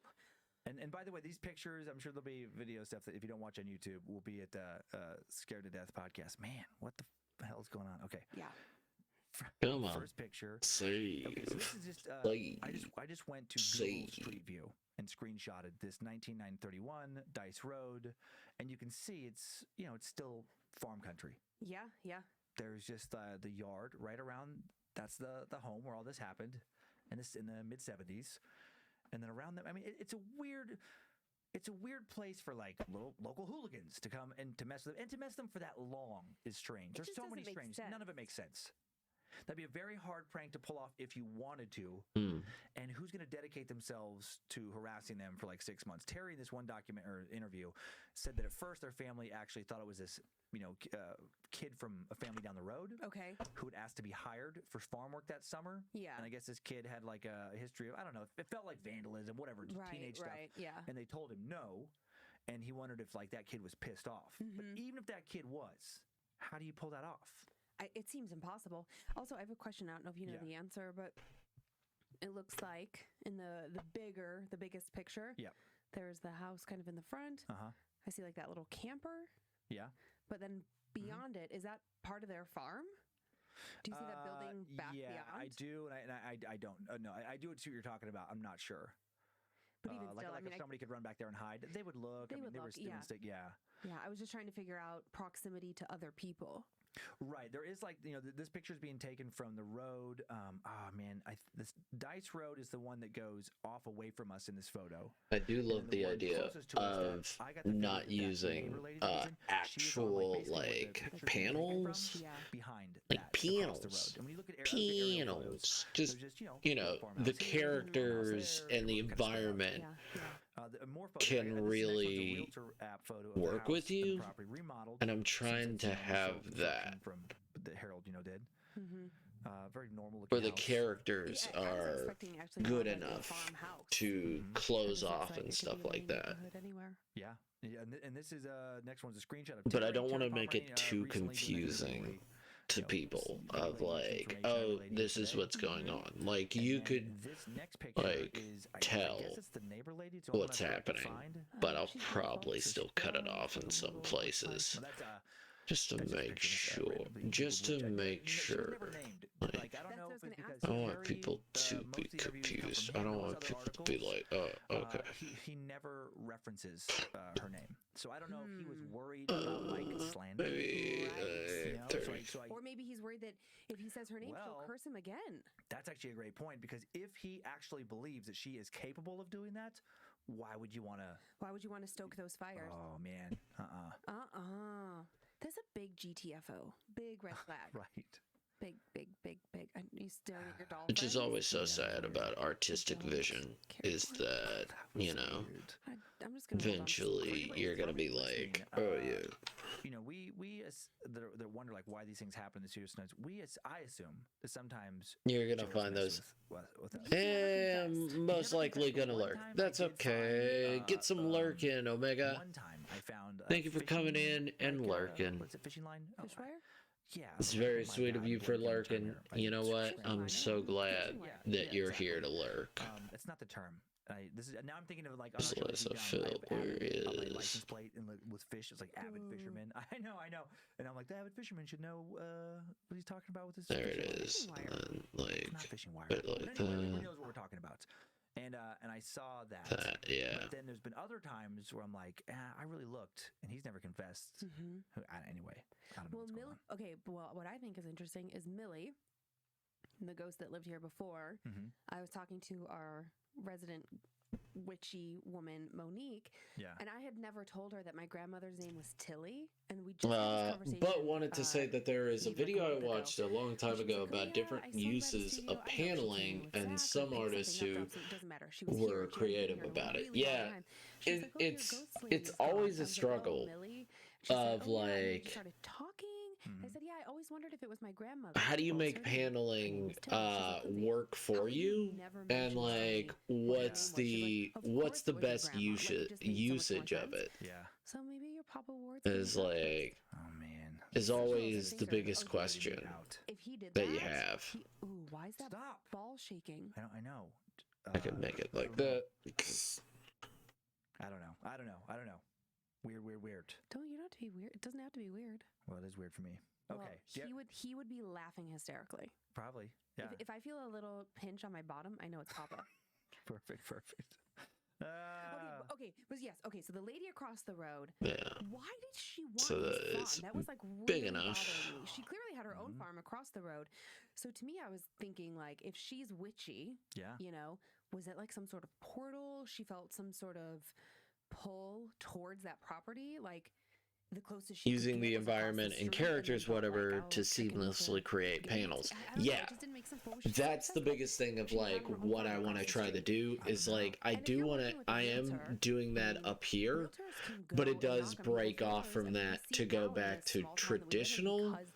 Just because it's just like it's very like to add because like like I could do it here. I could do it here. We're just like instead of doing that, actually have like and then angry.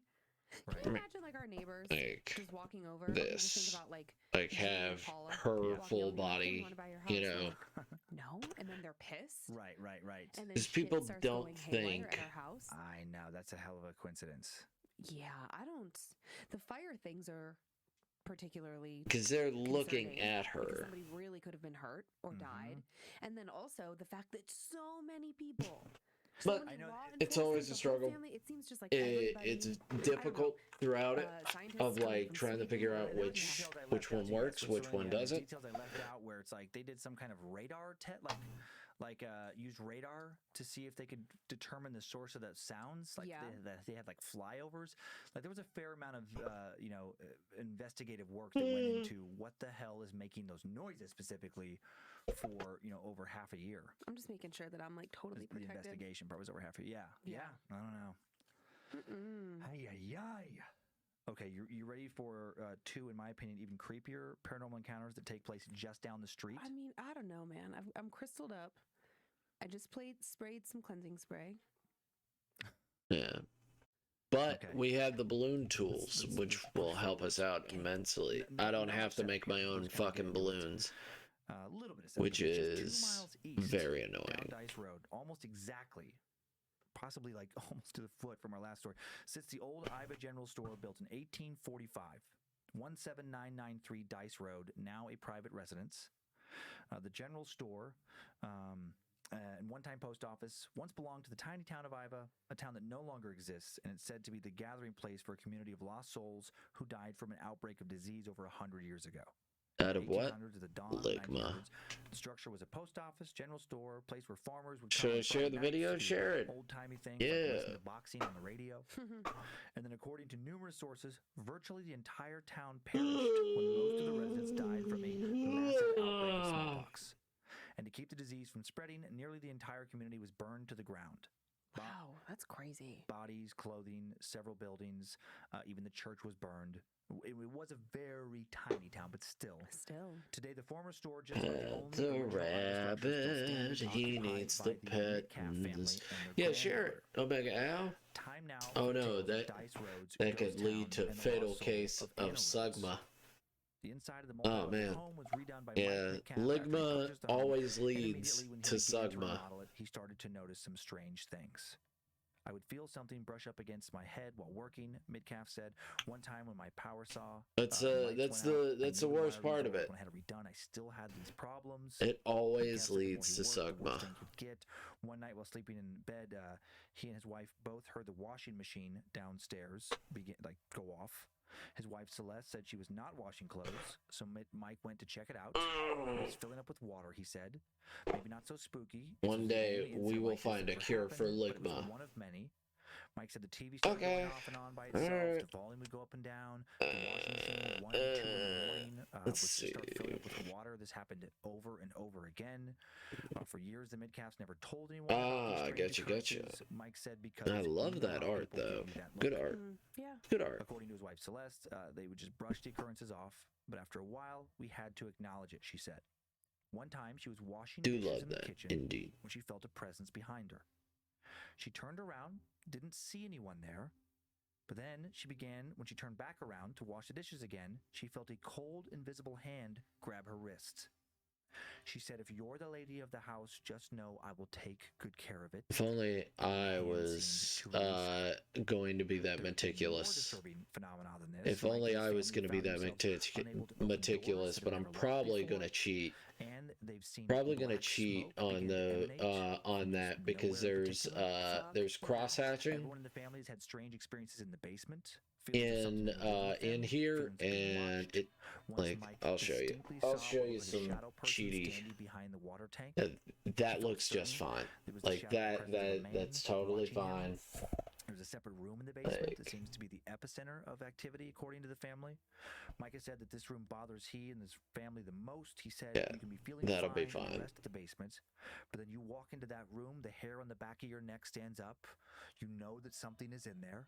Like many of these cross-hatching ones will be actually just perfect because I'm not gonna fucking do that shit. One day during the day, and they locked the door so they would never have to go back in there again.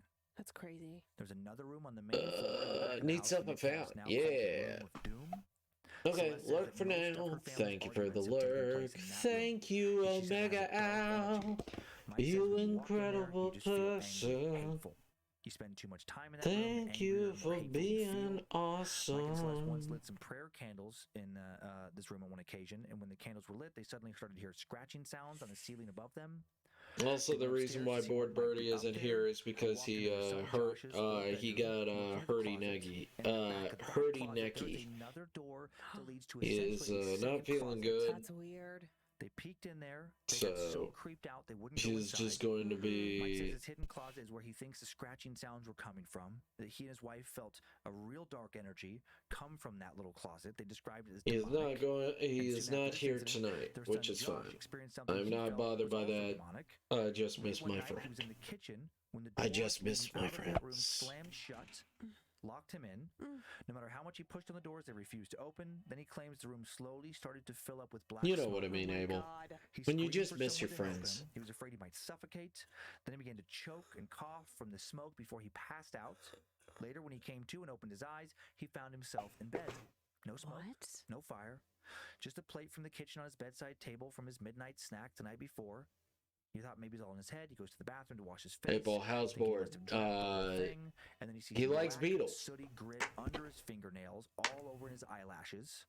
To him, this confirmed that what he experienced was real. Yes. And this was not Josh's first brush with the paranormal in the house. Oh my God. Get the fuck out of this house. His first experience with something terrifying was when he was doing some laundry. Suddenly, the door to the pantry started to bang hard against its latch, like something inside, something big, wanted to bust out. The Midcaps did not reach out and seek help after this incident. They did seek out after what happened to their granddaughter who was living there. And I spoke before and said that she was living there, currently present tense. That is not true. She was living there. You're going to find out why she's not living there anymore right now. Because she's smart and she got the fuck out. She was very young. I don't care. Like Get first out. grade. Fucking get out. They felt that little Ada Bell, while in first grade, began to be the victim of escalating Ada paranormal Bell. attacks. Black smoke, mysterious Feels like footprints not a real seemed fucking. to follow Ada Bell wherever she would go. One evening, she woke up to a dark, shadowy man standing above her bed, hovering over her. Fuck. They ended up that. calling the police about this, thinking it might have actually been an intruder. The following morning, her dad finds 3 claw marks behind her ear. Oh my God. Another morning, she wakes up to find deep scratches across her back and her legs. Because of this, Josh and Ada Bell move out of the house. Her father takes a job out of the area, and they never will live in that house ever again. Smart. By all accounts, Mike and Celeste Midcalf do still live there. They do? Though one has to wonder how much longer they'll be able to stay. Fucking get the fuck out of there, you fucking idiots. It's fair. Okay, that makes me so mad. And now we're going to move down the street. Oh God, there's more. Second story bleeds into this third story here. Mike and Celeste live almost precisely in the middle of the first haunted home we discussed today, the Pomeranian family farmhouse, and then this Dice Road cemetery. So it's this general store. Yeah, you go 2 miles in one direction. You I get the totally Pomeranian house that we understand. talked about earlier. Neck hurty, You go not 2.3 feely miles in the good. other direction, you get Dice Road Cemetery. 2, 4, 6. The most widely reported hauntings of any place around Dice Road center Shut up, around dummy. this cemetery. All three of today's haunted locations, I mean, it is crazy, they're found along a 4.3-mile stretch of this road. As legend has it, a lost soul wanders the forest hills around Dice Road Cemetery. The soul of a young woman who lived in the area about 2 centuries ago. The spirit has been reported as being witnessed by many people over the last 190 years. In recent decades, a variety of local law enforcement officers, again, like with the first tale today, have went on record saying that they've seen this apparition. The story begins in the early 1800s. Many, many years ago, a girl named Anna Rhodes Fazio roamed the countryside hills of Saginaw County. Anna's journey to Saginaw County had not come from a desire to see the world or an excess of good fortune. When she was 5 years old in 1816, Anna was the only survivor of a fire that consumed her family's home in Italy. Her parents were burned alive. Ugh. Only Anna made it out of the flames.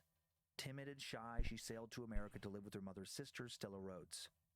Stella lived alone in the wilderness of Michigan, and Anna came to live the remainder of what would be her tragically short life in Osaganong, a word that later became Saginaw, which meant land of the Saukes, a nearby American Indian tribe. Stella renamed her niece Anna Rhodes, hoping it would help conceal the girl's troubled past. Anna was a quiet, sensitive child, adapting immediately to country life with her aunt. She made friends with the Sauk Indians that populated the land, and an Indian boy named Darkhawk became her childhood companion. That's kind of sweet. They played together in the forest. Darkhawk showed her the sacred ground where his tribe buried their dead. Stella would ask Darkhawk's mother, Singing Sparrow, to mix various herbs in a tea that would empower good spirits to protect her niece and overcome traces of wickedness that may be in Anna's blood. Why would there be any wickedness? Right, what's that about? Stella held the suspicion that the fire that had claimed her parents' lives had not been an accident. Oh? She had never liked her sister's husband, the girl's father, who had taken her sister from her family, whisked her off to Italy without a second thought, and when she'd heard her sister was dead, it seemed to make horrible sense to her. She almost expected it. Had Anna's father been mad, or was it something else, something evil? Stella gave her niece Singing Sparrow's protective concoction every night at bedtime. Oh yeah, don't want to take a woman all the way to beautiful Italy. When Anna was 14, Venice. No, gotta go. She would talk to Gotta stay in fucking nowhere. Imagining situations where Jonathan would come and rescue her. Blackhawk, who'd been Anna's childhood friend and thought of himself as her protector and likely had romantic feelings for her, I'm sure, began to grow tired of hearing about Jonathan, and their friendship soured. Over the following 3 years, Jonathan courted Anna, and then they got married. And shortly afterwards, Anna's aunt Stella died. Anna's world was rapidly changing. Anna was 17 when she married Jonathan on a crisp spring Michigan day in May of 1828. Shortly after they wed, not long after her only local family member had died, Jonathan was called to sail away on the Great Lakes on a voyage for the lumber trade. The lonely days after his departure were spent preparing for his return. Anna fought off feelings of loneliness and despair by dreaming of their future plans. While Anna waited, while she now lived completely alone deep in the woods, something strange started happening. Anna didn't know if it was her mind playing tricks on her or something else. She noticed that the white curtains in the house that poured in sunlight during the daytime became some sort of two-way mirror at night. With the candle on in the house and the darkness outside, anyone could see through the curtains, could see her alone in the house, but she couldn't see them. She only saw the curtains, looming and ghostly, dark figures crossing back and forth outside of them. As night approached, Anna would start to see strange shadows, hear sounds on the other side of this immense white curtains. The night seemed to press in around the room more closely than was normal. By the spring of 1829, her husband still away on work months after departing, she began to hear voices as well, She wrote in her journal that the empty corridors of her home, Forest Hill, were filled with the laughter of mostly invisible children. She wrote about seeing a child padding down the stairs, and when he turned, the light of the fire caught his smile and glimmered against his teeth, and then he vanished. Fuck, man. She also saw a vision of her husband Jonathan in a chair, laying curled in a colorful quilt that Stella had knitted for him, and when she approached, he vanished. She wrote in her journal that mysterious voices were beginning to call out to her. She wrote of how she knew in her bones that she was not alone in the house. She could feel movement where it shouldn't be, hear voices where they shouldn't be. Why was this happening? Was it all happening? Was she imagining any of this? Was her home actually haunted? In the summer of 1829, with Jonathan still gone, a storm swelled in the deep of night. Lightning flashed, and Anna, waking up alone in her bed, now saw a strange shape in the corner of her room.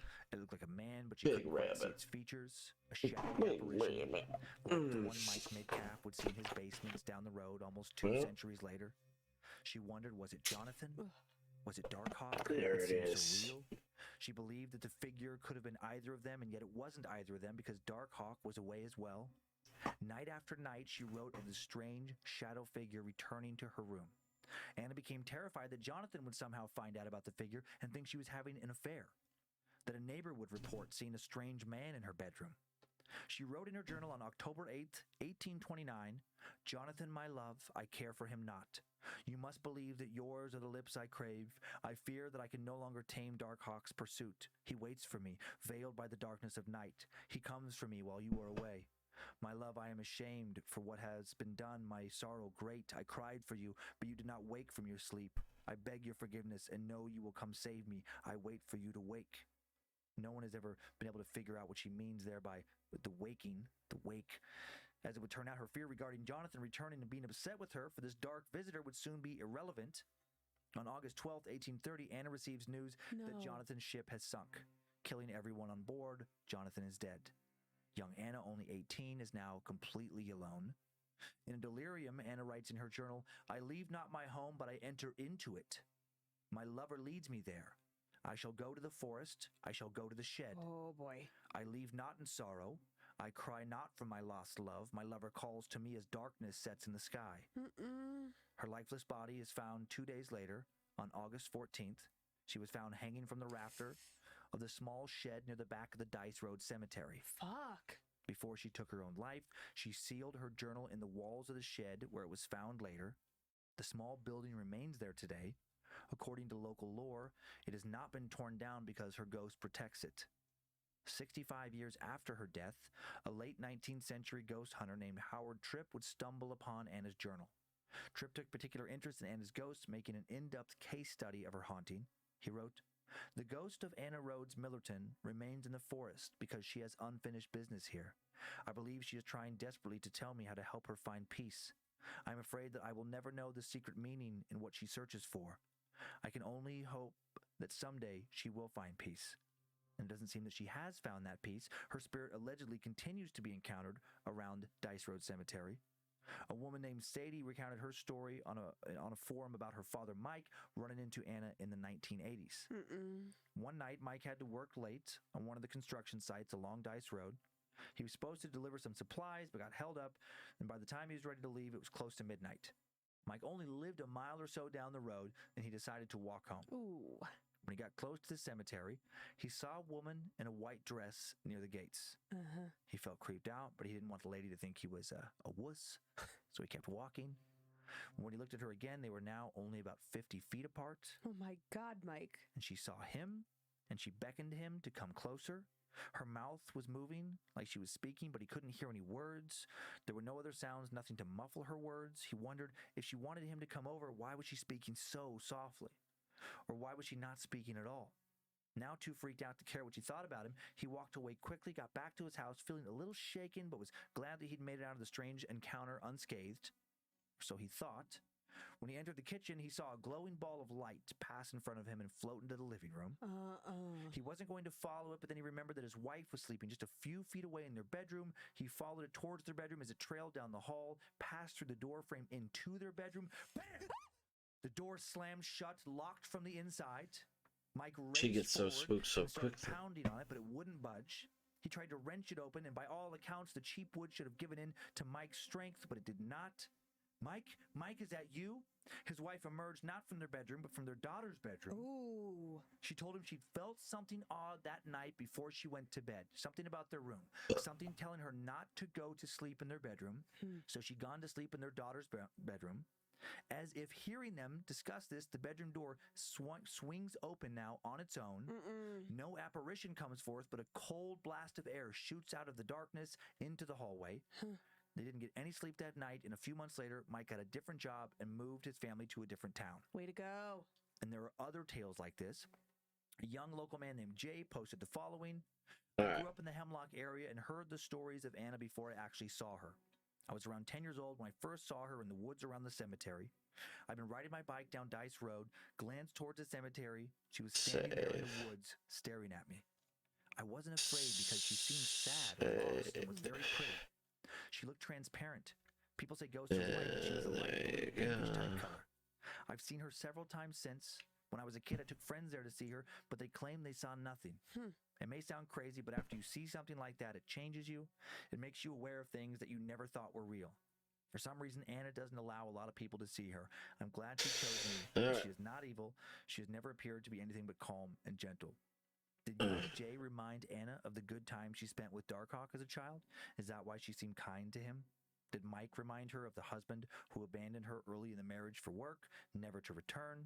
Is that why she seemed angry and scary to him and his wife? Was she jealous of their happy marriage and their child? A child she never got to have? We'll never know. Just another Dice Road What mystery. I did so far, all of the 3 locations that we discussed today, this done, getting all the lines done. Once the lines are done, I can do the colors, giving rise to and then I'll do everything else. About Dice Road. Or is the soil sour? Does the dark energy dwell in this area? And if so, what else is it currently infecting? And that's it for that one. I think it's the road. I think it's like that whole fucking area. Let's see. Total 4.3 mile stretch. I was thinking 6 miles because you were like 2, but it was like 2 this way and 2 that way. Who So are we in my gonna mind, I was getting to raid? 6 because I'm good at math, and I was thinking 666. Like I was We got a already, few people. Spiraling out. We got a few people. This first one is We got a few people all about Oh, it's so cute. It is super cute. This is the old Iva General Store. Okay, now I wouldn't want to live there.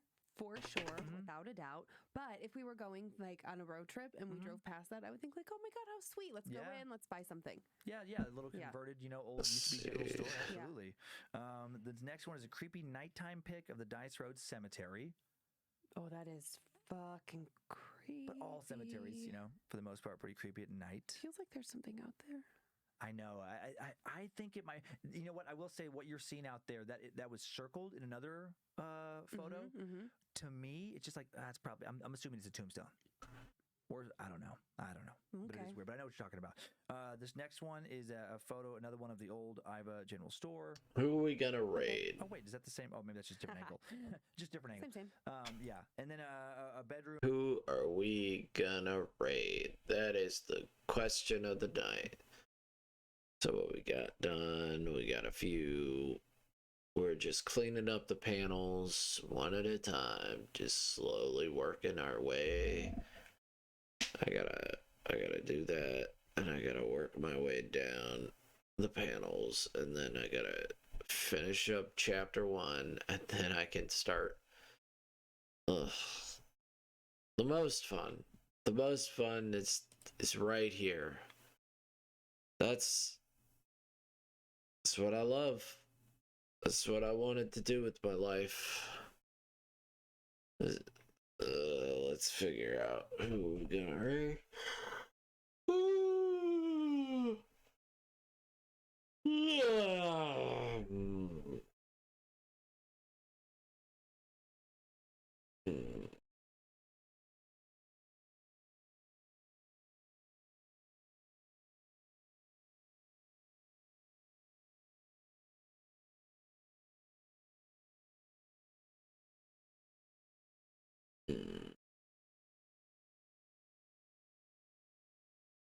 Who are we gonna raid? I think no.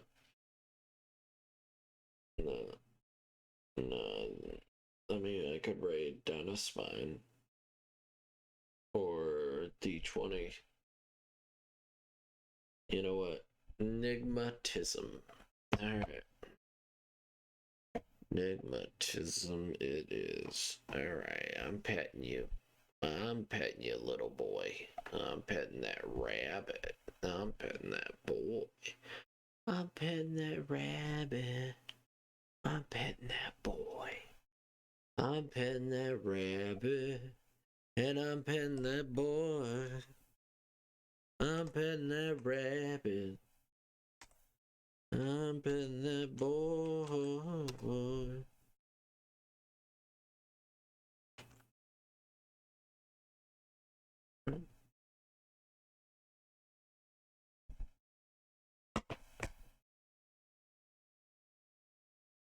Alright, guys.